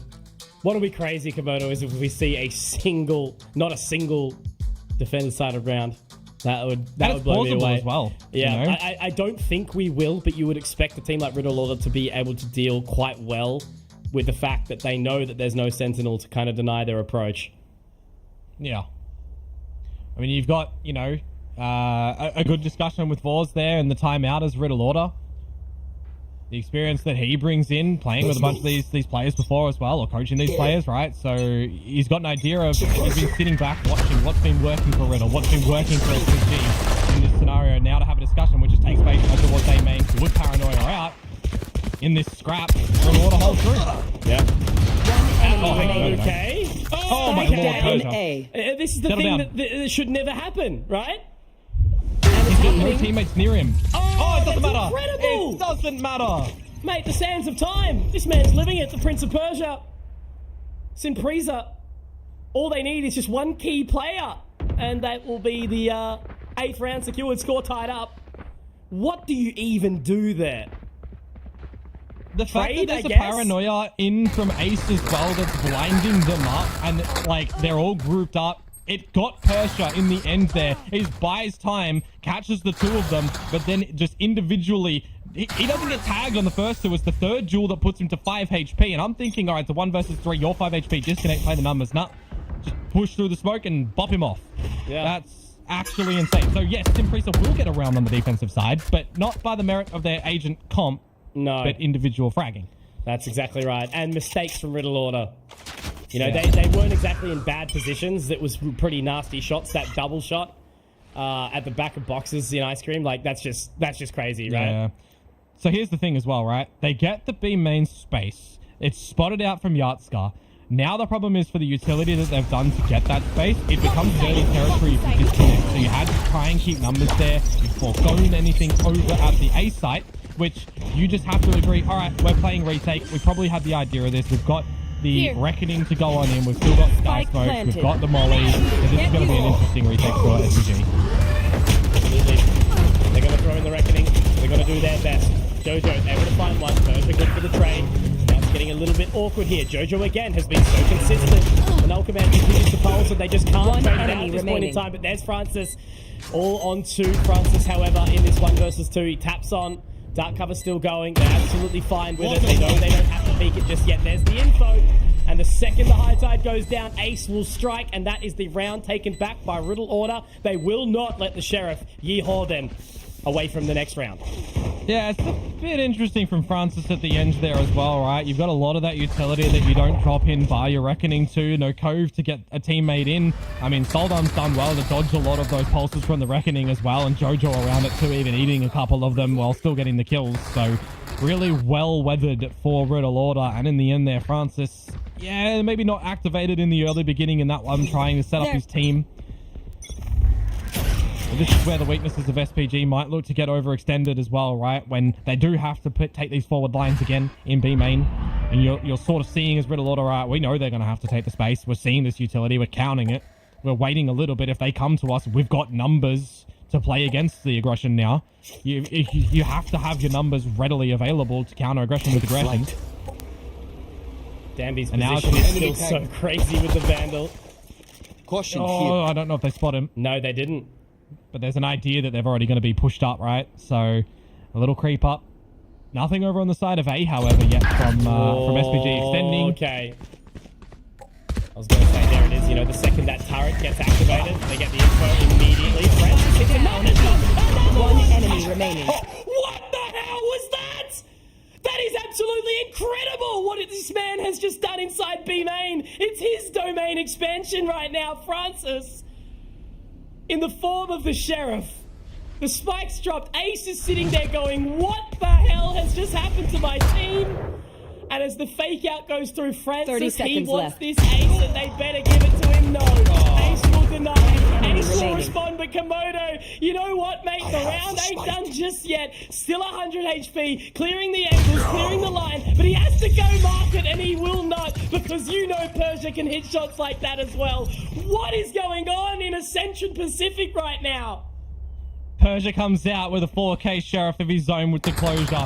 Francis comes out. Anything you can do, I can do better. But this time, it gets awkward because they look to overheat a little bit. The 1 versus 3 from Ace, very nearly plausible. But Persia to close it down, that is absolutely ridiculous. So 2 rounds on this defensive side from Sinprisa so far. Individual Sheriff action. Now they've got a bunch of these ultimates lined up as well. Can you imagine if Ace touched that 1v3 as well? Oh man, I'll talk about that in a sec. Slow down, Jojo, ultimates everywhere. Persia already taking control. He's found 2 as well at top mid. Francis has found another. They're stuck back behind a sky smoke top mid, Komodo. Riddle Order can't even get out of their spawn. The Alzone goes up. They're sitting inside. The Prowler comes out. Persia gets a 3rd. And this is the control. This is the aggression. This is what we're looking for from Sinprisa Gaming with this comp that makes a whole lot of sense right now. I mean, not a lot of teams I feel like could pull this out without a lot of practice and a lot of thought plans going into it. But there is such an idea, a cohesive plan for Sinprisa. Persia setting up deep smoke, Dami getting on in, making sure that there's a bit of mid-action to come through as well for a flank. It's not all just tailored in from A main. They're together as a unit. The flashes are going through as well. Great blindside assists coming through from Margaret. Because again, Margaret's got 11 assists on a Yoru, but he's not dueling. It's not his primary initiative in this series. Just using his utility. The way Valorant does operate. Look at where he is right now. All the way up mid-top. He hears the footsteps. And as they are going to walk on in, it's going to be tough. Danby has found one, but Yatsuka, oh my god, I just can't deal with the Sheriffs on these lines anymore. It's way too hard for my small brain to be able to comprehend. But Jojo is going to be able to get the plant. The obelisk strike comes down, now sold out. He wants to try and make something work. The flash is perfect, but unfortunately, it's going to be all on the Jojo. And he's going to get taken down by Dio. He's closed. And that is Sinprisa finding 11 in a place that I just never expected. They have overwhelmed Riddle Order in every single way. I need to add, they're now gathering rounds that are not just these weird Sheriff yeehaws, right? They're actually rifles, full plans, realizing what Riddle Order's weaknesses are, where they're grouping up together, going into a site, they're finding the straggler that Riddle Order generally always have, regardless of the map. There's always somebody lurking around outside of the unit.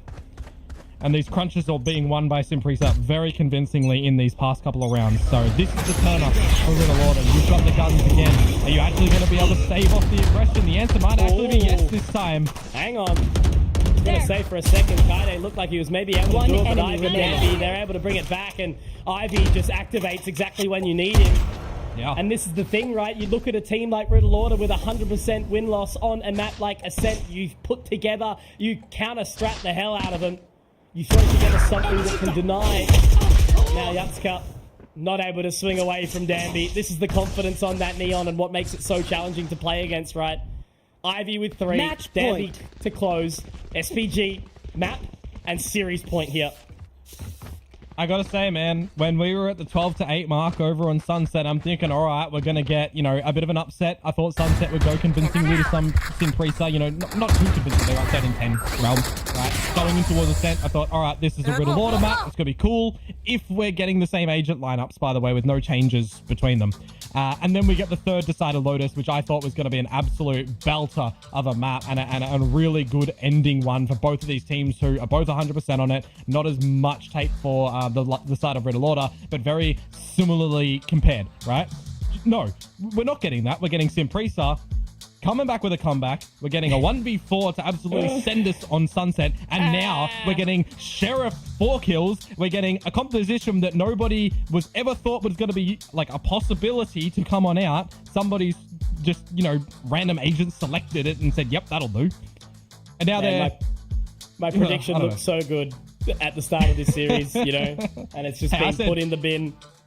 I said Simprisa for the whole thing. I know, and this is exactly why you could have had the confidence to do that, right? Like, as said, the chef is meant to change the menu seasonally, right? Ingredients come, you know, they can't be all year round. You know, in the current world, maybe, when there's, you know, trade all around, but the whole thing about is leaning into the season, leaning into the change, leaning into the meta, and the chefs in the Simprisa kitchen are cooking, and they're cooking hard. Yeah, but it's not over just yet. Of course, we saw a comeback on the first map. Let's see if Riddle Order are going to be able to answer. Light Shields, Vandals around the board, one away from 2 of these ultimates. You've got one available as well for the upcast. Though Margaret does have the Dimensional Drift used really early on to gather information outside of B main. And the team goes with them as well. They're not scared to take these fights. Absolutely they are. Jojo and Friday, they are to open up with a couple. Soldan gets one back as well, and it's A-OK in Riddle Order's camp. But Francis and Persia, they have been absolutely insane in some of these rounds, and I think they're going to walk straight into the crosshair. This is the thing, right? Brimstone on the operator, the versatility. They're going to have to break it. Exactly right. The flank has come in, and Francis may have just done it here. It is going to have to be Kaide to try and take it, but it's the one tap to close, and that is Simprisa absolutely taking the confidence of Riddle, putting into a box and locking it away and dropping it at the bottom of the ocean. A 2-0 is not something that a lot of people would have put as the resultant score of this series, I would say, especially when you look at what Asian lineups come out in this one and the comeback and the plays that we were seeing over on Sunset. This game was one that was hyped up as a potential grand final game. But I think, honestly, Mitch, what we've seen in this one right now, that'll, you know, tickle a lot of people's fancy for the next couple, I'm sure. Absolutely, man. You know, again, all the expectations kind of thrown out the window because, you know, I suppose, you know, Simprisa did kind of go into this one a little bit of the favourites, right? Riddle have had the time, they've had the day off, but in Simprisa, they're warmed up. They've been prepping, they've been practicing, they have been putting it all together and making sure it works on game day, and that's exactly what happened. To bring it back to overtime in the previous map, to do something so crazy that you wouldn't be expecting, I suppose, off the back of the confidence that you have the 1-0 start, and then to be able to hit some of these shots. Riddle just not able to trade, not able to get their heads back into the game, and that's ultimately what meant that Simprisa brought it through today. Yeah, and I mean, we're looking at a gap in Pacific at the moment and what people are looking for. It's like IGLs that are commanding and adaptive and stuff right now. So I think Francis has done a phenomenal job going in towards this series. And I think it highlights a little bit of JoJo and collectively Riddle Order as a team right now, that when they're given something very unexpected, you need to have a little bit more of a realization on this one. Absolutely, man. And all I can say is there's a couple of people that have been sitting there probably scratching their heads wondering what's going on, and that's Dax and Mika. Guys, break it down for us. How dare you assume that I was scratching my head? I was more of just like watching a gape and like doing this. And you're like, what am I watching? What are all of these sheriff kills that are happening over here? Because Dax, we knew it was going to be, we kind of predicted it was going to be a 2-0, but definitely not like this. Not in this way. I predicted SPG, but I thought it was going to go 2-1. I'm truthful here, Mika. But that game, I had to put a magnifying glass on the minimap. There was like a question mark drawn with the smoke because that was mostly what I would feel when I look at this SPG composition. But in the end, they take the dub off some incredible 4K Sheriff Eco rounds from both Persia and Francis, and they just fragged out like crazy, especially in that second half. Sure, the setup on the attack. Persia, Sky Smoke, the longest duration in the game. Very helpful to allow SPG to assess. Francis, super flexible with the high time, but with 21 kills apiece, one of the biggest veterans in SPG, and Francis, the IGL, really showing up here to bring glory to SPG side.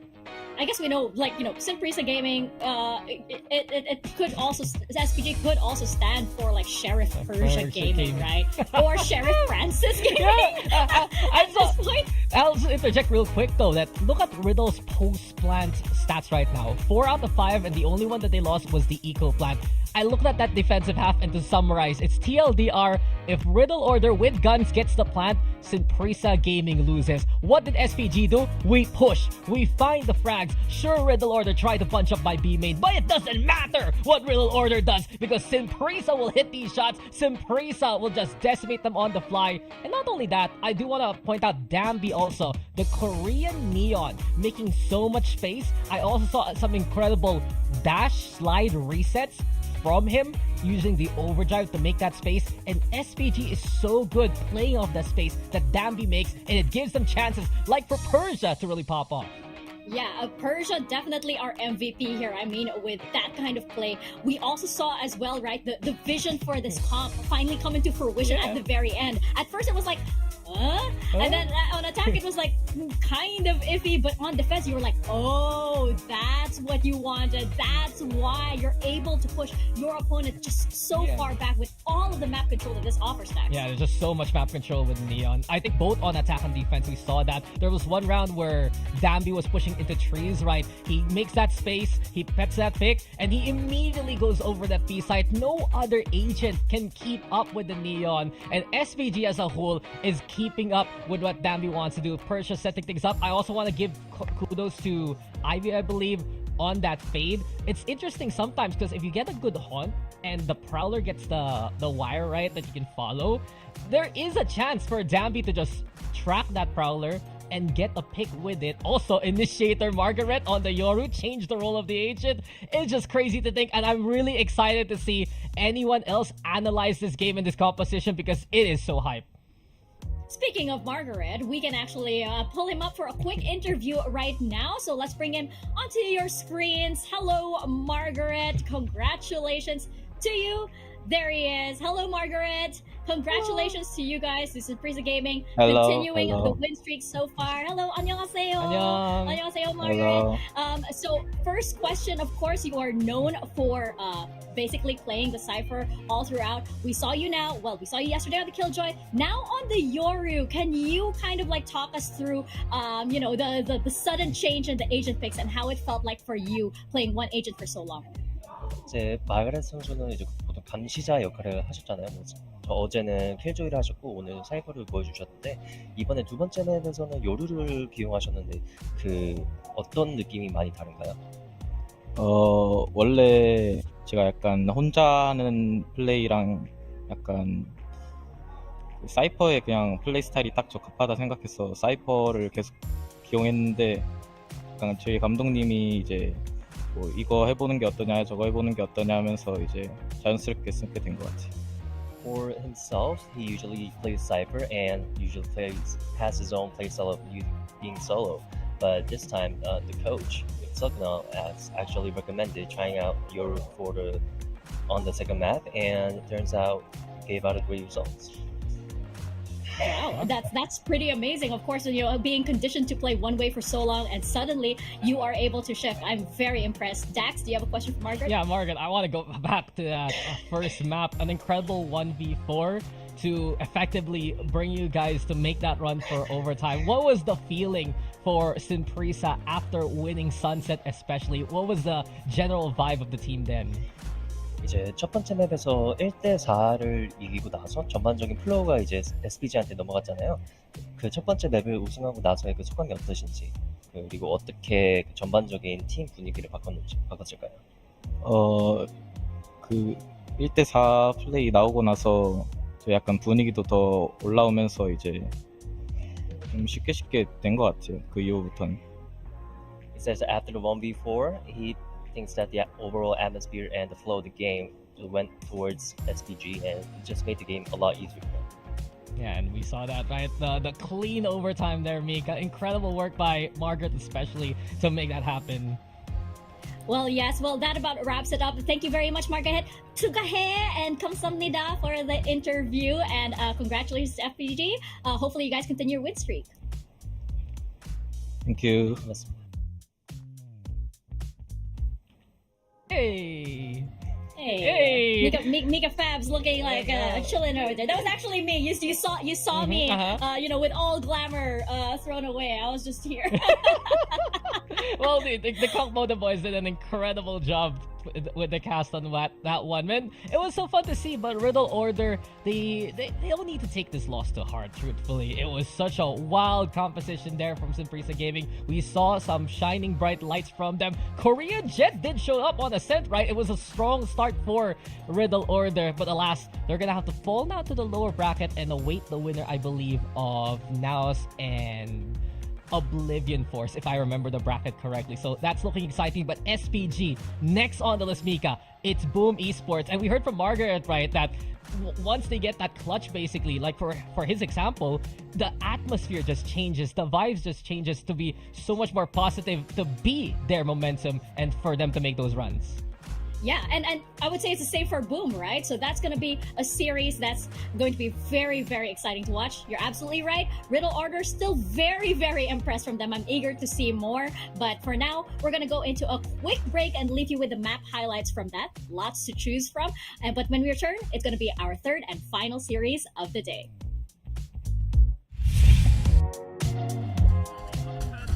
Navigate around on these different agents as well, but straight swinging on out. I mean, they're done, and that's kind of important, right?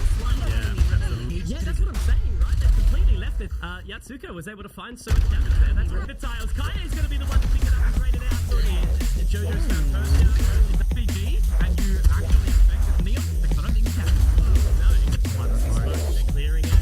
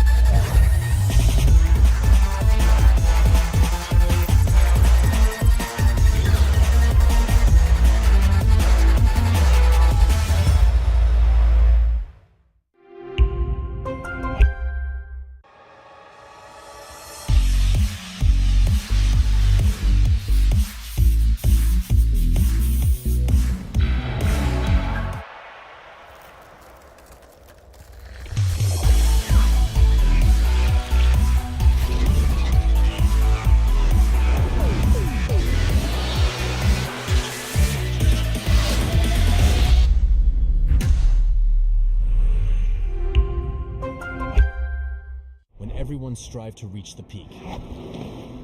Zoe is here, participating in every frame, perfecting the view for every battle. From Seoul to the world, Zoe strives for perfection, knowing that every frame is crucial to victory. As the tournament rages on, Zoe stands with you. Battle. Every frame.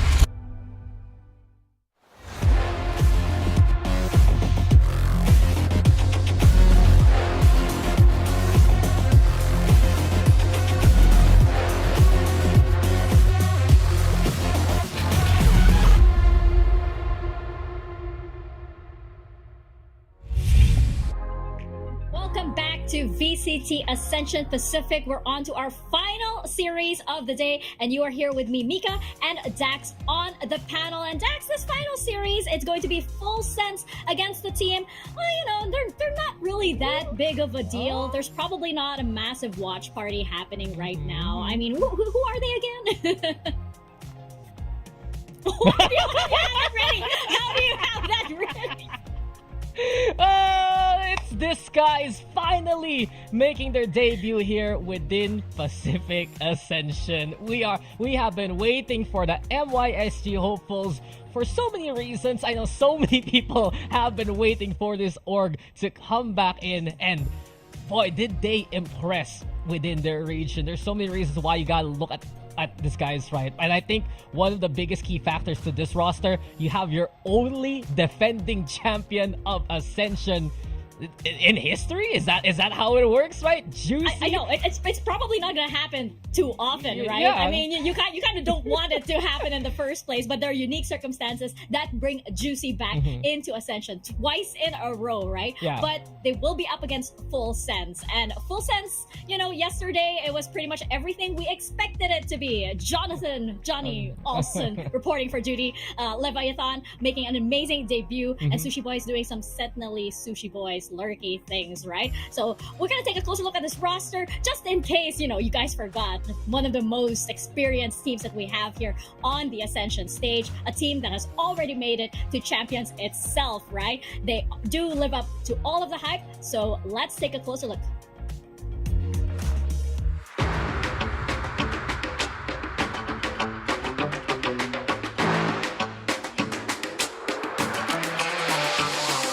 Sawasdeeครับผมนายปัญญวัฒน์ทรัพย์สิริโรจน์ชื่อในเกมชื่อซูชิบอยครับจากทีมฟูเซนคิดยังไงกับการเล่นในโซนบ้านเราก็แต่ละประเทศมีสไตล์ที่ไม่เหมือนกันเลยครับแบบอย่างถ้าทุกคนดูว่าเกาหลีอย่างเงี้ยเกาหลีก็จะเป็นแบบแผนชัดเจนมาโซนบ้านเราเนี่ยก็จะเน้นยิงอะไรประมาณนี้ครับแบบว่าทุกคนมีสไตล์ของตัวเองทีมฟูเซนมีความพิเศษตรงไหนบ้างก็น่าจะเป็นผู้เล่นครับผู้เล่นทั้งหมด5คนก็สามารถคิดเองได้เล่นในสไตล์ที่ตัวเองถนัดได้แล้วมันออกมาเป็นฟูเซนครับขอ1คำให้กับทีมก็น่าจะเป็นทีมเวิร์คครับเพราะพวกเราน่าจะเล่นเข้าขากันได้ดีมากครับตอนนี้น่าจะเป็นเวลาที่เหมาะเลย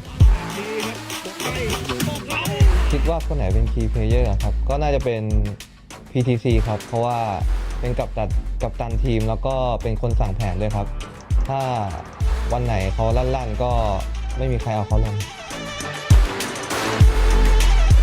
ก็คาดหวังว่าทีมเราก็จะเล่นให้สนุกแล้วก็เต็มที่ที่สุดครับแล้วก็จะเอาแชมป์มาให้กับทีมฟูเซนให้ได้ครับ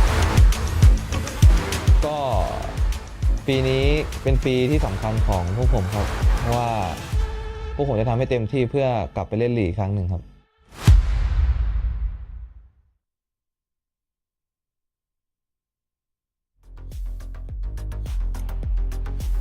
That was play in Pacific again, right? That's what Sushi Boy said, because as we know, this team basically has quite the tenure here in the Pacific region, right? Not only did Full Sense make it to champions already way back in the past, which included PTC and John Olsen, but you have Sushi Boys and Foxys that also were there and did play in Pacific as well, Dax. It's just an incredible all-star team with Full Sense. You said it, Sushi Boys, from that old school Sersha Talon core. PTC, John Olsen, great names that even before Valorant were making waves in Thailand, making waves in C, in APAC as a whole, showing up in the tactical FPS stream. But with all those veterans in this roster, I want to put my focus on Leviathan instead. I have been watching this guy's career for quite a while actually, and especially back, I believe, in the Sharper esports days. He was picked up though by Fullsets after really standing within that roster. And even with all the titans that he is with, he is not just performing up to standard, but he's also able to elevate the team. Super critical in the clutch. Multi-kills after multi-kills. You look back at that series versus Made in Thailand. He had the highest plus-minus ratio there with a positive 20 within the 4 maps that we saw. And Leviathan truly fills in not just the role, but an incredible spot within this roster. And it's just crazy to think that with all the veterans that Full Sense has, it's even their youngest gun that can keep up with them. And it's just so good to watch them perform. Oh yeah, he fits like a glove. He fits like a glove for sure. And also with their playstyle, right? You see the synergy and the cohesion of this team. We keep talking about it, but it's such an important part of a teams playing at this level, right? But on the other side, you have this guys. Let's get to know this roster.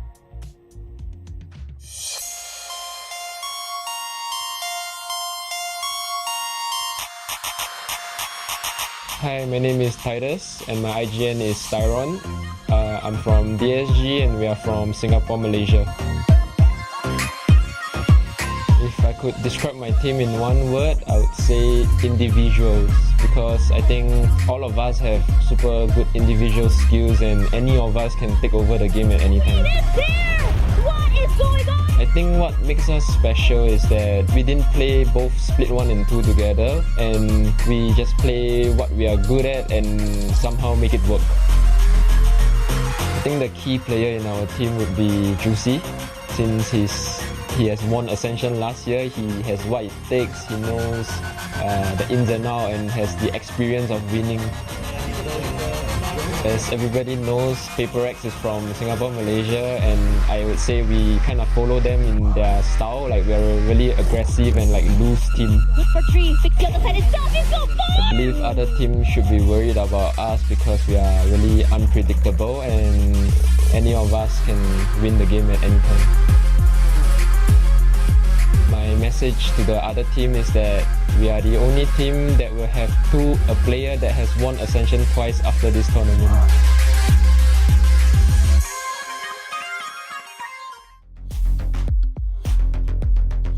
Love that closing line from Styron. He's basically saying, hey, we already have somebody who's done it before. We can definitely do it again, right? Yeah. And I love also that he brought up, MYSG. Yes, they are a relatively small region, right? And it's a big question for DSG as to whether they're like a big fish, a small pond. But you recall another team that came from that region, Paper Rex, and how they're basically following in their footsteps, even down to their playstyle decks. Yeah, sure. Small pond, but a big splash in the Pacific Sea itself, and even the global stage.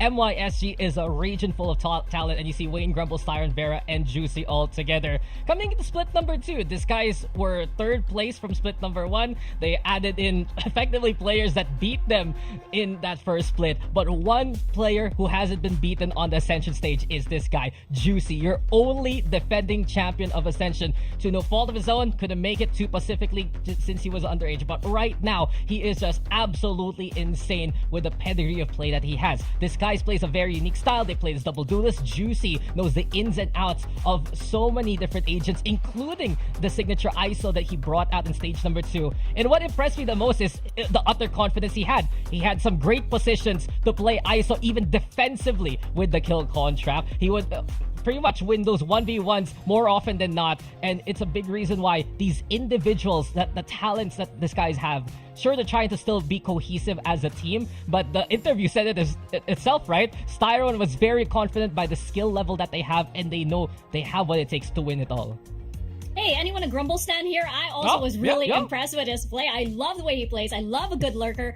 But you have Sushi Boys and Leviathan on the other side, right? I have a feeling this is going to be a fun lurker side quest to watch because both teams rely so heavily on them. But jumping into our map veto right now, what are we expecting here, Dax? Because for both teams, I feel like, maybe any map can work, especially with how they play. I'm looking at, as Tyron mentioned, the individual playstyles that we are looking forward to in this series. I'm very surprised about that Mind Band. Full Sense has had a great record on it, but Disguise also are good on the map. Sunset, pretty much a prime man of DSG, but Full Sense picking Haven, I'm extremely excited for that one. We saw how effective John Olsen was on the Neon with the Operator on that map, and he's going to look to replicate what happened versus Oblivion Force on that map. Number 1. Map 2, Icebox, DSG picking that. Full Sense, I do feel stand a good chance in it, even though they lost in mid, but it's really where Ascent where I feel things swing in favor of Disguise. The longer the series goes, the better the chances for DSG to take this one.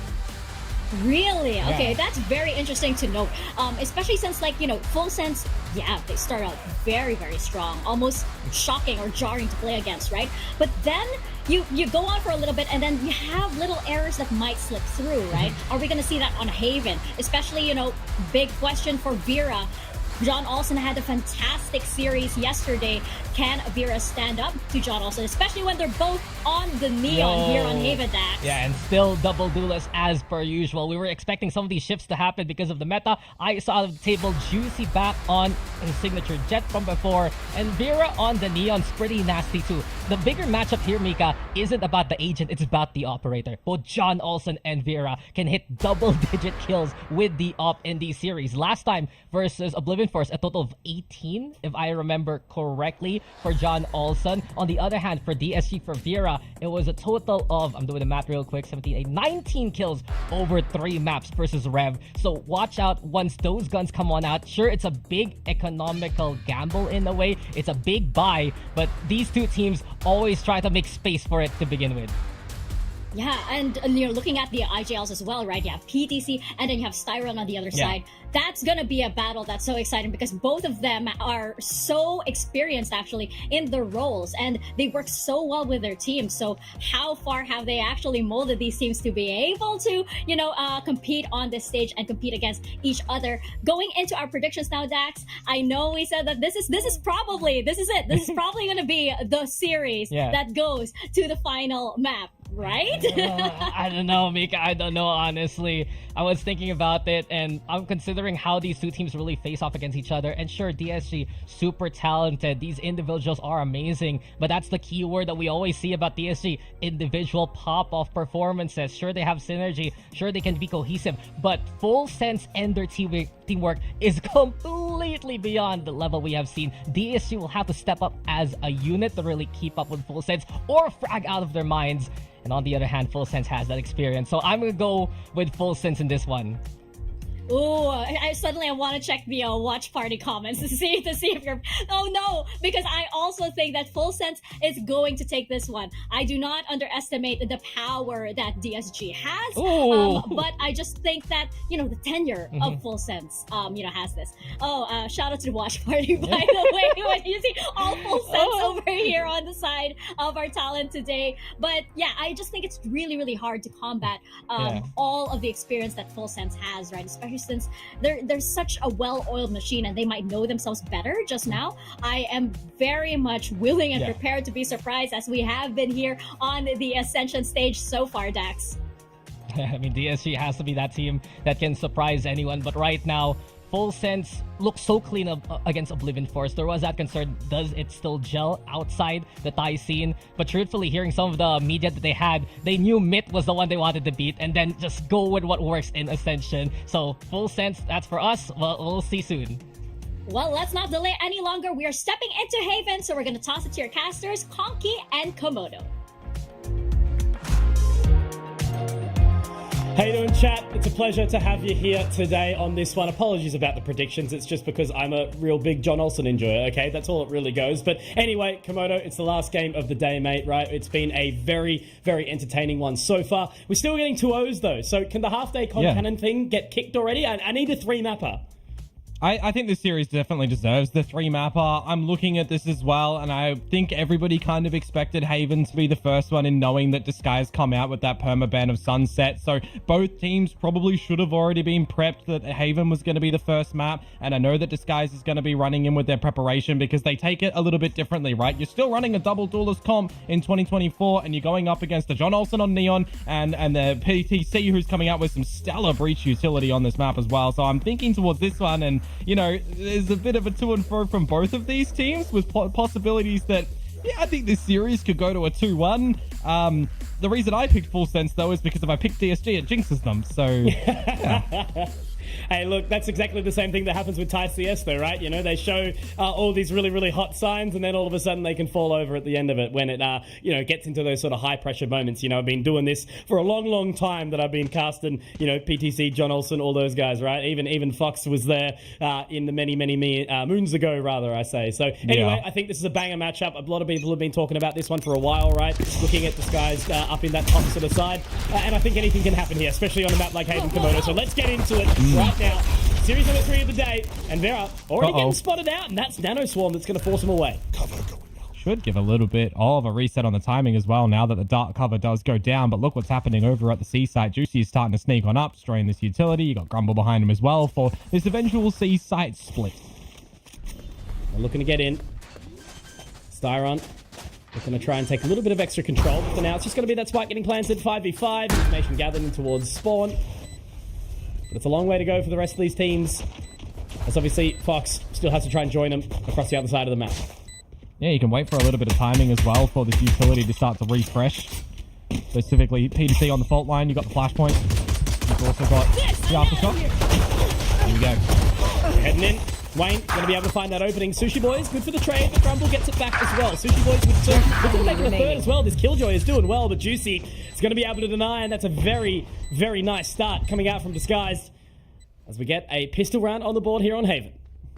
Yeah, it's pretty easily read as well, actually, for DSG, right? Once they start to go up to B with a little bit of this utility, they get stalled out by Sushi Boys. Good Nano Swarm placement and timing. A dark cover as well means it's a little bit absent for Full Sense on the retake that goes in towards C because you've just got that extension from Juicy. It's not too far forward, away from his team as well. You know, we've seen a lot of times where a Neon, for example, gets a very far in front of the team and can't really get the assistance, but in this time, it's Juicy leading on the charge. You've got Vera who can quickly rotate on over, so a really well placed out pistol this time should set themselves up quite nicely on an attacker's side of Haven, where generally it isn't their better side statistically, but I'm looking at how Full Sense played this game yesterday. I don't think there's too much to draw from, right, on how they played against Oblivion Force. There's not too many rounds that the other team got against them, so there's a lot to adapt on this one, Mitch, and I mean, they're just straight in, right? There's nothing too hard to read about this one. It is just that eco to come through for Full Sense. Absolutely. Grumble on the flank, going to get that information, and not overwhelmed either. Really nice sharp 3k there.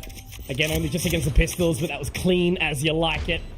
And our Fox, last standing, just going to cruise on through towards Garden and see if he can find anything. But yeah, look, I think, you know, that's DSG making sure that they secure this one well, because they've got a long series ahead of them right now. And yeah, as I said, you know, these are a couple of the teams that we sort of sit there and think, you know, we could look at them potentially either one of them in the finals, right? And yeah. There's obviously a lot more inside this competition where we've been able to see so many good things already. And again, only, you know, towards the end of day 2.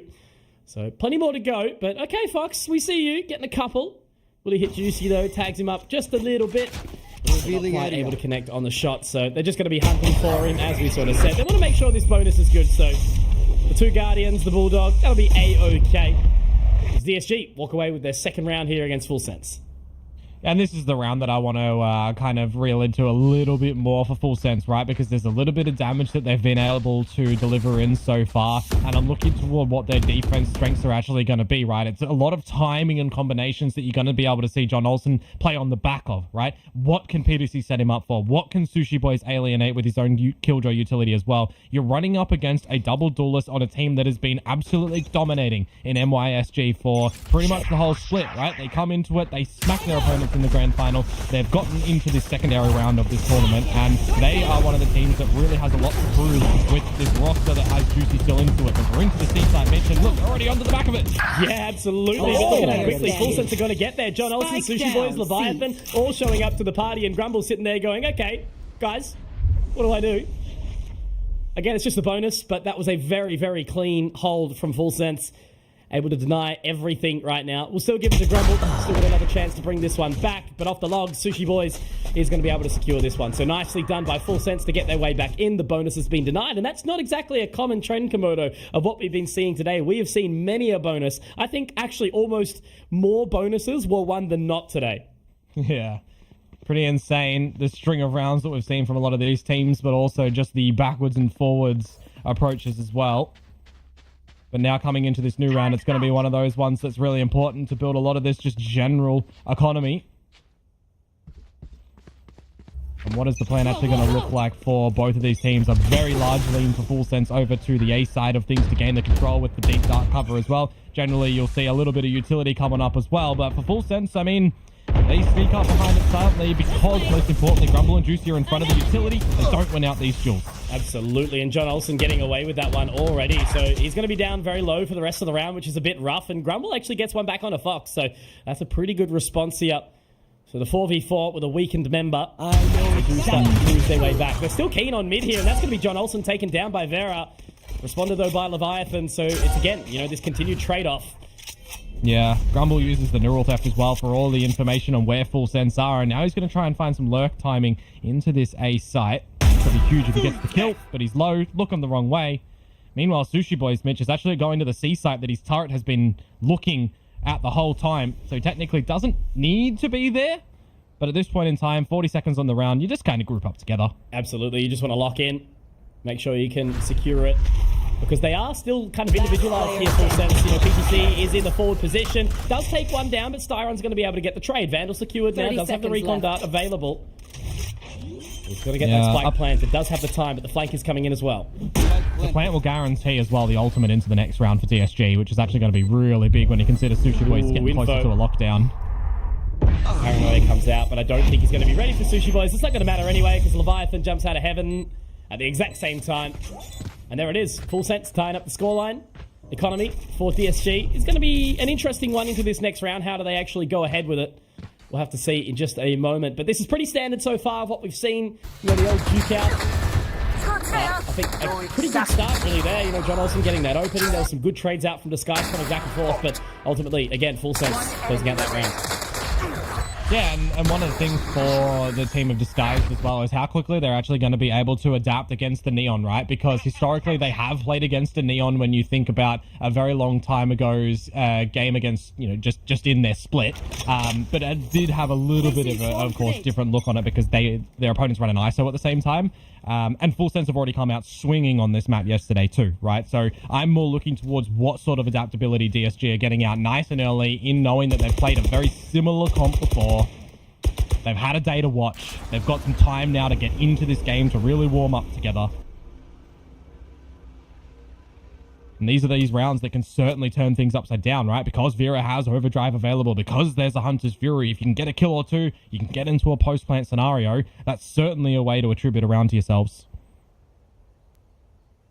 Patiently waiting, seeing what they can sort of find back on this response here. Fox obviously in a bit of a tough position if he does get taken down. No support for the rest of the team. And he's already getting that information. It's a Hunter's Fury up for him as well. So very, very important. Is he going to get out as well? The relay bolt actually does catch him as well. So Vera, he's in, and Styron's going to be able to find that. So that's a massive shock bolt to come out. And now as the Hunter's Fury comes in as well, still awkward. Yeah, the other thing is now that Hunter's Fury was used pre-post plant, so they don't have it for the after. And eventually Vera, the lightning fingers are going to expire now. Yeah, absolutely. Back to the Sheriff now. John Olsen from the high heavens, as we mentioned, has already found the one.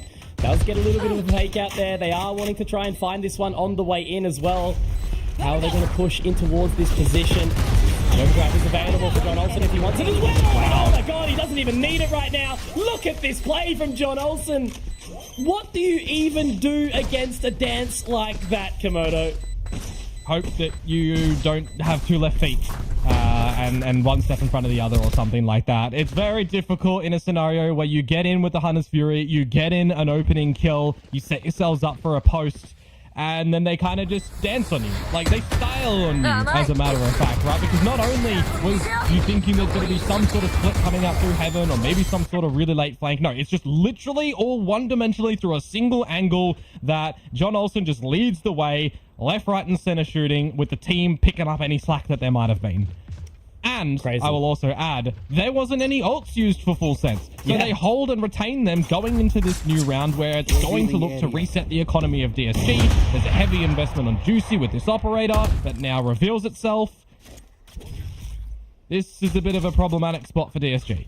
Oh, this is a roughie as well, because John Olsen, he knows exactly where that cam is. He's heard it.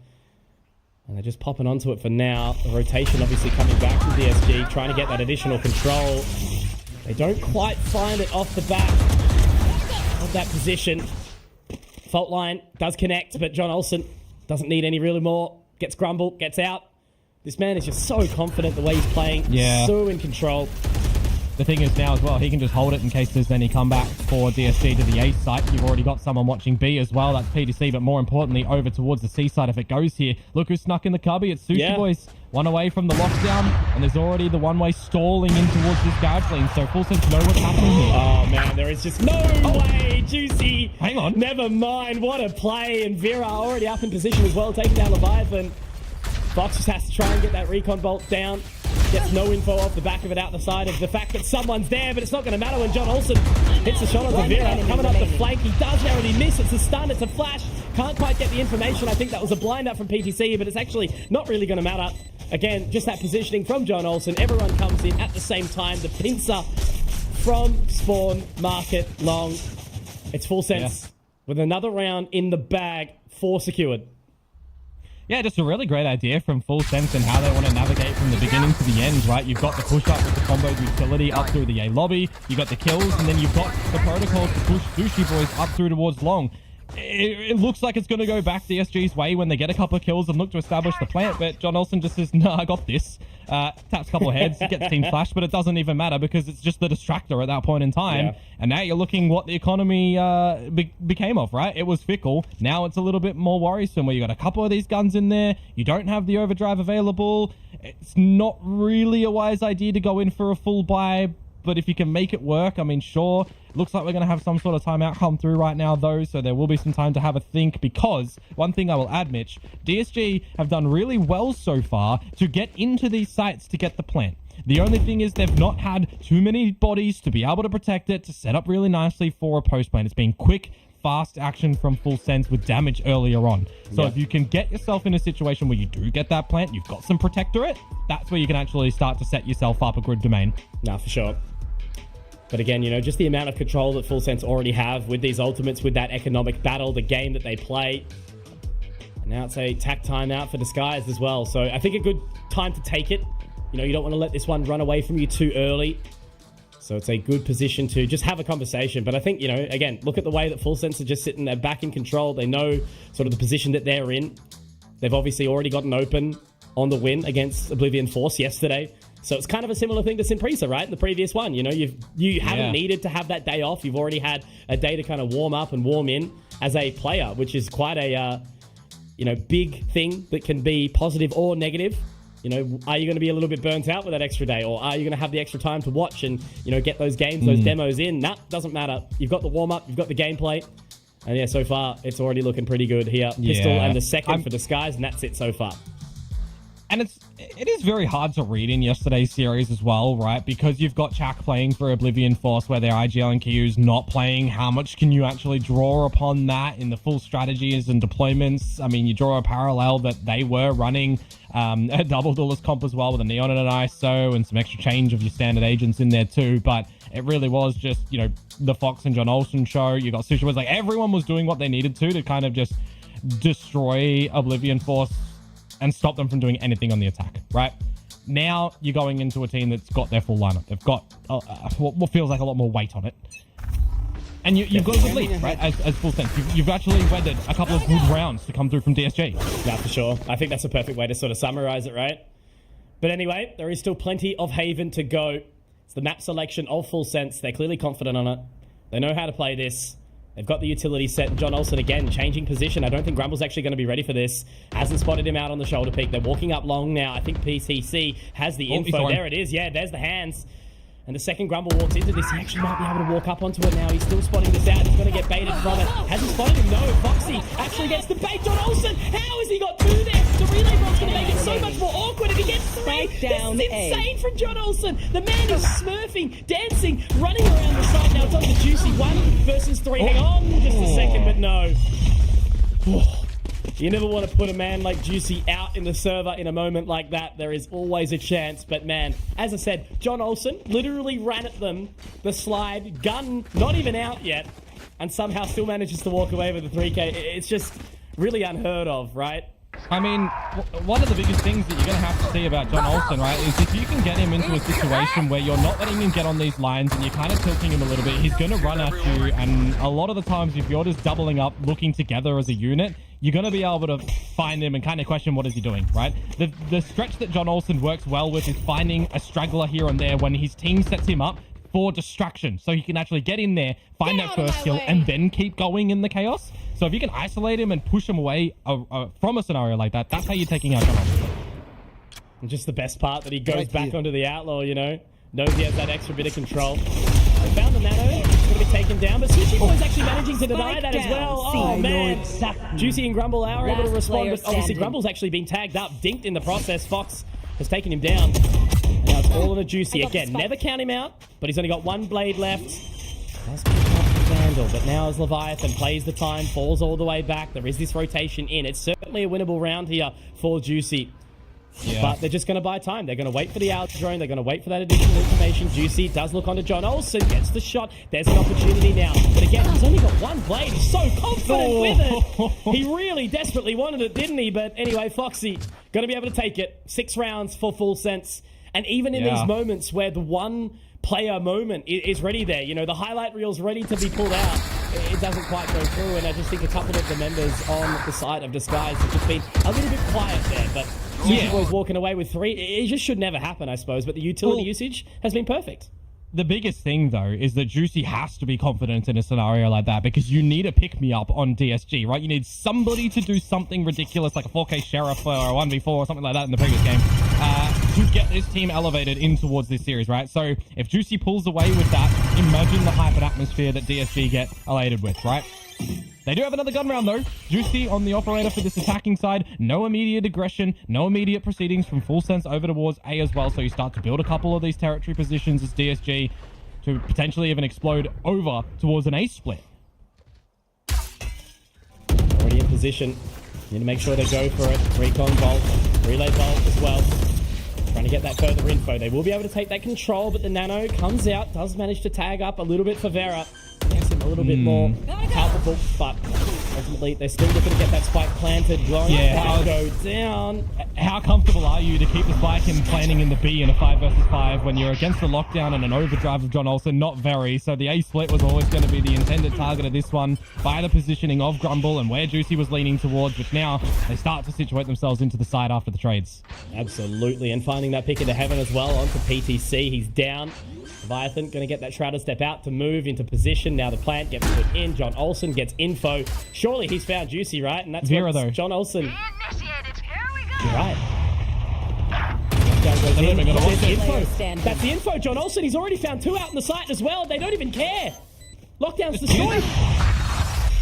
Yeah. Oh, That's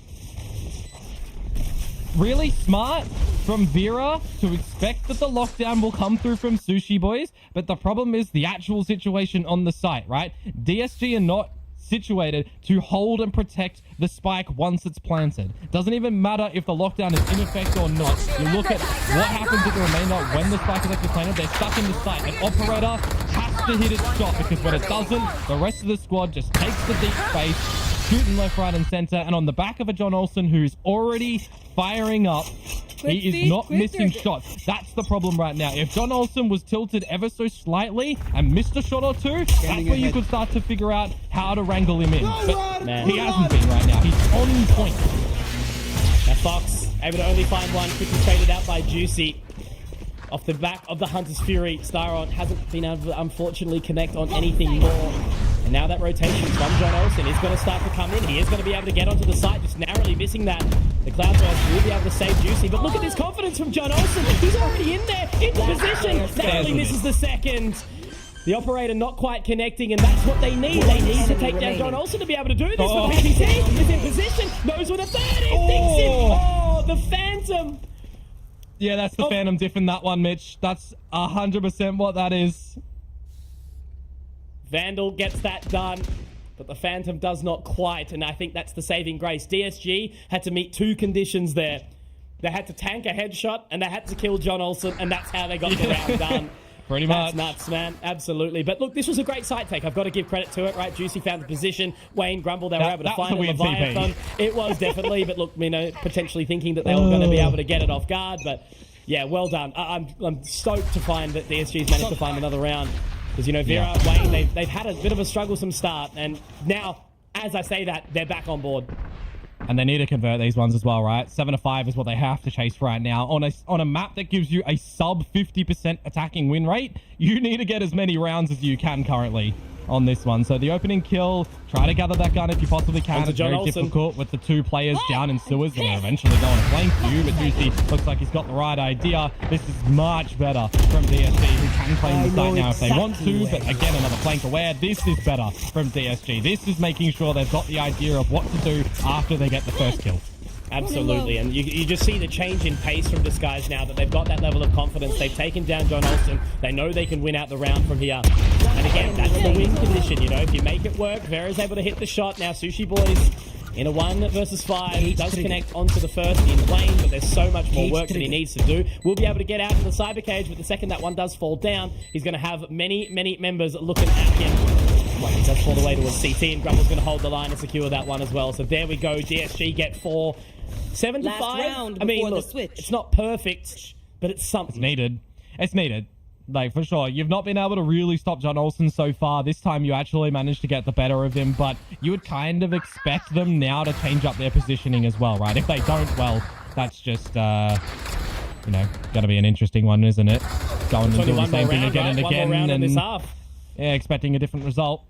But we'll see. That's VALORANT for you. The operator is still in his possession. We've got a Hunter's Fury for Fox. We've got one away from the Rolling Thunder for PDC. We can push a retake if we want to, if you are full sense. At the beginning, though, it looks a little bit different for Disguised. Usually very quick in towards the C site. Of course, no Cypher utility, for example, stopping you at the very beginning. A spot out on the Sushi Boys usually makes this site his territory. Oh, they got out too. That's a massive reposition there from Full Sense. Now they can play the 5-5 on the retake as well. John Olsen still holding this position. They do actually manage to slip the wickets. No, Vera. He's caught off. That's really unfortunate. Hard to Neon though when he runs away from you. Exactly right. Now getting in towards position, they've already burnt so much of this utility here. Komodo Vera wants to try and get onto it, but that is going to be the Rolling Thunder. Doesn't quite connect. Juicy does actually manage to skip it, but the Paranoia, it connects, and that will be his demise. Ultimately, Sushi Boys in position now. They're looking to tag onto this. It is a 3 versus 5. It is certainly winnable, but as John Olsen connects with another shot, they can continue to hold this line and hold the position, and that is going to be Full Sense walking away with an 8-4 half. Great teammate support, great synergetic. Switching sides. I've done it again. Utility usage. That word is going to be put into the Oxford Dictionary after this event. I can guarantee it. But yeah, look, DSG, they bring it back a little bit, Komodo, but in the end, it's Full Sense to make sure they secure the 8-4 half. You look at how Full Sense actually navigated their post plans at the end of that, right? They realized they've lost a lot of the control. It doesn't matter that Vera managed to dodge the Hunter's Fury. His position was noted. And then they just set up a really nice protocol of you get the dark cover down, you tap on towards the spike, and you just numbers game it. Your Rolling Thunder clears all of the site. You know they're either going to be garage or they're going to be back long. And when you've got the vision blockers and you're elevating yourself over the site, you're making sure that you're protecting with the dark cover and also the fast lane, right? It makes it very difficult for anyone to get a successive spray down to deny that defuse. It just so happens all 5 alive for Full Sense as an added boon at the end of that. So really well navigated half for Full Sense. And at least something for DSG where we get a glimpse of what they're able to do when they take down John Olsen, right? Because as we're saying right now, John Olsen is the tip of the spear for this Full Sense squad. And he has been for quite some time. You know, this is the thing about a player who I just sit back and try to kind of humble myself a little bit because, as I said, I've been casting John Olsen for like 8 years. And to have someone with that level of tack, FPS depth, play a Neon operator and be all up in your grill, it's the behavior of a young player, right? Young, confident, something like that. To be able to put up that kind of performance in the later parts of your career, Valorant has been very kind to John Olsen. We've actually got the start comparator on the other side in Vera, right? Someone who's dropping on towards the Neon, sharp young gamer, trying to make a name for himself with this squad. Him and Grumble coming together in towards this team with Styron as well. None of these OG DSG players from Split 1. Now trying to see what they can do. Dominant in Split 2. Looking to be one of the favorites in this as well. Because remember, how many different favorites do we actually have in this tournament compared to last year, right? It's phenomenal. It's insane. We looked at Bleed in the last tournament and it was kind of a very obvious pick, right? It was almost like it was theirs to lose. Ultimately, they did win it. And now, we're hearing the pre-game interviews from DSG and they're saying, look, Juicy is going to be that back-to-back winner. And I think that puts a lot of pressure on towards this team because they can do it. Full Sense can do it. Sinprisa can do it. We're thinking Riddle Order could do it. Shout out Vic. But there's other teams as well. Boom, obviously, Naus. There's just so many strong teams in this competition. JFT maybe, hey? Yeah? Yeah, well, I mean, maybe. I don't know what to call it early. The savior of Oceanic, Valorant. Cover going out. Should imagine a Nose team in VCT Pacific. We'll see. I don't want to call it too early. Mate, Full Sense are already through the B site, and we're about to have a bit of a smooch over at the A link at the moment, where Styron actually manages to find that one. Positioning strange. John Olsen down. No! They didn't inflict the second one. How has that happened? Fox also getting Styron. That is just really unfortunate. Now Vera has so much to look forward to and having a frenzy and not exactly the weapon to kind of do it with as well. And look at that swing from Fox. Grumble in a 1v3. Spike planted. Oh, we'll see. He's got his camera available, but do you expect still Sushi Boys to be on this flank? You do, but the shield, they will get the better of you. Okay, Pistol to Full Sense. That's a bit of a strange one, right? Because you do expect a player like John Olsen to be quick on the Neon, but you don't generally expect there to be an extra person if you're taking that full duel, right? Generally, they're the struggler. So that was actually really smart from Full Sense. What we sort of need to see from Full Sense, right, is the fact that they're not just relying on the John Olsen diff to try and secure it around, He goes down pretty early on, but I think this is a really, really big blunder there to not clear out that position there. The fact that Sushi Boys finds Wayne is just absolutely unacceptable kind of thing, right? You cannot allow for that position to be overlooked, especially when you've already taken that, amount of control of the map. So, anyway, irrespective, we sit back. It's an eco round here for DSG. This is the map pick of Full Sense. Yeah. So they've already got a lot to work with, a lot of experience together, and the agent composition to do it. Well, slower one from Full Sense this time. A difference being as well, Grumble does have the affordance of these one-way trips that we can see a little bit later on, as opposed to what Sushi Boys deployed around the deep site. But for right now, just these pistols are going to get stretched very thin for DSG. And I'll also add to the fact, Mitch, that this conversion will make it double digits for Full Sense. For sure. For sure. Play time with it, right? One enemy remaining. Recon Bolt goes out, does spot, gets info. It's over. And John Olsen can just play the range from back of sight and happily do it. 10 rounds secured for Full Sense, as you mentioned, double digits. And I don't know. All I can say is I'm just hoping that Icebox is a closer one. There is still opportunity here for Disguise to bring this back. I'll never count them out. The individual talent is there. This is the thing, when you look at the individual talent on the side of Full Sense, it's kind of, equal or greater. And when the team is playing this well as a unit, that's where it starts to get scary. That's where Disguise needs to sort of step in and make sure that everybody's got their hands in their pockets paying up for the bill. Yeah. This round looks a little bit better for DSG, of course, with the weaponry and the utility behind it. I will, albeit say for Grumble, the light shields when you got an outlaw in the fray is something that you got to just have in the back of your mind. But when you're starting off like that, a free open kill, you will take the numbers advantage. It's got to be a priority for DSG at the moment to try to work the map at the moment, especially when they're in a 1-3-1 and they're not doing anything proactive to get info down the side of C-Long anymore. When they've fallen back completely just to leave Juicy into A. Vera's got a great position, but look at that clear from Sushi left Boys. by himself. Absolutely having all of that information, he's sure. And the second that, Vera's probably called that, he said, guys, I've got it. Leave me alone. And to be hard cleared like that, it must be just crushing. So this bonus is still in play for Full Sense. If they'd walked down together as 3 after that opening kill and went for some sort of A crunch, then sure, okay. But leaving Vera by himself to do that is always going to be very risky. I'll put a Parker in that one, though, because there is an opportunity for Full Sense to get into this C site and switch to a retake, where DSG will know that no one's actually gone through C long because that trap hasn't been popped yet. Now it's very late. Looking at John Olsen again, just playing nowhere in the middle of mid to activate really late now with this plant down.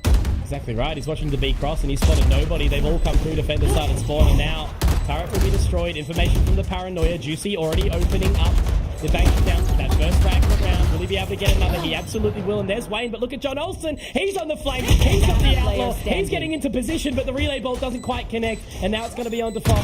Try and secure this. Tapping away all the way long, and it's Wayne. Wayne's world, we're just living in it right now as he secures the 5th for DSG. It's up against the bonus only for Full Sense, but still, any rounds around at this point, right? You've got to start stringing them all together. Making sure he's protecting his team in the shadows as well, flying out around it. So well done in the end, well navigated from DSG when there was an opportunity for John Olsen, you know. Think about the difference if he doesn't have that Outlaw and he's got something like a Vandal or a Phantom or even a Guardian, right? And he's got the opportunity to keep on going. Catching you with your pants down could have been really awkward, but hey, CSG, they don't drop that bonus round, which is really, you know, a requirement here when you're trying to just navigate through these rounds one at a time. So this is going to be an interesting one when you've got the deep progressive dark cover and you've got kind of everybody on your opponent's side in Full Sense creeping up behind it. Exactly right, and they're ready to burst out too. There's the flash point out. Force Juicy into a corner here, and it's Haste, John Olsen. Oh, John Olsen. That is just disgusting. Like, I don't even know what to say at this point. He's finding another inside the Paranoia. He's dark. He doesn't need to see anything. He just sees red, and he sees frags, and he sees victory for Full Sense. 11 rounds secured now, and I said, how do you punish this? How do you deny when shots like that are connecting? When we're thinking about John Olsen and PDC specifically, right? They remember. They've seen and always been in the shadows of the teams in their region, right? The Xerxia core that's moved over. When Talon came over in towards Pacific, they have always been the two that have always just been lurking around, right? They've always done some damage, but they've never been in the focal forefront, right? They missed out last time. Now they're here to do some really large damage. And for John Olsen, as you said earlier, Mitch, to still not just have the drive, right, to keep playing this game, but to do it in the star role and to deliver as well. That is something that we don't see, right? Generally, the old guard will be playing on the, you know, initiative role or the controllers or the big brain department, right? They're not the ones actually just full going in, right? I'm more thinking PDC is the example, right? Someone who's got all of the experience to play on the brain department. But John Olsen, he breaks the mold, mate. Look at him. He's snoozing. He's happy as. He's already won the game in his mind. He's just, look, to be honest, he's probably just trying to calm down and relax, to be fair. But I think, yeah, it's just a massive credit to their lineup because, again, they have such a tenure together as individuals as well, even pre-Valorant, which is just awesome to see. But again, it does take a certain level of drive to have that dedication to make it through a competition like a opportunity there and have for it, right? Well, this is going to be an extremely important time for this guys to really just have a thought individually. What can I do to get back into this? How can I be the instigator of something on this defensive side just to ensure we're getting back in towards this game, to take it one at a time? Yes, we were talking about on the flip side, it's going to be to shut down John Olsen, but now that he's just absolutely flourishing on this attacking side, what do you try to do to alienate him, right? It's got to be on the back of something like Grumble's utility or some sort of cheated rotation early to take the battle in the scrap before the plant starts to go down. Is it going to be on Styron prioritizing something in the round of getting his Hunter's Fury and these shock darts online with Vera going in together with Juicy, right? These are the things that you got to have a discussion because this is the round that pretty much on paper should get Full Sense to 12. And you can't make a mistake for 7 rounds in a row. You have to do something similar to X that we saw on Sunday. Well, there you go. There's a great shot, and that's John Olsen getting picked up by Juicy. And he's out of there straight away as well. They're not even going to try and contest that one, Komodo. So they buy time. They play position. Fox still looking for the line. And okay, there's the denial. There's the response. It's A-OK for now. With that, it's the pull of the plug of C, and they head over towards A. Yeah, you got a player advantage. A weaponry advantage. You have lost John Olsen, which is your duelist that's, led you in everywhere, right? And you've already got less than 30 seconds and a read by DSG that things are probably tending towards this alpha site. Bit of utility from Styron. Again into position. PTC picking up that additional one. Again, it's just so hard to sort of try and deny this one as they push on out. Fox gets another. They try to make it work with the paranoia. Oh, no, it's actually managed to dodge down. Wait. I think that's around. Oh, no, they got it. Oh, my word. And now Styron, he's invested so much to try and make this work as well. Fox has got the 4K. I need to know how long they have left on that timer. There was so much of a premium on his shock darts denying the plant just then that they do, but they didn't tickle anybody else. So the Hunter's Fury, no one was less than 80 HP at the end there from the remaining 3 to actually stop that plant from coming down. It would have been 0.02, something so close that it would have been so, like, the difference, right? If one of those two players planting just then only had less than 80 HP. Hunter's Fury gets the kill, gets the round. We're gorgeous, baby. Absolutely. We are indeed. So 5 rounds is all that this guys have managed to pull together so far. And as John Olsen does only get clipped by the trip, Vera's going to be able to capitalize on that one. And now, Grumble also getting a second. They do manage to rip the Hunter's Fury, but it's going to connect on nobody. Has to try and go for the orb here, gets the information. With Vera on the back foot, just waiting to see if anything does come through that flank. Sushi Boys picks up another. Leviathan also spotted. Sushi Boys goes down. So there you go. It's all control from Vera. A very needed round. But as you mentioned, Komodo, they don't need to just win 1, 2. They need 7 in a row here for the Skies to bring this one back. And this is one of those... This is one of those fun rounds as well to kind of dissect, where there's nothing too extreme about it, right? Full sense, John Olsen being sent in towards the C site, but nobody broke Grumble's trip, so it just ping-pongs him back. A Hunter's Fury is invested that doesn't really tag anybody, and then at the end of it, when a neural theft is done, there's some spam from Vera through the market wall, actually, that got the first kill there on a Sushi Boys before he finished out the round, right? So it's these big reliances upon, okay, we're getting something with the utility, but are Full Sense going to give us that scenario yet again, handedly? Probably not. No.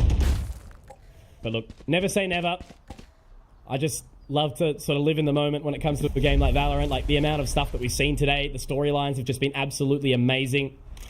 This is what we live for, right? This is what we work so hard to reap the rewards of being able to experience an event like this and what it means to these players as well, right? So yeah, I like what Wayne's doing though, by the way. He's hiding from the drone, ready to peek out with his teammate Vera, who unfortunately is getting stunned up. Oh, okay.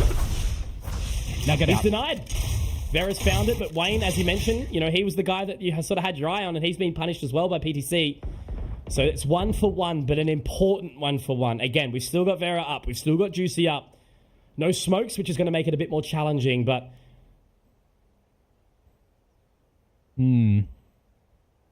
Well, similar scenario where John Olsen's actually the one down for Full Sense, right? 30 seconds to go, but you don't have the affordance of Styron's utility being at the right spot, nor a Hunter's Fury. Left. So you're going to have to see something sinister from Grumble, something dire from Vera. He does have the slides available, but apart from that, it is. So just a clean one-on-one angles, isolating them gorgeously, mate. Look at that. You love to see it. Now, Sushi Boys, yeah, there's no recovery here. The flank means nothing when it's so far away, and this is the thing, right? We need to talk about Full Sense avoiding the choke. They've set themselves up for an easy victory, right? They could have sat there 13-4, 13-5, something special, just like they did yesterday against Oblivion Force. You know, they made it look easy, especially on this map of Haven, but Disguise has already kind of gone above that, and they can continue to do that forward. It's not over till it's over. Yeah. And that's the thing, if you start to call it and say that it's already done, that's when the team kind of catches up. Yeah, I mean, that's the importance of having timeouts and having, you know, coaches and at least a player to try and get yourselves back in the right mindset, right? You never want to be just down and for the count because the game's not over yet, right? We're already seeing it. 2 rounds in a row from DSG where we were finding nothing earlier, right? Just that bonus round where you already had an advantage. Now you're starting to get into it. I mean, you're definitely wanting Alex RR to bring something into your mental game right now for DSG, who's, you know, getting pressured around this A site. Leviathan TP7. Absolutely. From the shadows has been successful, and obviously John Olsen running around. He's tagged up the team, but does he actually want to head in towards defender spawn as well? If he heads into lead, that could be really, really risky, as you mentioned, right? He's done a little bit of damage. But Juicy, obviously, he's popped the blades. He's got the op. He wants to get his way in. Well, time is ticking as well. Things go from bad to worse. Paranoia for Wayne needs to be used really carefully here, and really importantly on many players. 4v5, final shot. They have to get in. They have to make this work. We need some heroics right now. And that's going to be the ultimate to come on through. The Rolling Thunder. Sushi Boys gets another. Lockdown gets put down. Rumble has to try find something. He's got 2 Star and another. But it's all left on the Star. He's got no time. The lockdown comes in. He can get the frags. But I think he's just going to have to stare into defeat. He can't do anything. And Full Sense are going to be able to secure map number 1 here up against Disguised. Oh, they've done it really nicely as well, right? If you've got something that's working a treat, you don't want to slow it down. You want to prop them up on a pedestal and keep them going. So for John Olsen, your team has set you up for success, and you have provided them with the instruments to gather this map as well. A little bit seen from Disguised at the end of this map as well for the rounds that they're starting to gather. But, you know, this is a scenario where you need to be keeping a team from 12, right? Because if they're on 12, you make one mistake, it's it. You need that. Absolutely. Yeah, for sure. And that's exactly what the guys have learned into this series. You know, they need to bring that energy into the next one. Icebox obviously around the corner to keep themselves in that upper bracket. But yeah, Full Sense obviously super hungry. They definitely made a couple of mistakes. It seemed to be that they found the Destroy John Olsen kind of scratch for a little bit. But yeah, look, we didn't just see enough individually here from this guys to be able to drag it through. But again, there still is that opportunity. But overall, I think Full Sense are looking to kind of make their mark here, right? High Valorant has such an impactful and powerful position. He's got so much history, and ultimately that's what they need to drag their way through to bring it out. But anyway, I think this guys, they've still got a chance at this. There still is definitely work to be done, but they can bring it back for sure. Yeah, and I mean, we've got the next map in Icebox, which is always a fun one for Disguise as well. If they're not going to change up their composition, of course, it is always this double duelist lineup. So Juicy will be back onto a Reyna, which is always an interesting, fun thing. But hey, who knows if they've been cooking up behind this game and behind the downtime they've had since the last split to get here. Yeah, absolutely. We've seen some crazy compositions come through. You know, obviously Riddle versus Simpresha. We got to see something crazy on Ascent. But yeah, with Icebox coming through, there is definitely the opportunity to see something a little bit different. But I think it may very well just come down to the tried, to the tested, to the true. But yeah, we need to see a little bit more from Disguise from there. But for now, we'll find out what our panelists thought about it. We are back, and I feel like, you know, Disguise, maybe they were victim to that, you know, first game kind of like, you know, need a little bit of time to warm up. But I don't know, Dax. I feel like there were just so many mistakes here from Disguise, and it kind of started spiraling just a bit. It took a while for them to find, you know, a little bit of footing against Full Sense. And it kind of brings to mind what we saw earlier in the video, that they were focusing so much on the individual efforts, right? Yeah. But what do you do when you're up against a team that can deliver both, right? You have teamwork, and then you have the individual effort like Full Sense. Like the coordination from Full Sense is unparalleled right now from what we've seen really in the series. You look between rounds 3 to 10, as soon as Full Sense got the guns, their retake game was exceptional. And of course, the spearhead of that was John Olsen. How many multi-kills did he get during that first half? 24 kills, and I do believe 16 of them came from the defense alone. It's the same to say because DSG, they did get their bearings near the end. You'd see Vera finally starting to pop off. You'd see Grumble get in there. You'd finally get the punish on John Olsen, as the cast just mentioned. But by that point, it was too little and too late. Even the last round, Styron fragging out. But what do you do when Full Sense gets value out of not just the Rolling Thunder but the lockdown, but also Leviathan making that from the Shadows place into heaven, starting things off strong? It's really the bits and pieces of Full Sense that really come together as one, and we hear it a lot from Full Sense. They trust one another. They know that each one of them knows exactly what to do, but this guy knows all. John Olsen, 24 kills. Insane neon play yet again from him.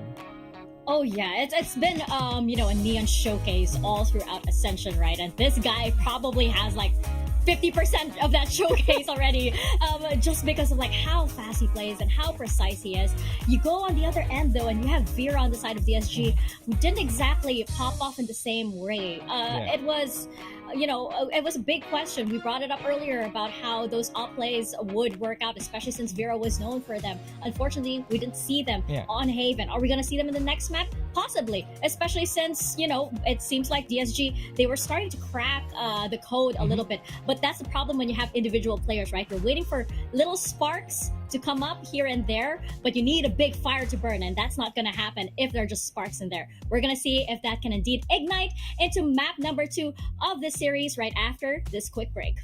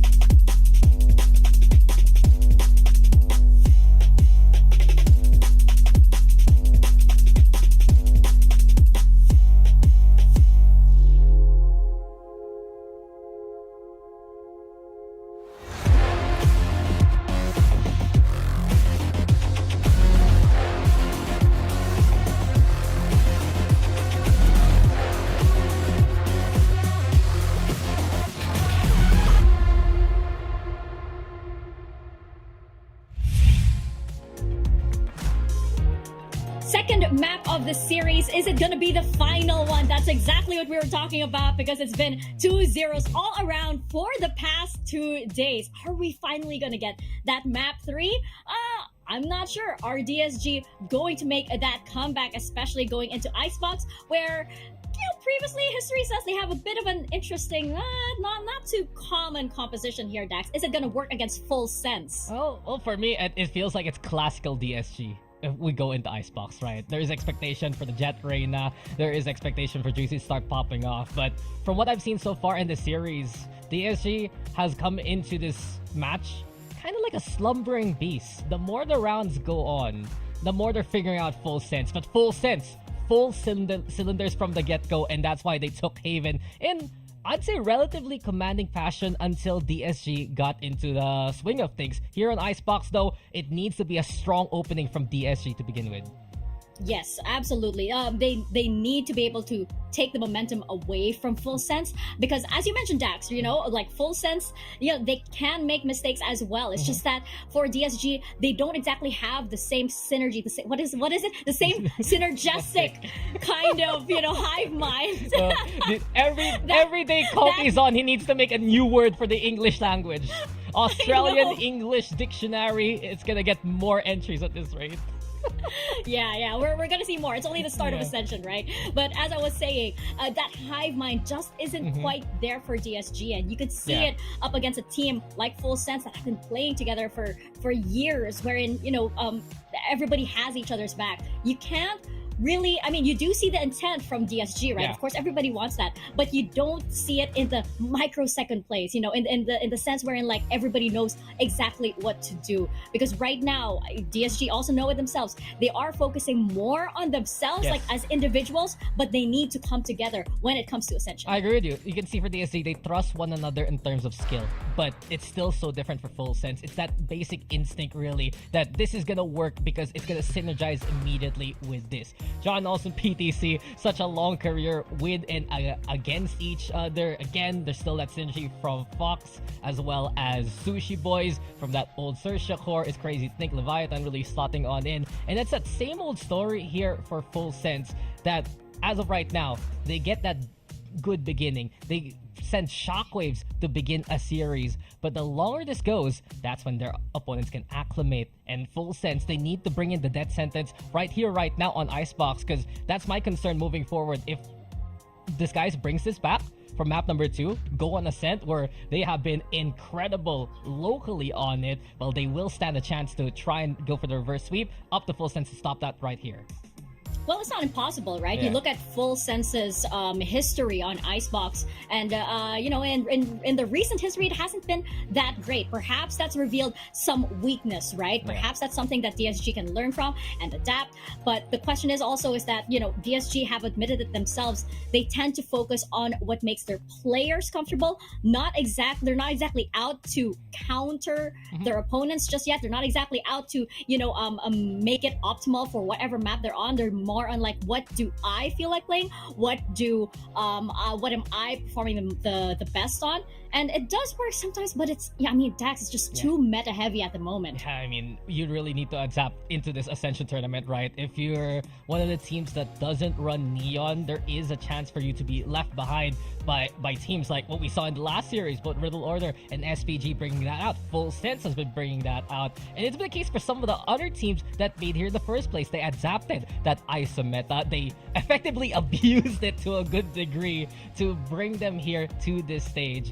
And perhaps for DSG, skill is one thing, and that is beyond any questions. You know that this DSG team is good, but are they gonna have enough of that skill to counteract every bit of adjustments or modifications the other teams do against them? Right now, I'm looking at other players to really pop off even more.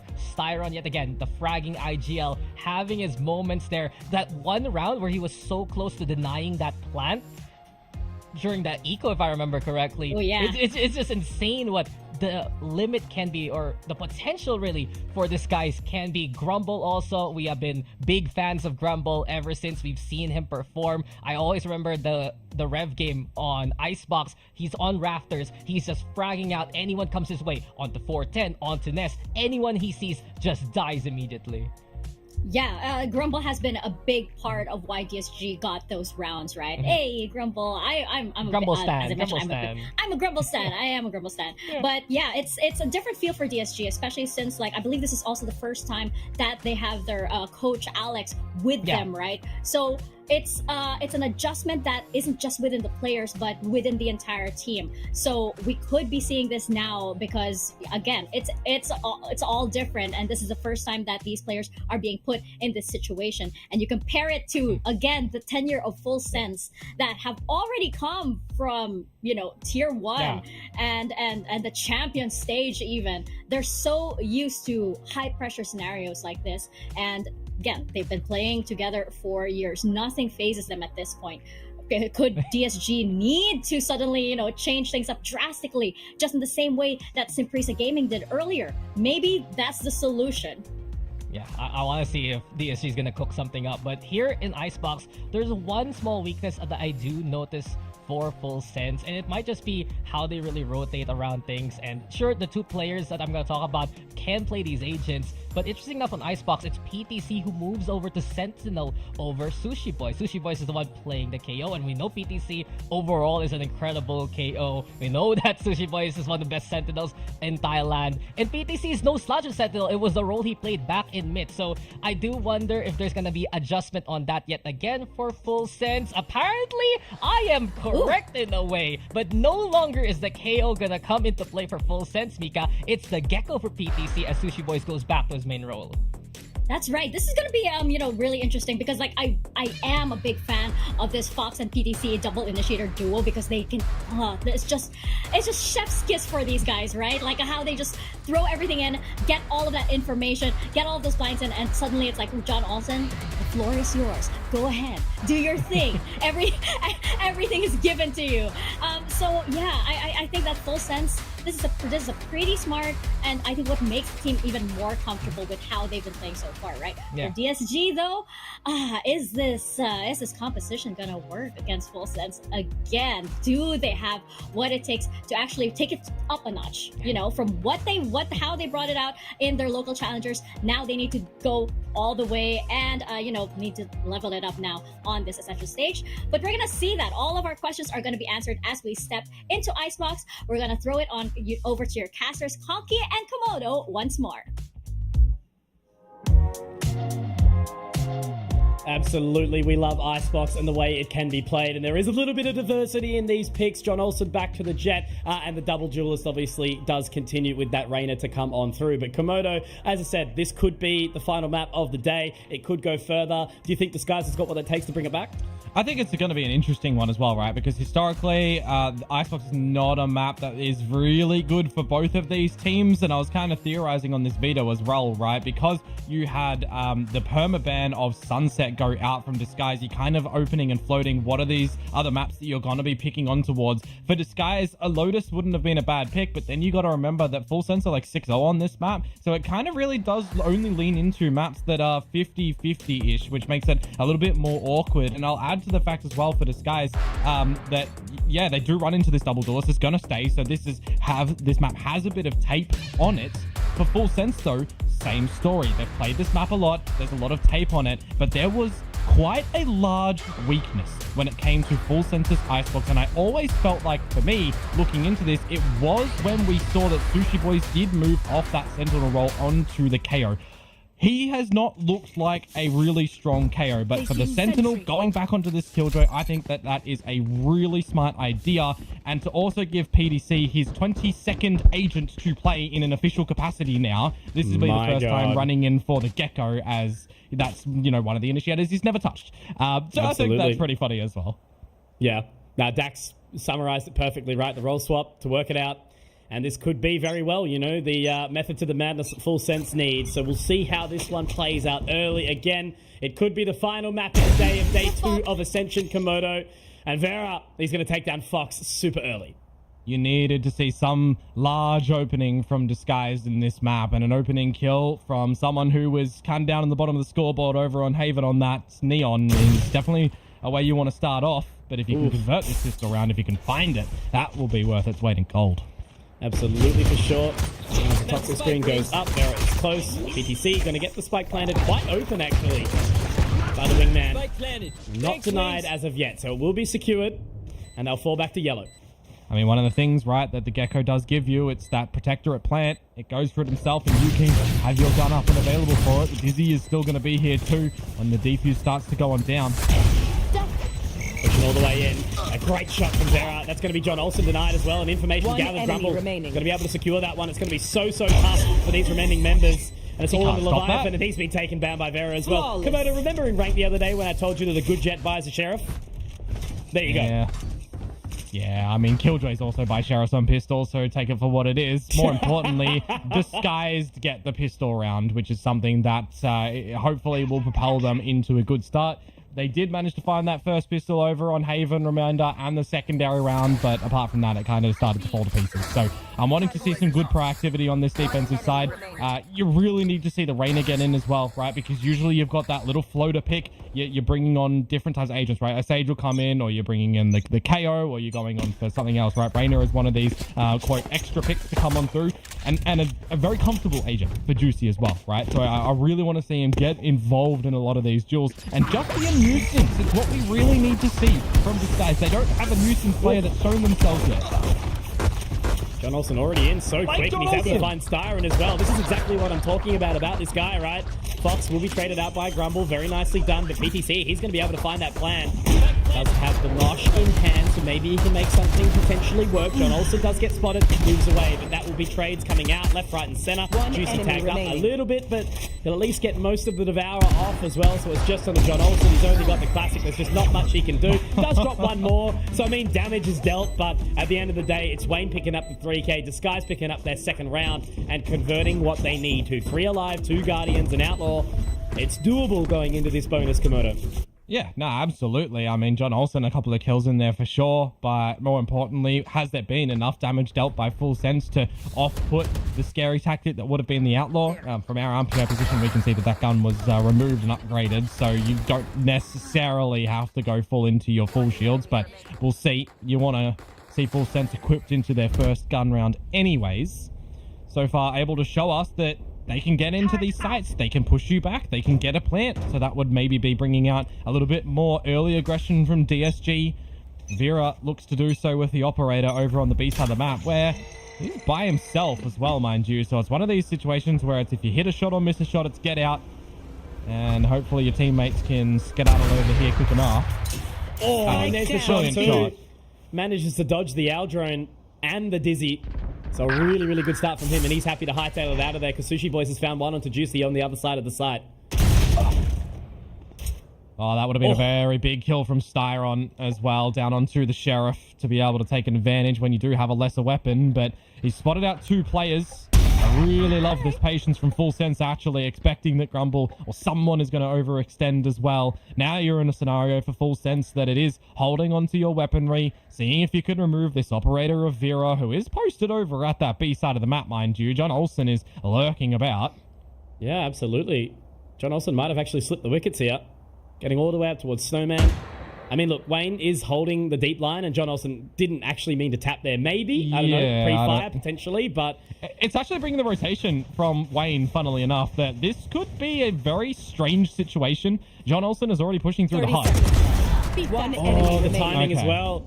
I was going to say, because Vera gets the shot, and maybe there's something, but the way it has to walk around, he does find John Olsen, but I think it's potentially just a save here for the rest of the round, right? He wants to take that operator into the next one. He did great things, but unfortunately, when great things are done solo, you know, there's no one to join the party with you and celebrate. So he's going to take that one into the next round, hold on to it, 3 alive for Full Sense. Just the bonus, but obviously with the investment here, you know, it was a bit of a gamble overall, and they're hunting for him. I mean... it's very wise. It'd be wise to remove it. I mean, you always got to value the operator, right? You know that it's always going to be a gun that you have to try and remove and you have to try and protect, where Vera is seemingly doing a pretty good job of it. Leviathan will be a bit annoyed now because you've gone from a scenario that was a 4 versus 2 and looking to be a pretty damn good bonus for Full Sense to what might just be, 1 gun surviving for Full Sense. So that is absolutely brilliant work at the end for Vera. 1 away from the Bladestorm 2 now. Yeah, definitely. It's all been secured there. Managing to make a lot work out of not much. And the man's 7-0 right now. You know, this is also almost rather getting to a position of what frags he actually had in the previous map in totality, right? So that's a very good recovery from Vera. I think that'll be awesome for the confidence for the team as well. So they continue to hold on to this lead just. I'm looking at this as well, and I'm thinking in my brain, like, Vera has the operator. If he gets a shot, he can stitch that over towards Juicy, who can still, you know, deploy a get out of jail free card with the dismiss. But actually just going to be going on towards the outlaw there, so you still potentially could if you want to pop the blade storm here. It's a great tag up on the John Olsen as well. Early damage from the shock bolt. Looking for the way. Dizzy goes up. Smoking as well. The Cloudburst gets the position forward. They're going to try and take control of this side as best as they can, but yeah, the stall is good as well. The thing is now, when you've got this massive rotation of players for Disguised, how are you actually going to get the spike down as well as just protect it, right? Yeah, the wingman will be the charge to go in and run and plant it, but you're going to have a massive flood of players here from the defenders. Just watching it as well. The wingman will cross, but now he's got the information as well. And Juicy actually, what? Taken down by Fox. My God. Wayne at least responding onto John Olsen, but this is where the pace is going to pick up here. It's a 4-on-4, but it'll actually simmer for a second. Yeah, plant down. Now you'll wait on in. PTC is one away from the Thrash. If you can pick that up, actually, you can switch to more of a protected post plant. Timing as well. Wayne managing to slip that cross is really, really big. Styron gets the response, but quickly traded out by Fox. Now Wayne, 5 points of HP. Exactly right. There's a moment in time where he can get it done. The alarm bot's still available, but again, he's just going to have to try and creep around as best as he can. Leviathan taken down. Good trade out, but look, you know, the lineups and position, there's just way too much. Do you even need to burn it? No. Doesn't need to use it at all. Sushi Boys will close out that round, and it's the second for Full Sense. Nah, really wise play from Full Sense at the end there as well, because you look at where PDC was actually situated too.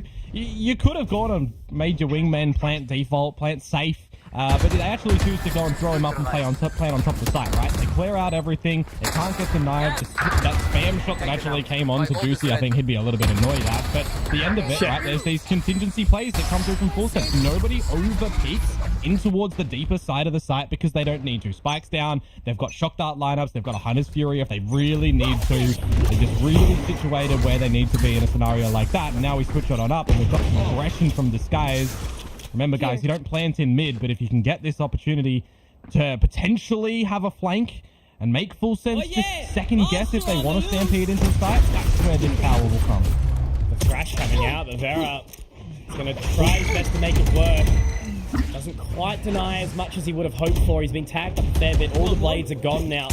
No weapon recovered either. So it's an investment that starts them off strong. Yeah. The Dizzy also not quite recovered either.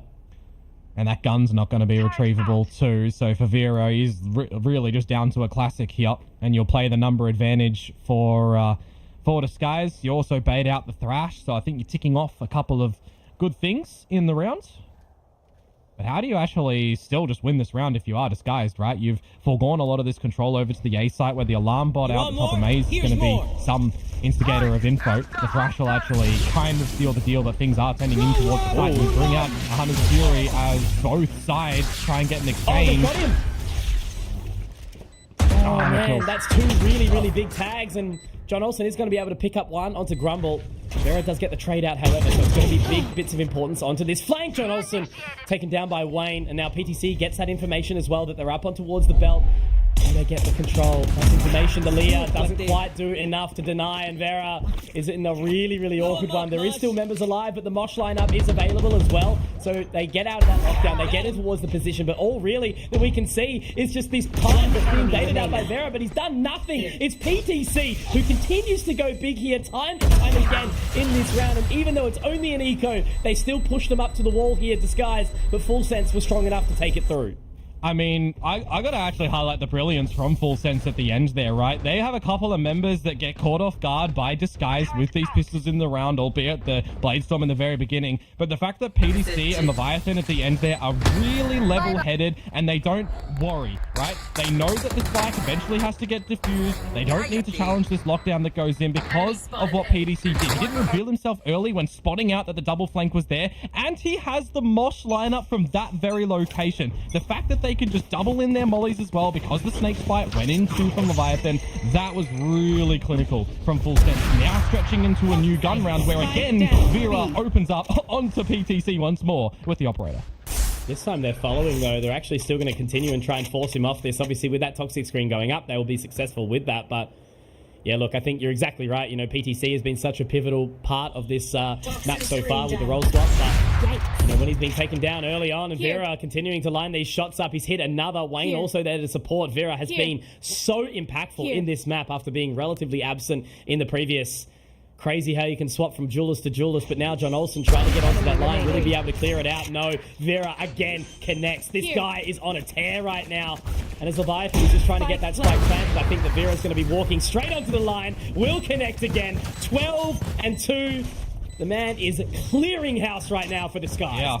I mean, what were we saying in the last map about John Olsen when he posts up on a line, right? You need to be able to clear off the line, which is generally what a character like a Gecko would be running in, right? PDC's Dizzy and maybe Fox's Drone or Recon is the pieces of utility to be pushing Vera off the line, but just quick, rapid reactiveness from him. I mean, that second shot onto Fox is just absolutely brilliant. You can't really get him when he just does that against you, but where you need to get into a game and you need to get some characteristics showing, it's Vera that needs to step up in a situation like that, because Juicy is kind of struggling at the moment. Let's be real, right? The leaders aren't finding space for the team. The kills aren't being collected. Styron's utility isn't really getting a lot of this reconnaissance action either, right? They're not really doing too much bar watching some off angles for essentially the rest of the team. So we want to see, number one, those two players mentioned get into this, but also Vera to just keep on doing what's winning. And that's point and shoot with this operator. Really. Absolutely, man. You know, 13 kills at this part of the game is insane to already think about, you know, especially when you put into contrast the scoreline of 3-3. The rest of the team sort of in the backpack.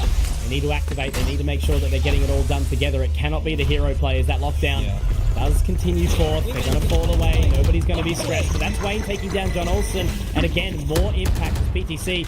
The wingman will look to get that spike planted up top again, but they look to clear it this time. However, it will not be denied. PTC gets it, but there it is. They've denied it. Perfectly done, but the mosh is awesome from PTC as well. However, Juicy will have to respond to Devour. Doesn't quite get as much done as he was hoping for, as Fox and Leviathan will find more back. It's all onto Wayne now. Walks out from screens. Tries to get as much control as possible. The alarm bot gives the information, makes him vulnerable, and now he can try to clear, but he's holding on. They just sit behind each other, and will they line up? They will absolutely. Fox! Oh! Wayne! It was almost his moment to shine. Oh, he's going to be Fox to secure.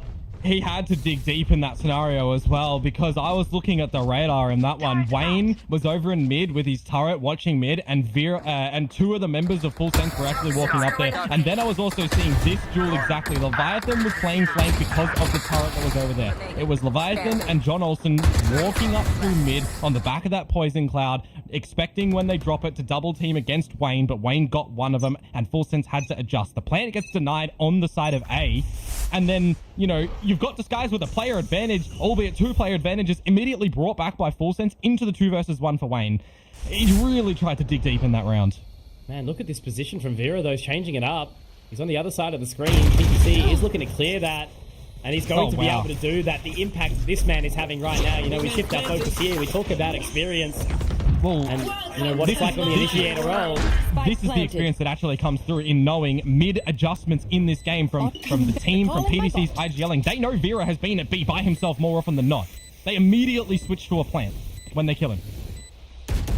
Straight away, full confidence. Now Wayne looking to try and deny here. Will stop John Olsen. Will not stop Fox. Juicy does get another one on the response as well.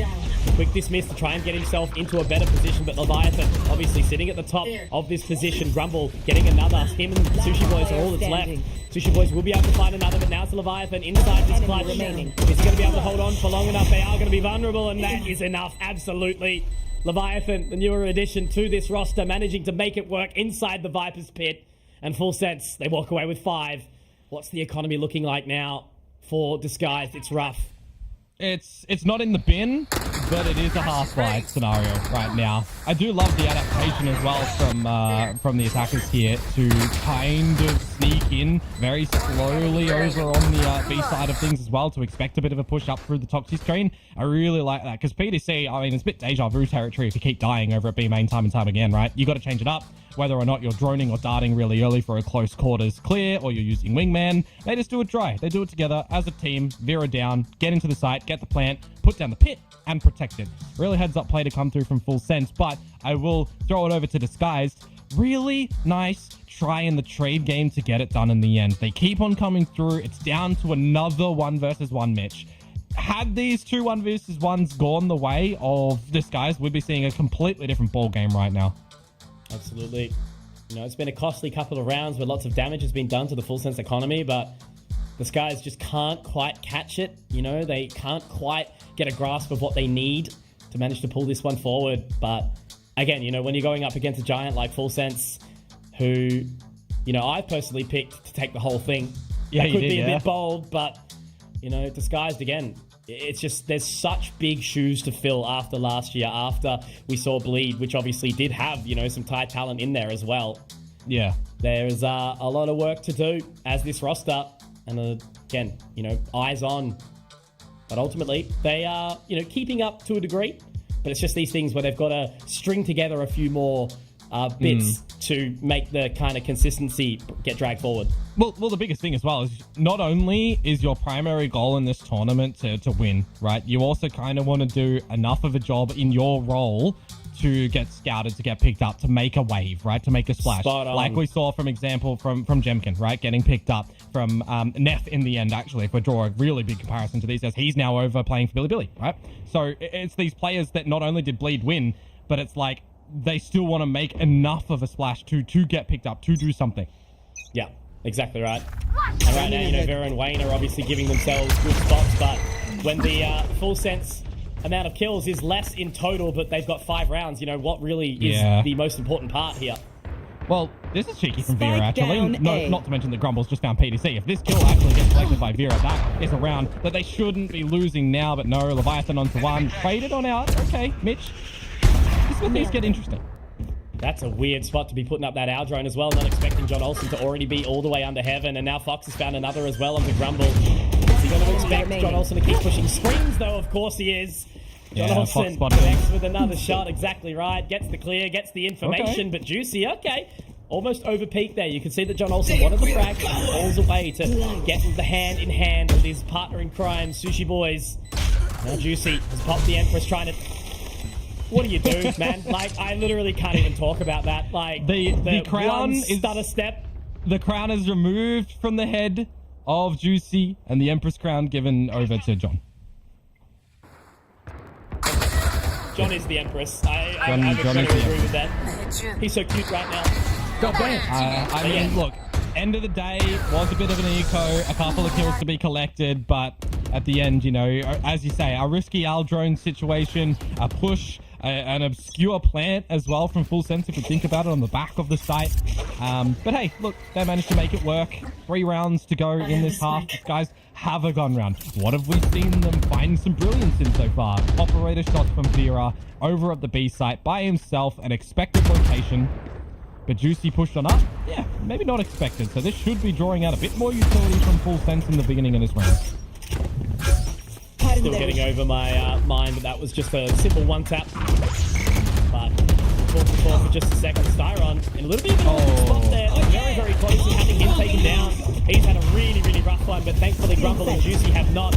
Crash goes out. Is it going to be able to connect onto anyone? No, it doesn't seem that way. And now they've had to pop the lockdown as well to try and hold on to as much control as possible. PTC only gets peppered, but he can actually get out here. The main thing is, you know, Vera's still holding the line over towards B, so they've forced him out of A, but is it enough for the rotate for the full way? Doesn't seem like it. Didn't catch, but by the timing now, PDC won't get that ultimate or back either. So Thrash has gone and dusted, which means you're in a 3 versus 3 around this A site. And Leviathan's wall is going to have to try and block off as much for the team to sneak on in. You've still got a bit of a look at over at the maze as well from Grumble. They're around. Juicy, a lot of impact in this round. Leviathan, Sushi Boys, they're still up and about, but it's not going to matter when Juicy. He connects with those shots, and that's exactly what you need on the Reyna. You've got to get kills to allow for her kit to go through and go strong. Yeah. That's exactly what we see here. So 2 rounds of difference. Not quite the economic reset that they were hoping for. I think it's going to do enough to at least stay him away from buying into this round. They'll save it for the final. of the half. But yeah, look, great stuff from Disguise. They're keeping themselves in this. And the biggest thing as well, right, is just the reposition from Grumble after the kill, and you're playing a high-low setup with Juicy as well. If you're individually not getting a couple of kills, you want to grab a buddy to play to, like, you know, similar-ish angles to justify at least getting a trade or getting an advantage, because you see, that was an unexpected position. Full Sense were trying to hunt for the Grumble trade, didn't work out for PTC, unfortunately. So, really nicely done from DSG at the end of it. A little bit ill-advised from Styron going for the dry peak real early on, but hey, sometimes that be what it be. Bit of a timeout to have a discussion now, because we're starting to see, again, right, this tail end of the half here, but the tail end of things in general, like Haven, starting to figure out for DSG where things are going, right? Just feel like a bit of their weakness capacity right now is not figuring out the game plan of Full Sense early enough to give themselves enough breathing room. Yeah, absolutely. But now, well done right now for Disguise to continue to hold on to this one. Still plenty of work to be done for Full Sense. You know, this game is very much far from over. We did start to see a little bit of a resurgence, but quite late in the piece in that previous map on Haven. But there was a couple of moments where maybe you sort of thought that if they got on the run a little bit earlier, there may have been a bit more of a chance. But yeah, right now, it's not quite happening. It's not quite connecting. But we'll see. There's still much more work to do. Everyone is still needing to be locked in here. Well, I might add, a lot of people have actually been, you know, asking, is this a double elimination? Is this groups, this sort of thing? So I guess we'll throw it out there for the new people that might not know. This is a double elimination bracket. This is an upper game. So it's not like the loser here is eliminated. The winner does go one step further to ascend to greatness as John Olsen gets the opener, but Juicy trades it out. That's his maker that is being met, but obviously having to use the dismiss there. Does actually drop the wingman, but gets the Lear out to try and find a little bit more. It is cleared, it will be destroyed, but now they line it up, and Juicy's going to be taken down by Fox. Wayne in position, he's been so impactful, gets a second, gets a third. Massive from Wayne. That is huge. Vera on the rotation now, but still actually holding towards spawn. Leviathan is in this position, but Vera's actually going to turn away. This could be huge. He is able to find this and get the connection. But Vera, can he get on the line quick enough? No, he absolutely can't. And that's going to be able to get the spike recovered, get it planted, and then set himself up for success as Leviathan. Unfortunate for Wayne that the turret goes down because he's too far deep into the site too. Let Leviathan creep on in, Mitch. There is a snake bite available, but against an operator, Vera, what are you looking? What are you overlooking? Yeah. What a position to play as well. You know, he knows he has to go for the drop, and it's just going to be about where he jumps down. Can he connect with his operator shot quickly? Vera! Oh! How quick is Leviathan, man? Deep in the ocean. Last round He'll in strike the half. at the most opportune time. And Full Sense, they secure one, which was a challenging one to do, right? You know, they didn't dip fully into the economy, and they managed to walk away with that round where, you know, they definitely were at the disadvantage. They used it a little bit to kind of get their way in, but... John Olsen has walked into a Viper's pit of his opponent's free attacks and just shot. Yeah. Like, you can't do anything against that. So clutch, though, to be able to hold on. Leviathan winning that round is so hurtful to DSG's momentum. Yeah. Again, it's slim pickings of these rounds for DSG. There's nothing backed up time and time again. There's no stringing of rounds. When one is gathered, it's an immediate change off from Full Sense, and they're just doing some things that are really unexpected for a composition that is predominantly get in, get out, protect. No operator as well for Vera this time. It's onto the Bucky with no blades to back it up too, so you've got to be a little bit cheeky with things. You spotted out something over towards the B side here, Mitch.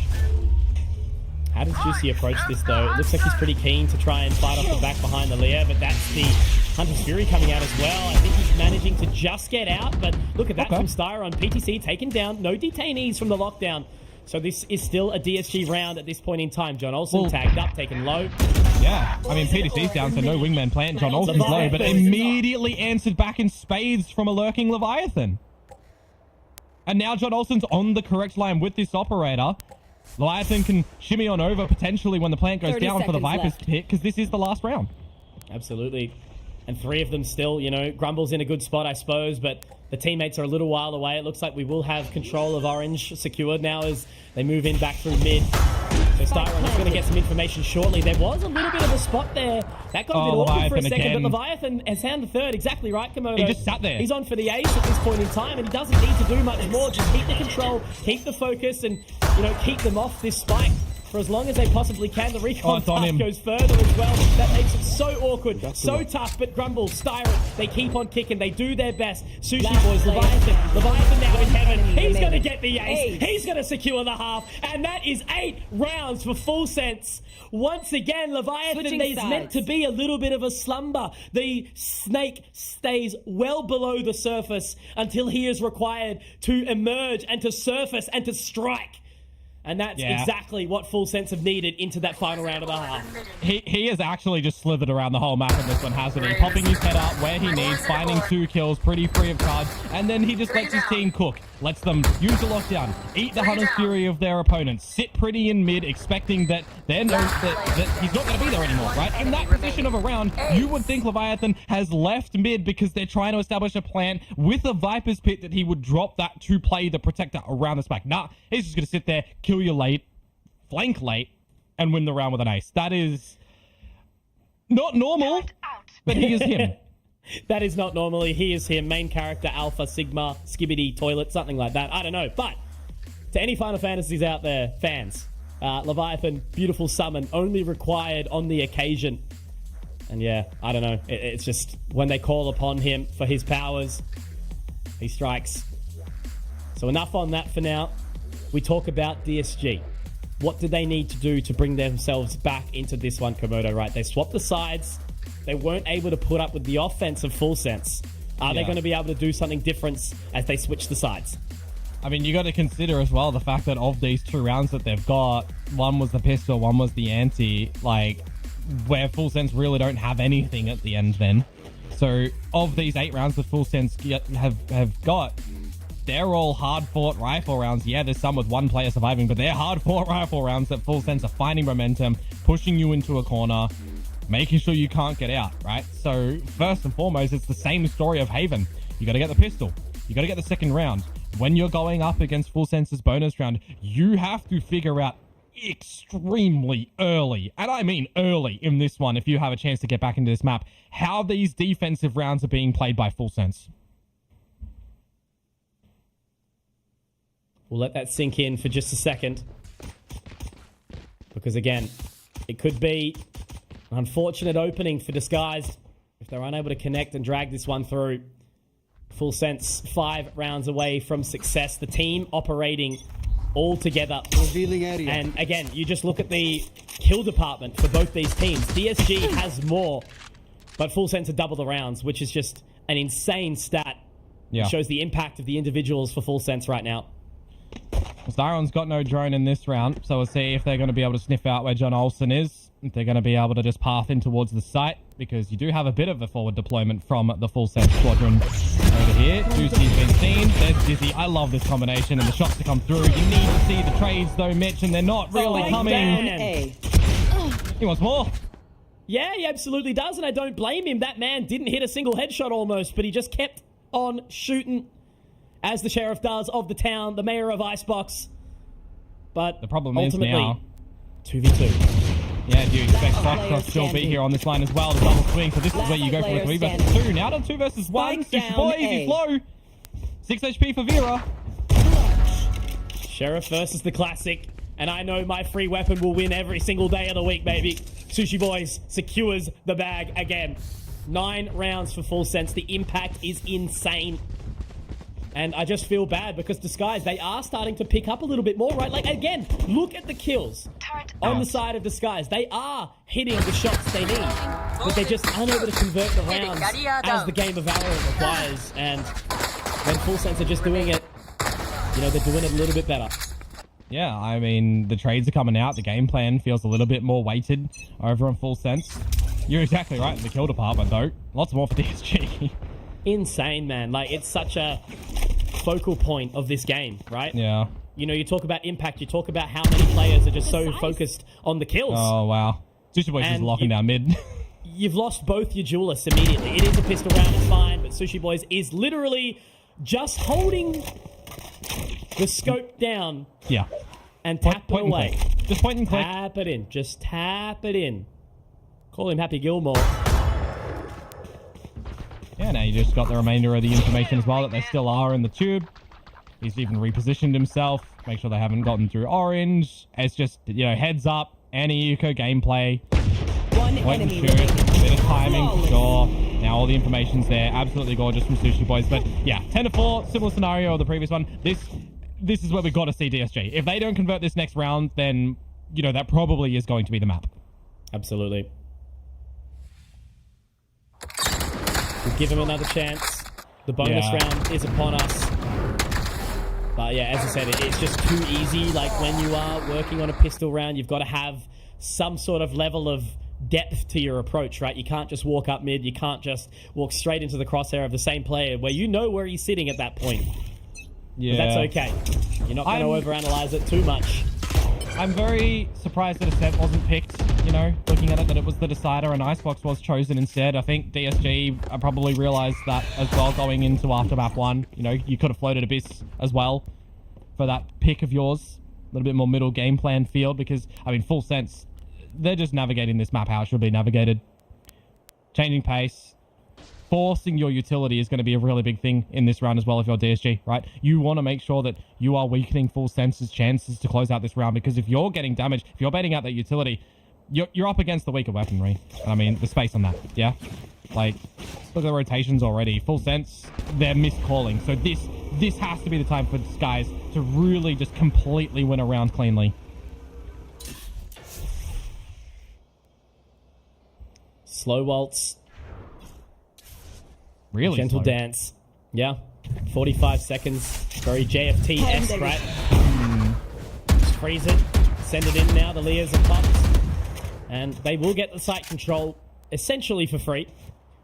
Yeah. They're going to have to find that plant, though. Did break the nano with the shock dart as well. I'm wondering if Leviathan is going to deploy that snake bite to deny the plant, but there's a big gap. So, free plant. Not bad. Mosh comes over. Is going to make it a little bit awkward for just a second, but Juicy finding that frag. That's massive. So what's this rotation in from Full Sense going to look like? Nobody on the flank. Still holding off mid. That's Wayne just keeping that focus. They are going to move in through Kitchen now and try and get this control up towards Heaven. They're out from Snowman. 2 members yellow Komodo. That's going to be where my eyes are set. Now the Dizzy does go out. It was destroyed though mid-air, and that recon dart actually very, very good as well. Huge. So that's a massive round from Disguise. 5 alive, an opportunity given and taken together. Yeah, absolutely, and needed for DSG as well, right? They destroy the utility on the site, they dodge out the Snake's Bite, the Mosh to come in from PDC is a little bit too late, and yeah, they get revealed out at the end by the recon, but there's no utility thrown their way. Juicy does what he needs to do on this Reyna. Point and shoot. Help the team on the fragging department. Everybody knows where they have to look in this scenario. 5 alive is absolutely what you've required for DSG to keep these rifle rounds flowing. What more can they do? John Olsen all the way forward and... Oh, man. I mean, threading the needle, talk about it, right? This man's doing some sewing in his spare time. And then just falls away. Doesn't need to overextend. Doesn't need to keep on going. He's completely cut the rotate, right? Juicy's still hanging around. But John Olsen's got the eyes back onto the top of belt, so he's got to be really, really careful. I mean, we saw an overextension in the pistol, right? When the Sheriff shots are being collected, a bit of an overheater, and the pistol goes the way of them for it. So, for now, you take out Leviathan, you equalize 4v4, you deny the wall, actually, as well. That's, I mean, over at the A site, so it doesn't really matter. But the Viper utility no longer available into the site. You try and establish plan. Another one. Oh, just narrowly missing it. He gets tagged up in the process as well. John Olsen denied for a second longer. Exactly right. Time is ticking. The rotation needs to happen, but look at BTC. He's found the control. He's found the info. I don't know exactly they spotted it, did they? They got a bit to clear it, and they line out the BTC. Oh my god! Juicy has to now do it all. 30 seconds, a hero. Will he emerge in this round? Again, a former champion, Komodo. This man has already ascended. Yeah. But 20 seconds. Exactly. He's got the Empress, which he could pop, but he's going to have to go with the Leah. Fox 10 seconds holding left. that line. He has to try and get this spike planted, and they can just walk straight into him. And they're going to give him the opportunity. Nope, absolutely not. Sushi Boys is going to deny it. And that's 11 rounds there for Full Sense. All DSG can find is the counter bonus. Yeah. And then 3 alive. That's all it is. That would have been extremely difficult for him to be able to win. 20 seconds to get a plan and a 1 versus 3. I mean, if you're full sense, you can even just give him 2 1 versus 1s when he goes in for the tap, because time would just tick, and then you can survive with the remaining soldier just lurking about, right, away from the action. So, again, a really nice place round for full sense on the back of PDC, getting some timing. From John Olsen too, like. Yeah, PDC not shooting early enough onto Juicy, though, as well, right? So, trigger discipline, absolute treat. And now for full sense, they can try and find round number 12.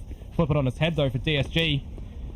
And what are you going to do here to get into this one? Bit of info, but you're immediately stalled by a change of location from Leviathan's util. There goes in. Juicy goes over with it.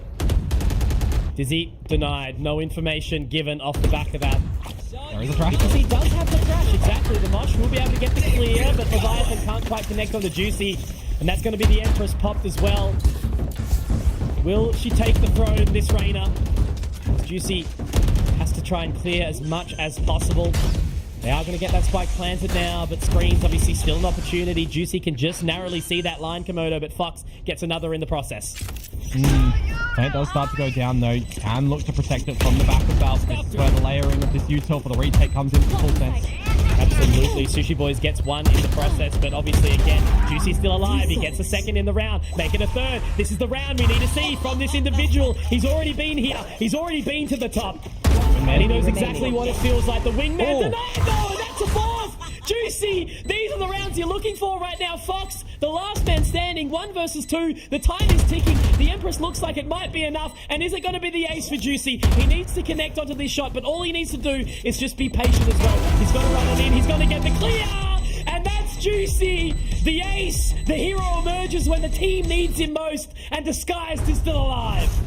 The last champion is still here, holding on for the team.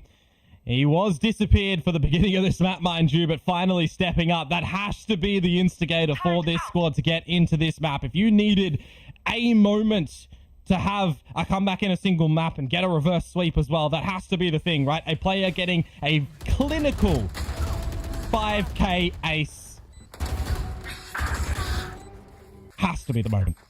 Absolutely, man. These are the times where, you know, legends are kind of born, right? As you're working to hit the top. But at that said, yeah, look, the replay obviously was super sharp. But I think, you know, Vera, he's been doing good on these openers. They try to find the control early, and it's just denied. It's taken away from them completely. But that's a great round to be winning again for DSG, right? You know, they haven't lost any weapons just yet, Komodo. Yeah. I mean, you're going to look at the, just as this is remaining eco, you got to look at the economy building scenario as well now for DSG, right? You want to make sure that your credits are also building so you can re-afford what you are losing if you want to mount a comeback. So this is certainly the round that you want to be at least, you know, ticking a box of 5 alive yet again, right? You want to make sure that if someone loses their life next round or a couple, you've got the refighter consent. Full sense will have their gun round in the next round, answer back.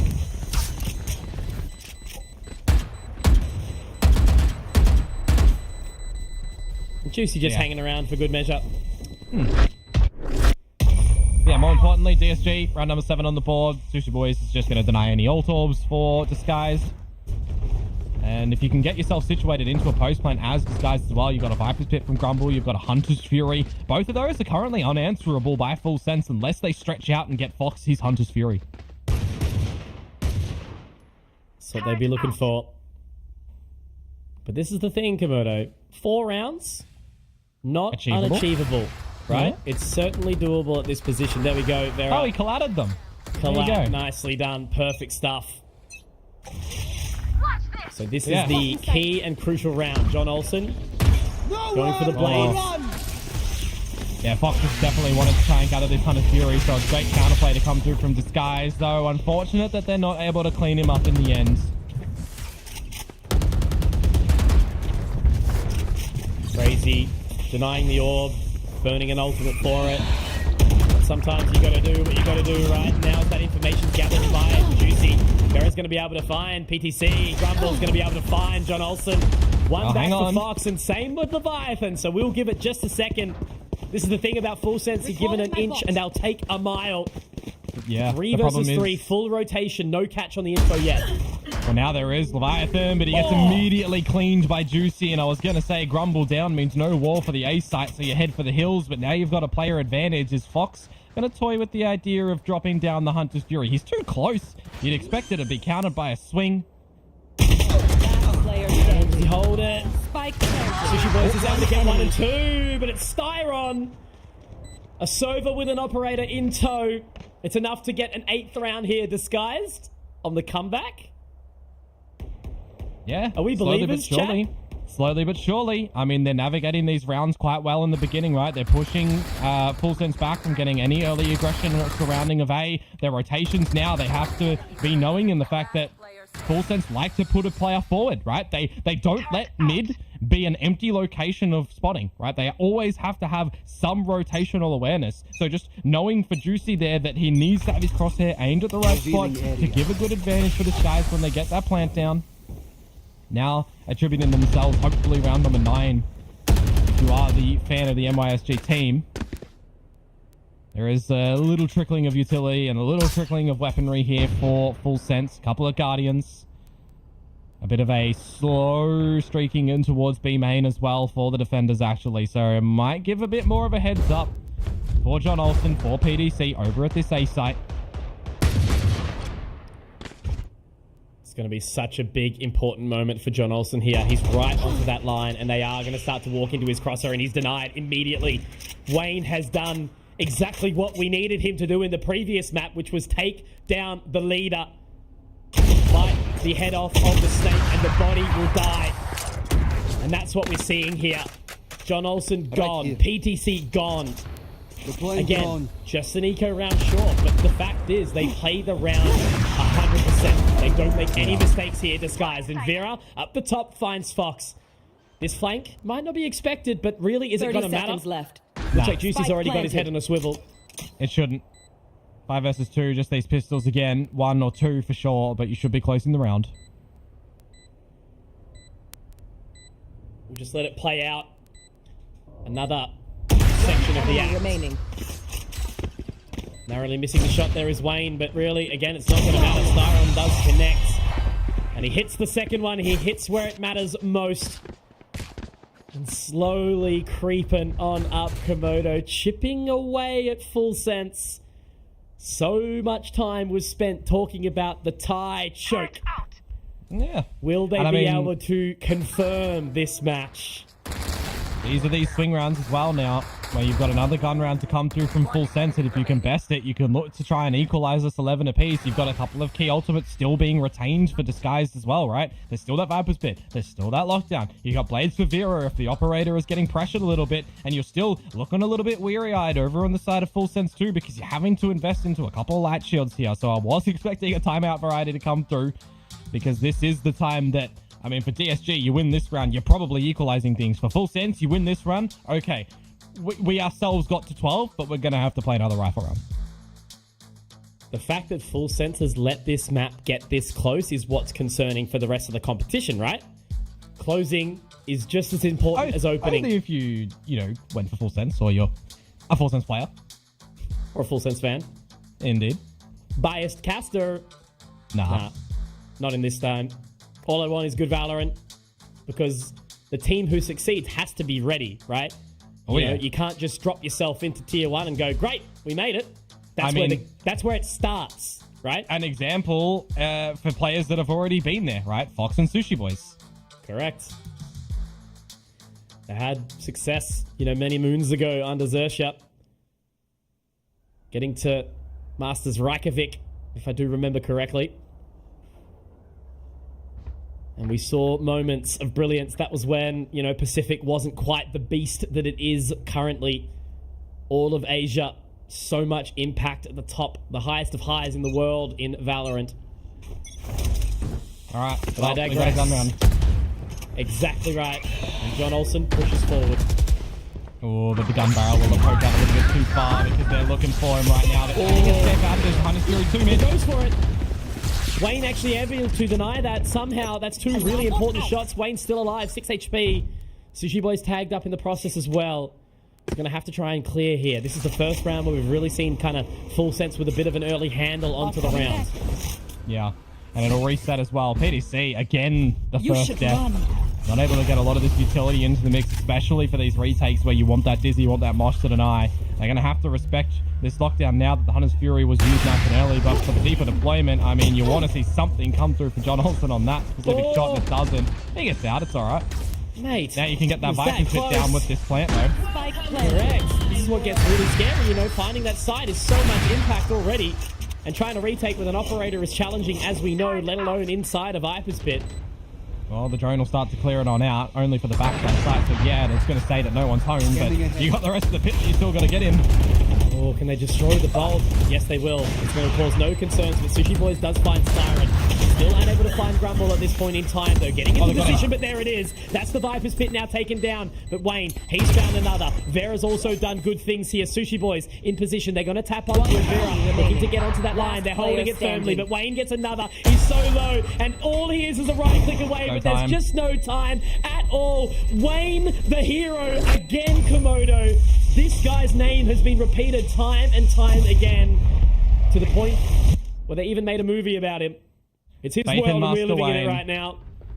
Faith in Master Wayne to get it in, and I mean, those first two kills all for naught at the end of the day, right? Because with the pit going up, it buys just enough time for Disguise to situate themselves for this post plant, and just this narrow kill that comes through from Wayne. If you flip that over and Sushi Boys gets that kill, that's the round done and dusted. That's 12 for full sense, right? But now we're in the scenario where maybe it does start to look to equalize on this map in full sense. They've lost 5 rounds in a row. This is the space that I was talking about. Disguise needed to give themselves to get back in towards this map, stopping full sense from getting 12, which so far they've been able to do. Denying, again, another orb gathering scenario. PDC, Sushi Boys, one away from their ultimates apiece.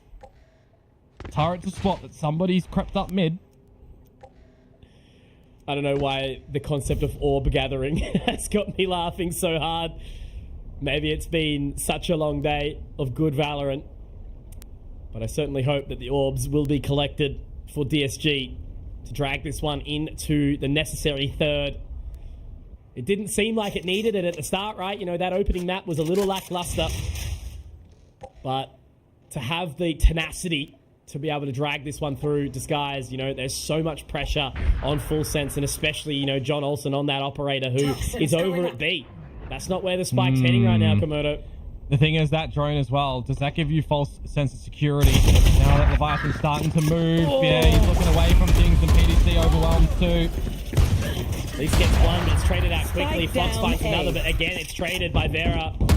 And now, John Olsen, Sushi Boys, what have you got for us right now? John Olsen actually on the flank. Is he going to be able to get the belt so quickly? They might not be ready for him, Komodo. He only gets the one, though. Now it's back on the Sushi Boys. Juicy has done so well at denying John, but now it's all onto him in the 1 versus 1. The Vandal's being secured. The rotation will go around, but it's Juicy again. The king, the hero, the denier of the Giant in full sense. And Disguise, they tie it up. We go 11 to 11. Make a wish, baby.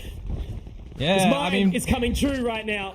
Full sense are making a lot of mistakes that they don't generally make in the later stages of these maps as well, right? Like, Leviathan is looking at an angle for so long, and he looks away, and that's the moment in time that Disguise look to peak. I mean, they're holding that Dizzy for Patricia for so long, and they just never eventually come down. The drone as well from a very deep position from Fox that it doesn't actually spot any information out that you can rely upon. So, I mean, full sense of kind of mistaked themselves a couple of these times in a row. Now, we'll see if they're actually going to be able to stave off 12 from DSG, who are on a rampage. It's still anyone's game, Komodo, but the momentum behind these boys right now, DSG, they are starting to work out what feels like the antidote. They were poisoned by full sense, getting into their minds, but now they seem to be awakening. I mean, the Viper's been invested over towards the B side of things. Is actually really large for full sense, because they should be putting a priority on a Dart or a Dizzy to get some sort of forward information over at A. They're going to have to now just switch back to rely on this thrash potentially from PDC tonight from going down. Grumble's found Fox. Such a big opening again, you know, Grumble, we've been saying his name time and time again, and same with Juicy. Grumble's found John Olsen as well, and this is going to likely be 12 rounds, Komodo. They've popped this lockdown, and oh, hang on, Leviathan. He's in such an impactful position here. They're going to have to do 30 so much, seconds but left. instead, they don't continue. They don't go forward. They know that there's an opportunity here. Sushi Boys has to reposition. It's going to drop the alarm Did they bot. see that? I don't know. Maybe they did, but he's on such an aggressive line. It's going to be so tough if he pushes forward. Yep, there it is. They found him. They saw it. They knew exactly where he was. And look, as much as I love you, Leviathan, I don't think you've got the 1 versus 5 on the cards right now. No. Wayne secures it. That's 12. That's only one chance for overtime here for Full Sense. And I don't think any of us were picking Disguise to win this one, especially not with the start they had. But Juicy, the hero, again, as we talked about, we all picked Full Sense, right? We all had them to win this. I've got them to win the whole damn thing, and Disguise is looking to deny all of it. I mean, the biggest thing right now that I'm feeling like for Full Sense is they are playing scared. They have switched off. They have not gone for these aggressive picks because it was working, it wasn't working. They've completely switched it down. Disguise have realized that. They're not using this forward clearance utility anymore. They're waiting, they're lurking, they're getting in together as a unit and using their utility to clear deeper into these sites as well, right? So for Full Sense, I mean, how long have you been holding on to a bunch of this utility that you tried to exercise in that last round and it was just all for naught? Because again, you just played at the back of the site and did nothing. Not gonna lie, I just hit tab to try and see how many frags Wayne had. That's where that's the mindset that I'm in right now. Locked in. Just like Disguised. I said Full Sense, you know, they had everything. It was all in their hands. But unfortunately, the spaghetti has fallen out of their pockets. I mean, it's a similar start to these rounds for DSG as well, right? See if there's any overextension from Full Sense. You've got together, you've still got this drone, you've still got the recon for Staron. When you start to go and get this plant down as well, you can use that Hunter's Fury to put them off the general lines. A Thrash going in will clear over towards mid. You want to pick that up as PDC because the Vibe, you've got so much on your plate now, friend. Absolutely. You've got the yellow. That snake bite might buy a bit of additional time. But the second these members of Full Sense start falling, the Mosh also giving it a little bit more. That toxic screen's going to fade in a second. Thrash is up. Leviathan, able to find one. Juicy gets the response, but so does Grumble. Sushi Boys gets taken down. The rotation now has to come through. PTC finds it. The damage! And there it is, the one taps from PTC finally, when the team needed him most. Switching sides. He came back. 100 years below the ice. I mean, you think about it, how many times would PDC losing his life first in these battles, this time actually sitting back? And I think that was the problem for DSG in this round. They let the time bleed down so much that there was a snake bite, a mosh, shock darts and everything, a Thrash to still go into the back of sight. How long was that Thrash held for PDC? But at the end, when time is a priority for Disguised, it gets down to the wire and the shots don't connect, unfortunately. So overtime to be present here for a chance to still have Ascent on the table. Back to the defensive side for Disguised as well. Do they remember what actually worked on this side for them? Because remember, the pistol round went to them, same as the second, and then they had 2 other rounds. Earth, water, air, and fire is everything from PTC. He held on to it all. He learned all the strats. And he was able to bring it through when the team needed him most, just holding on to that utility for as long as possible, as you mentioned. And now he's found the opening pick here in overtime. First attacker sided round in quite some time for Full Sense, as we know. But it's and they're just going to be slowly creeping it in. It is their strength. Group in numbers after the opening kill. Wayne down for the count. You have to wait for this wall to go back up. Now you got to call the audible if you're Vera. You're not giving an opportunity to go for a drastic measure yourself through a wall with no armor because you're running on this operator. So it's full post plant now. Success from Wingman as well. And look at this flank being held. Sushi Boys Still, there it is. Yeah. Sushi Boys. He's held the mid position. He's got the info now. 2 left. Grumble. Vera. They've been so impactful alongside Wayne here. Vera trying to do the further damage. Grumble lines them up, but he's taken down. And now inside the Nano Swarm, he's been caught by the flank. And as they walk in the kitchen, Sushi Boys, he is cooking. But Vera hits another shot up close and personal, picks up the Vandal. Can he find this flank? No. Sushi Boys, he's going to deny, and he's going to hold it on for the team. That is such an important round here secured by Full Sense. And all I can imagine is Disguised Toast's head in his hands. But it's not over yet, baby. There's a chance. I mean, you know that Full Sense thrives in their attacking flourishment, right? You know that they're going to play in your heads. How many times has Leviathan just crept and hid around mid? You can see that Juicy and Styron was so paranoid that he was going to be lurking there again, but this time, no. It's Sushi Boy's biding his time, and he just pops up from a different location this time to clear house in the end. So for Full Sense, I mean, they had an opportunity to try and get in the lead to close this map so many times previously, and now they're looking to actually not play scared on the defensive side. Guys, if we're better, we will win. And that's basically what they've said just now. It's still not over just yet. They've leaned so far away from B. There is that utility down from Sushi Boy, so he's going to start to hear the pitter-patter of the footsteps, the call of the audible. There's that utility destroyed. It's gone. Yeah. And now they know that they can comfortably play the retake. They popped the nanos. They've given it time. You have to get a good plant, though, if you're DSG. You have to almost kind of push towards Snowman as well. You can't just play one-dimensional here. Look at him go. Yeah, taking that full control. They're not going to have to be worried about that one at all. They know that position. They're holding that line. Grumble gets the spot, gets the information, because all of them are coming around the bend now. John Olsen, will he be able to take point? Will he be able to take that control, or will Juicy deny them all at Snowman? Oh, they're taking their sweet time, though. Full Sense to go in for this retake. Absolutely they are, Komodo. They need all the time in the world to make sure that they 100% this round. Vera holding the line. Sushi Boy's backed up.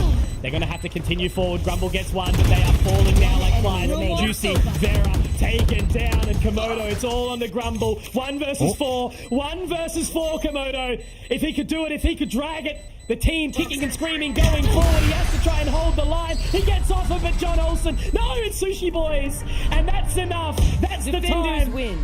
John Olsen misses the shot, but Sushi Boys has the confidence to get off the spike and get it done. And they are just as surprised as everyone else watching along at home that comeback did not occur. Look at it. You can just see it. It means everything to them. They are so confused as how this has all happened, but all I can say, Komodo, is man, oh man. Disguise, I'm sorry, guys. That must hurt. But hurt is what makes you stronger. You feel that hurt, and you take it forward into the next one. But they're just stunned right now. They don't even know what to say. I mean, a grand final regionally, one of the most convincing against Reeve Drift Arena, right? And you come into this with a map number 1 that doesn't look too convincing whatsoever for them. Back around silly a little bit into a map 2 where you're looking to lose it, and you make a monstrous comeback. You push it into round number 12. You think all the momentum has gone on towards Disguise side. You think they're going to be able to get a victory 13-11, push us into this third map. But at the end of it, it's overtime and Full Sense. I mean, what did I highlight that they were kind of lacking? What were they missing when Disguise were getting all of these rounds in a row? It was confidence to actually take the duels and not just sit back in the site. They did it. They changed it up. They stopped Juicy for one. And then they closed in the end. Well, this is the thing, right? You know, we saw in the Meet the Teams interview, right? They said that when we think about Disguise, we think about individual, right? And that's ultimately what we did get to see. We got to see such big performances. The amount of times Juicy, Wayne, Grumble, all of them were doing such massive things in the server right now, as you can see from the highlights. That's how they brought it back. That's how they dragged it to overtime. They were 12-11. They were literally one step away from making it to a third map, taking it to Ascent. But look, in the way that it goes, sometimes it doesn't always go your way. It was PDC to come through, to do something big, to deny it all. And even after those big individual performances, it just wasn't quite enough for Disguise to drag it back. Yeah, I mean, I think we saw enough on this Icebox that we know they're going to be absolutely hungry to make this lower bracket run as well, right? And they were activating a little bit late, so I think that there's enough tape, there's enough resources here that they can find out exactly what they need to do to make a lower bracket run here as well, because the slow start, it's shaking a couple of the nerves for sure. Now's your time to get back in towards this one. Absolutely. And all I can say is, whilst we have been humbled without a single third map of the day of the competition so far, we were blessed enough to have that overtime, and obviously the overtime on Sunset earlier today as well. It's been an absolutely stellar day so far, and as I said, all I can say is I'm sure that these guys are on the desk, right? You know, Mika and Dax, they've been running it back with us all day, and they're going to have an interview that surely comes through as well. But yeah, overall, man, absolutely stoked with what we saw. Good try from Disguise, but it was Full Sense to drag it through here. And Mika and Dax, I want to hear from you guys. What do you think about that? Sorry, Conky. Conky. Sorry, Komodo. You guys aren't getting map 3 today, but as you mentioned, Conky, you have to hang on to that pain. You're going to learn from it. Pain is your superpower at this point. I know maybe that song. Tomorrow. I know that. Yeah, maybe tomorrow. Who knows? I mean, how long can this keep going? Especially since Disguise, they almost had it there, Dax. They were in the middle of a comeback. They had the momentum there. And as Conky mentioned, they were shell-shocked at the very end because I think they were starting to believe that they could really close out that map. Yeah, Mika, my nose is kind of itching. You know what I'm allergic to? I'm allergic to... You are not allergic. I'm allergic to fake comebacks, unfortunately. And it is a heartbreaker, really, for DSG. Don't get me wrong. It was an impeccable performance from DSG on the attacking side. Juicy, you have one job. Kill everyone on the Reyna. And that he did with just an immediate wake-up call coming into the attacking side. Ace in round 17. He did everything he could on the second half. But that's the problem here for DSG. It's the slow start yet again getting to them. Full Sense defined how the first half went. We saw the Leviathan Ace with the flag. We saw Sushi Boys having a great game here. And PTC, when it came down to it, was absolutely clutch. And the thing is, Mika, the factors that I mentioned there for Full Sense, it tapered off when DSG is mounting that comeback. Leviathan had an awful time comparing to his attack and defense. He was 2-12 with 3 first deaths there. DSG were finding the answers, but yet again, too little, too late, and the overtime was so convincing for Sushi Boys especially.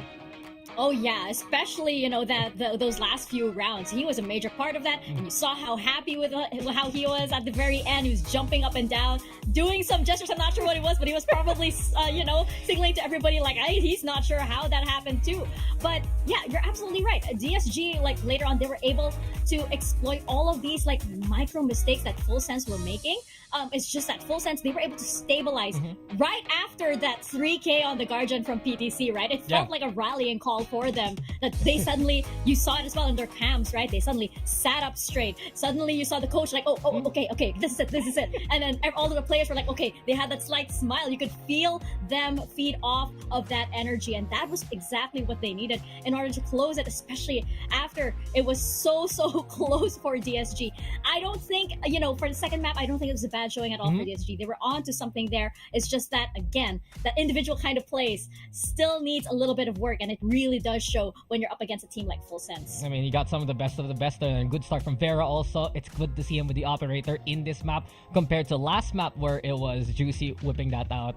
And it just goes to show there is that talent for DSG. Cassius is right. I do feel like a lower bracket run will suit them moving forward and going to be very hungry learning from these lessons. But back to Full Sense, just from the get-go, there is so much strength from this Full Sense roster. And not only that, many of these players, they're really trying to prove themselves either to return back to T1, the Tier 1 scene, or just finally make that splash into Pacific, be part of the franchise league. And a game like this, it was shaky, yes, but you know that they're still able to have the resilience to pull it out. Oh, definitely. And we can hear from themselves because we do have somebody from Full Sense joining us. I believe it is going to be Fox. So let's pull him onto your screens for a very, very quick interview. Hello, Fox. Can you hear us right now? Hello. Hello. Yes, perfectly hearing you guys. Thank you. Yes. And hello to Kriti as well. Thank you so much for translating for us. Now, first question for you guys. Round 24, that moment when PTC got that 3K on B with the Guardian, how different was the feeling within the team before that round and after that round? ก็ในราวที่ 24 นะฮะที่ PTC ได้เก็บไป 3 คิวเนี่ยมูดในทีมเป็นไงบ้างฮะตั้งแต่ก่อนหน้านั้นกับหลังจากนั้นฮะตอนแรกก็เหี่ยวๆครับพอได้ราวนั้นเราก็ลั่นเลย So before the 3K we feel like seriously, our mood in the team is stressing out quite a lot because there's a lot of pressure at that round. But after the 3K from PTC, everyone just unlocked everything from the emotional thing. So everyone just locked in and giving them everything that they got to this round. Ooh, sometimes all it takes is just that one moment to change everything, right? Dax, what about you? Yeah, Foxy, got a quick little question for you. Did you guys expect the 2-0 against DSG? ตอนแรกบอกว่าคิดว่าเราจะได้ 2-0 จาก DSG ไหมครับคิดว่าจะโดน 0-2 นะครับ So to be honest we thought that we're gonna become 0-2 by DSG. we're gonna lose to them instead. I didn't expect that. I thought there's so much more confidence coming in that one, but amazing work already getting the sweep. Mika, how about you? Absolutely. Well, to close it out, just want to ask you guys, which team here on Ascension do you think is Full Sense's biggest threat so far? ตอนนี้คิดว่าในลีก Ascension เนี่ยฮะใครเป็นทีมที่แบบว่าน่าจะเป็นทีมที่น่ากลัวที่สุดต่อ Full Sense ครับ ก็จริงๆก็ทุกทีมครับแต่ถ้าจะตามมองว่าทีมพิซซ่า DSG บูมครับแล้วก็ที่เหลือก็เก่งนะครับแต่ลืมชื่อ So to be honest, like we think that every team is very strong, like a very strong candidate in this year. But if we have to choose one, it's gonna be like Pizza, Boom, and DSG. Oh, okay. Good choices there. I think they align with what everybody else has been saying as well. Thank you very much, Fox. Thank you very much, Kriti, and congratulations again on that win. Thank you. Bye. All it takes is one moment, Dax. It's like, okay, we're back. Suddenly, it's like, you know, the rest of that map, that mini comeback from DSG never happened. We're back. We are Full Sense. Mika, honestly, for me, I'm a little surprised. Fox, of all people, saying it's going to be a 0-2. I thought they had that one. We all thought they had that one with the predictions. Yeah. You know, but it's great to hear, really, that they do respect their opponents. And not only that, they're looking forward to even tougher competition down the line, because they're still in the upper bracket after that series, Mika. Oh yes, we got a bit more upper bracket action for you guys with SPG and Boom. That is definitely a spicy matchup, Dax. Tomorrow's going to be very, very exciting, actually, because the first of the eliminations also happen tomorrow. And those are the deadly ones, right? Those are the ones I want to see, because those are the matches that really bring the best out of Ascension players. Yeah, and your lower bracket, you know, it's do or die time. And tomorrow, we're going to be getting Naos Esports versus Oblivion Force and Rapid Lofi versus Revenant. You can see already the two teams that did drop down from today, they're immediately in lower bracket. Round bracket number 2. So Riddle Order as well as DSG will be awaiting the victors of those upcoming games. Right, and of course, you know, our eyes go immediately to that match over there. The match that we'll be starting with tomorrow. Surely. Well, you never know, right? Because especially with what we've seen from all of these teams, sometimes, like we just saw earlier, sometimes all it takes is one moment and everything changes. Sometimes you just need to pick up a little bit of steam and suddenly that momentum just, you know, snowballs further for any one of these teams. I am pleasantly surprised by all of the teams that we've seen so far, and I really, really do want to see more and see them evolve in such a short span of time, in days, hours even. Yeah, and let's not forget, mega matchup between Prisa Gaming versus Boom. The winner of that one, they're gonna be the first team to make it to the extra land, you know, the arena that we will be getting next week. If you make it to the top 4, you're gonna be into the main event of this incredible bracket. And of course, Boom Esports especially, they're gonna want to represent in front of their home crowd. If they can take down the Korean Titans that we've seen in this bracket, well, they have a chance to make it happen. Oh yeah, Boom definitely wants to get over there. The home crowd buff is gonna double. Double land. Oh yeah, I'm excited to see it too. But that is it from us here on the desk, from myself and Dax, and you know, for the rest of our casters, Conky and Komodo. Great job to you guys. Maybe better luck tomorrow for best of 3. For a third map rather. Unfortunately, it's not gonna happen today. But again, those matches were actually really close. That it did feel like we went all the way to 3 maps, right? But for now, we are going to leave you with some highlights from today. As we mentioned earlier, there's lots to choose from. Ascension will continue tomorrow, and we will see you then, guys. Good night, everybody.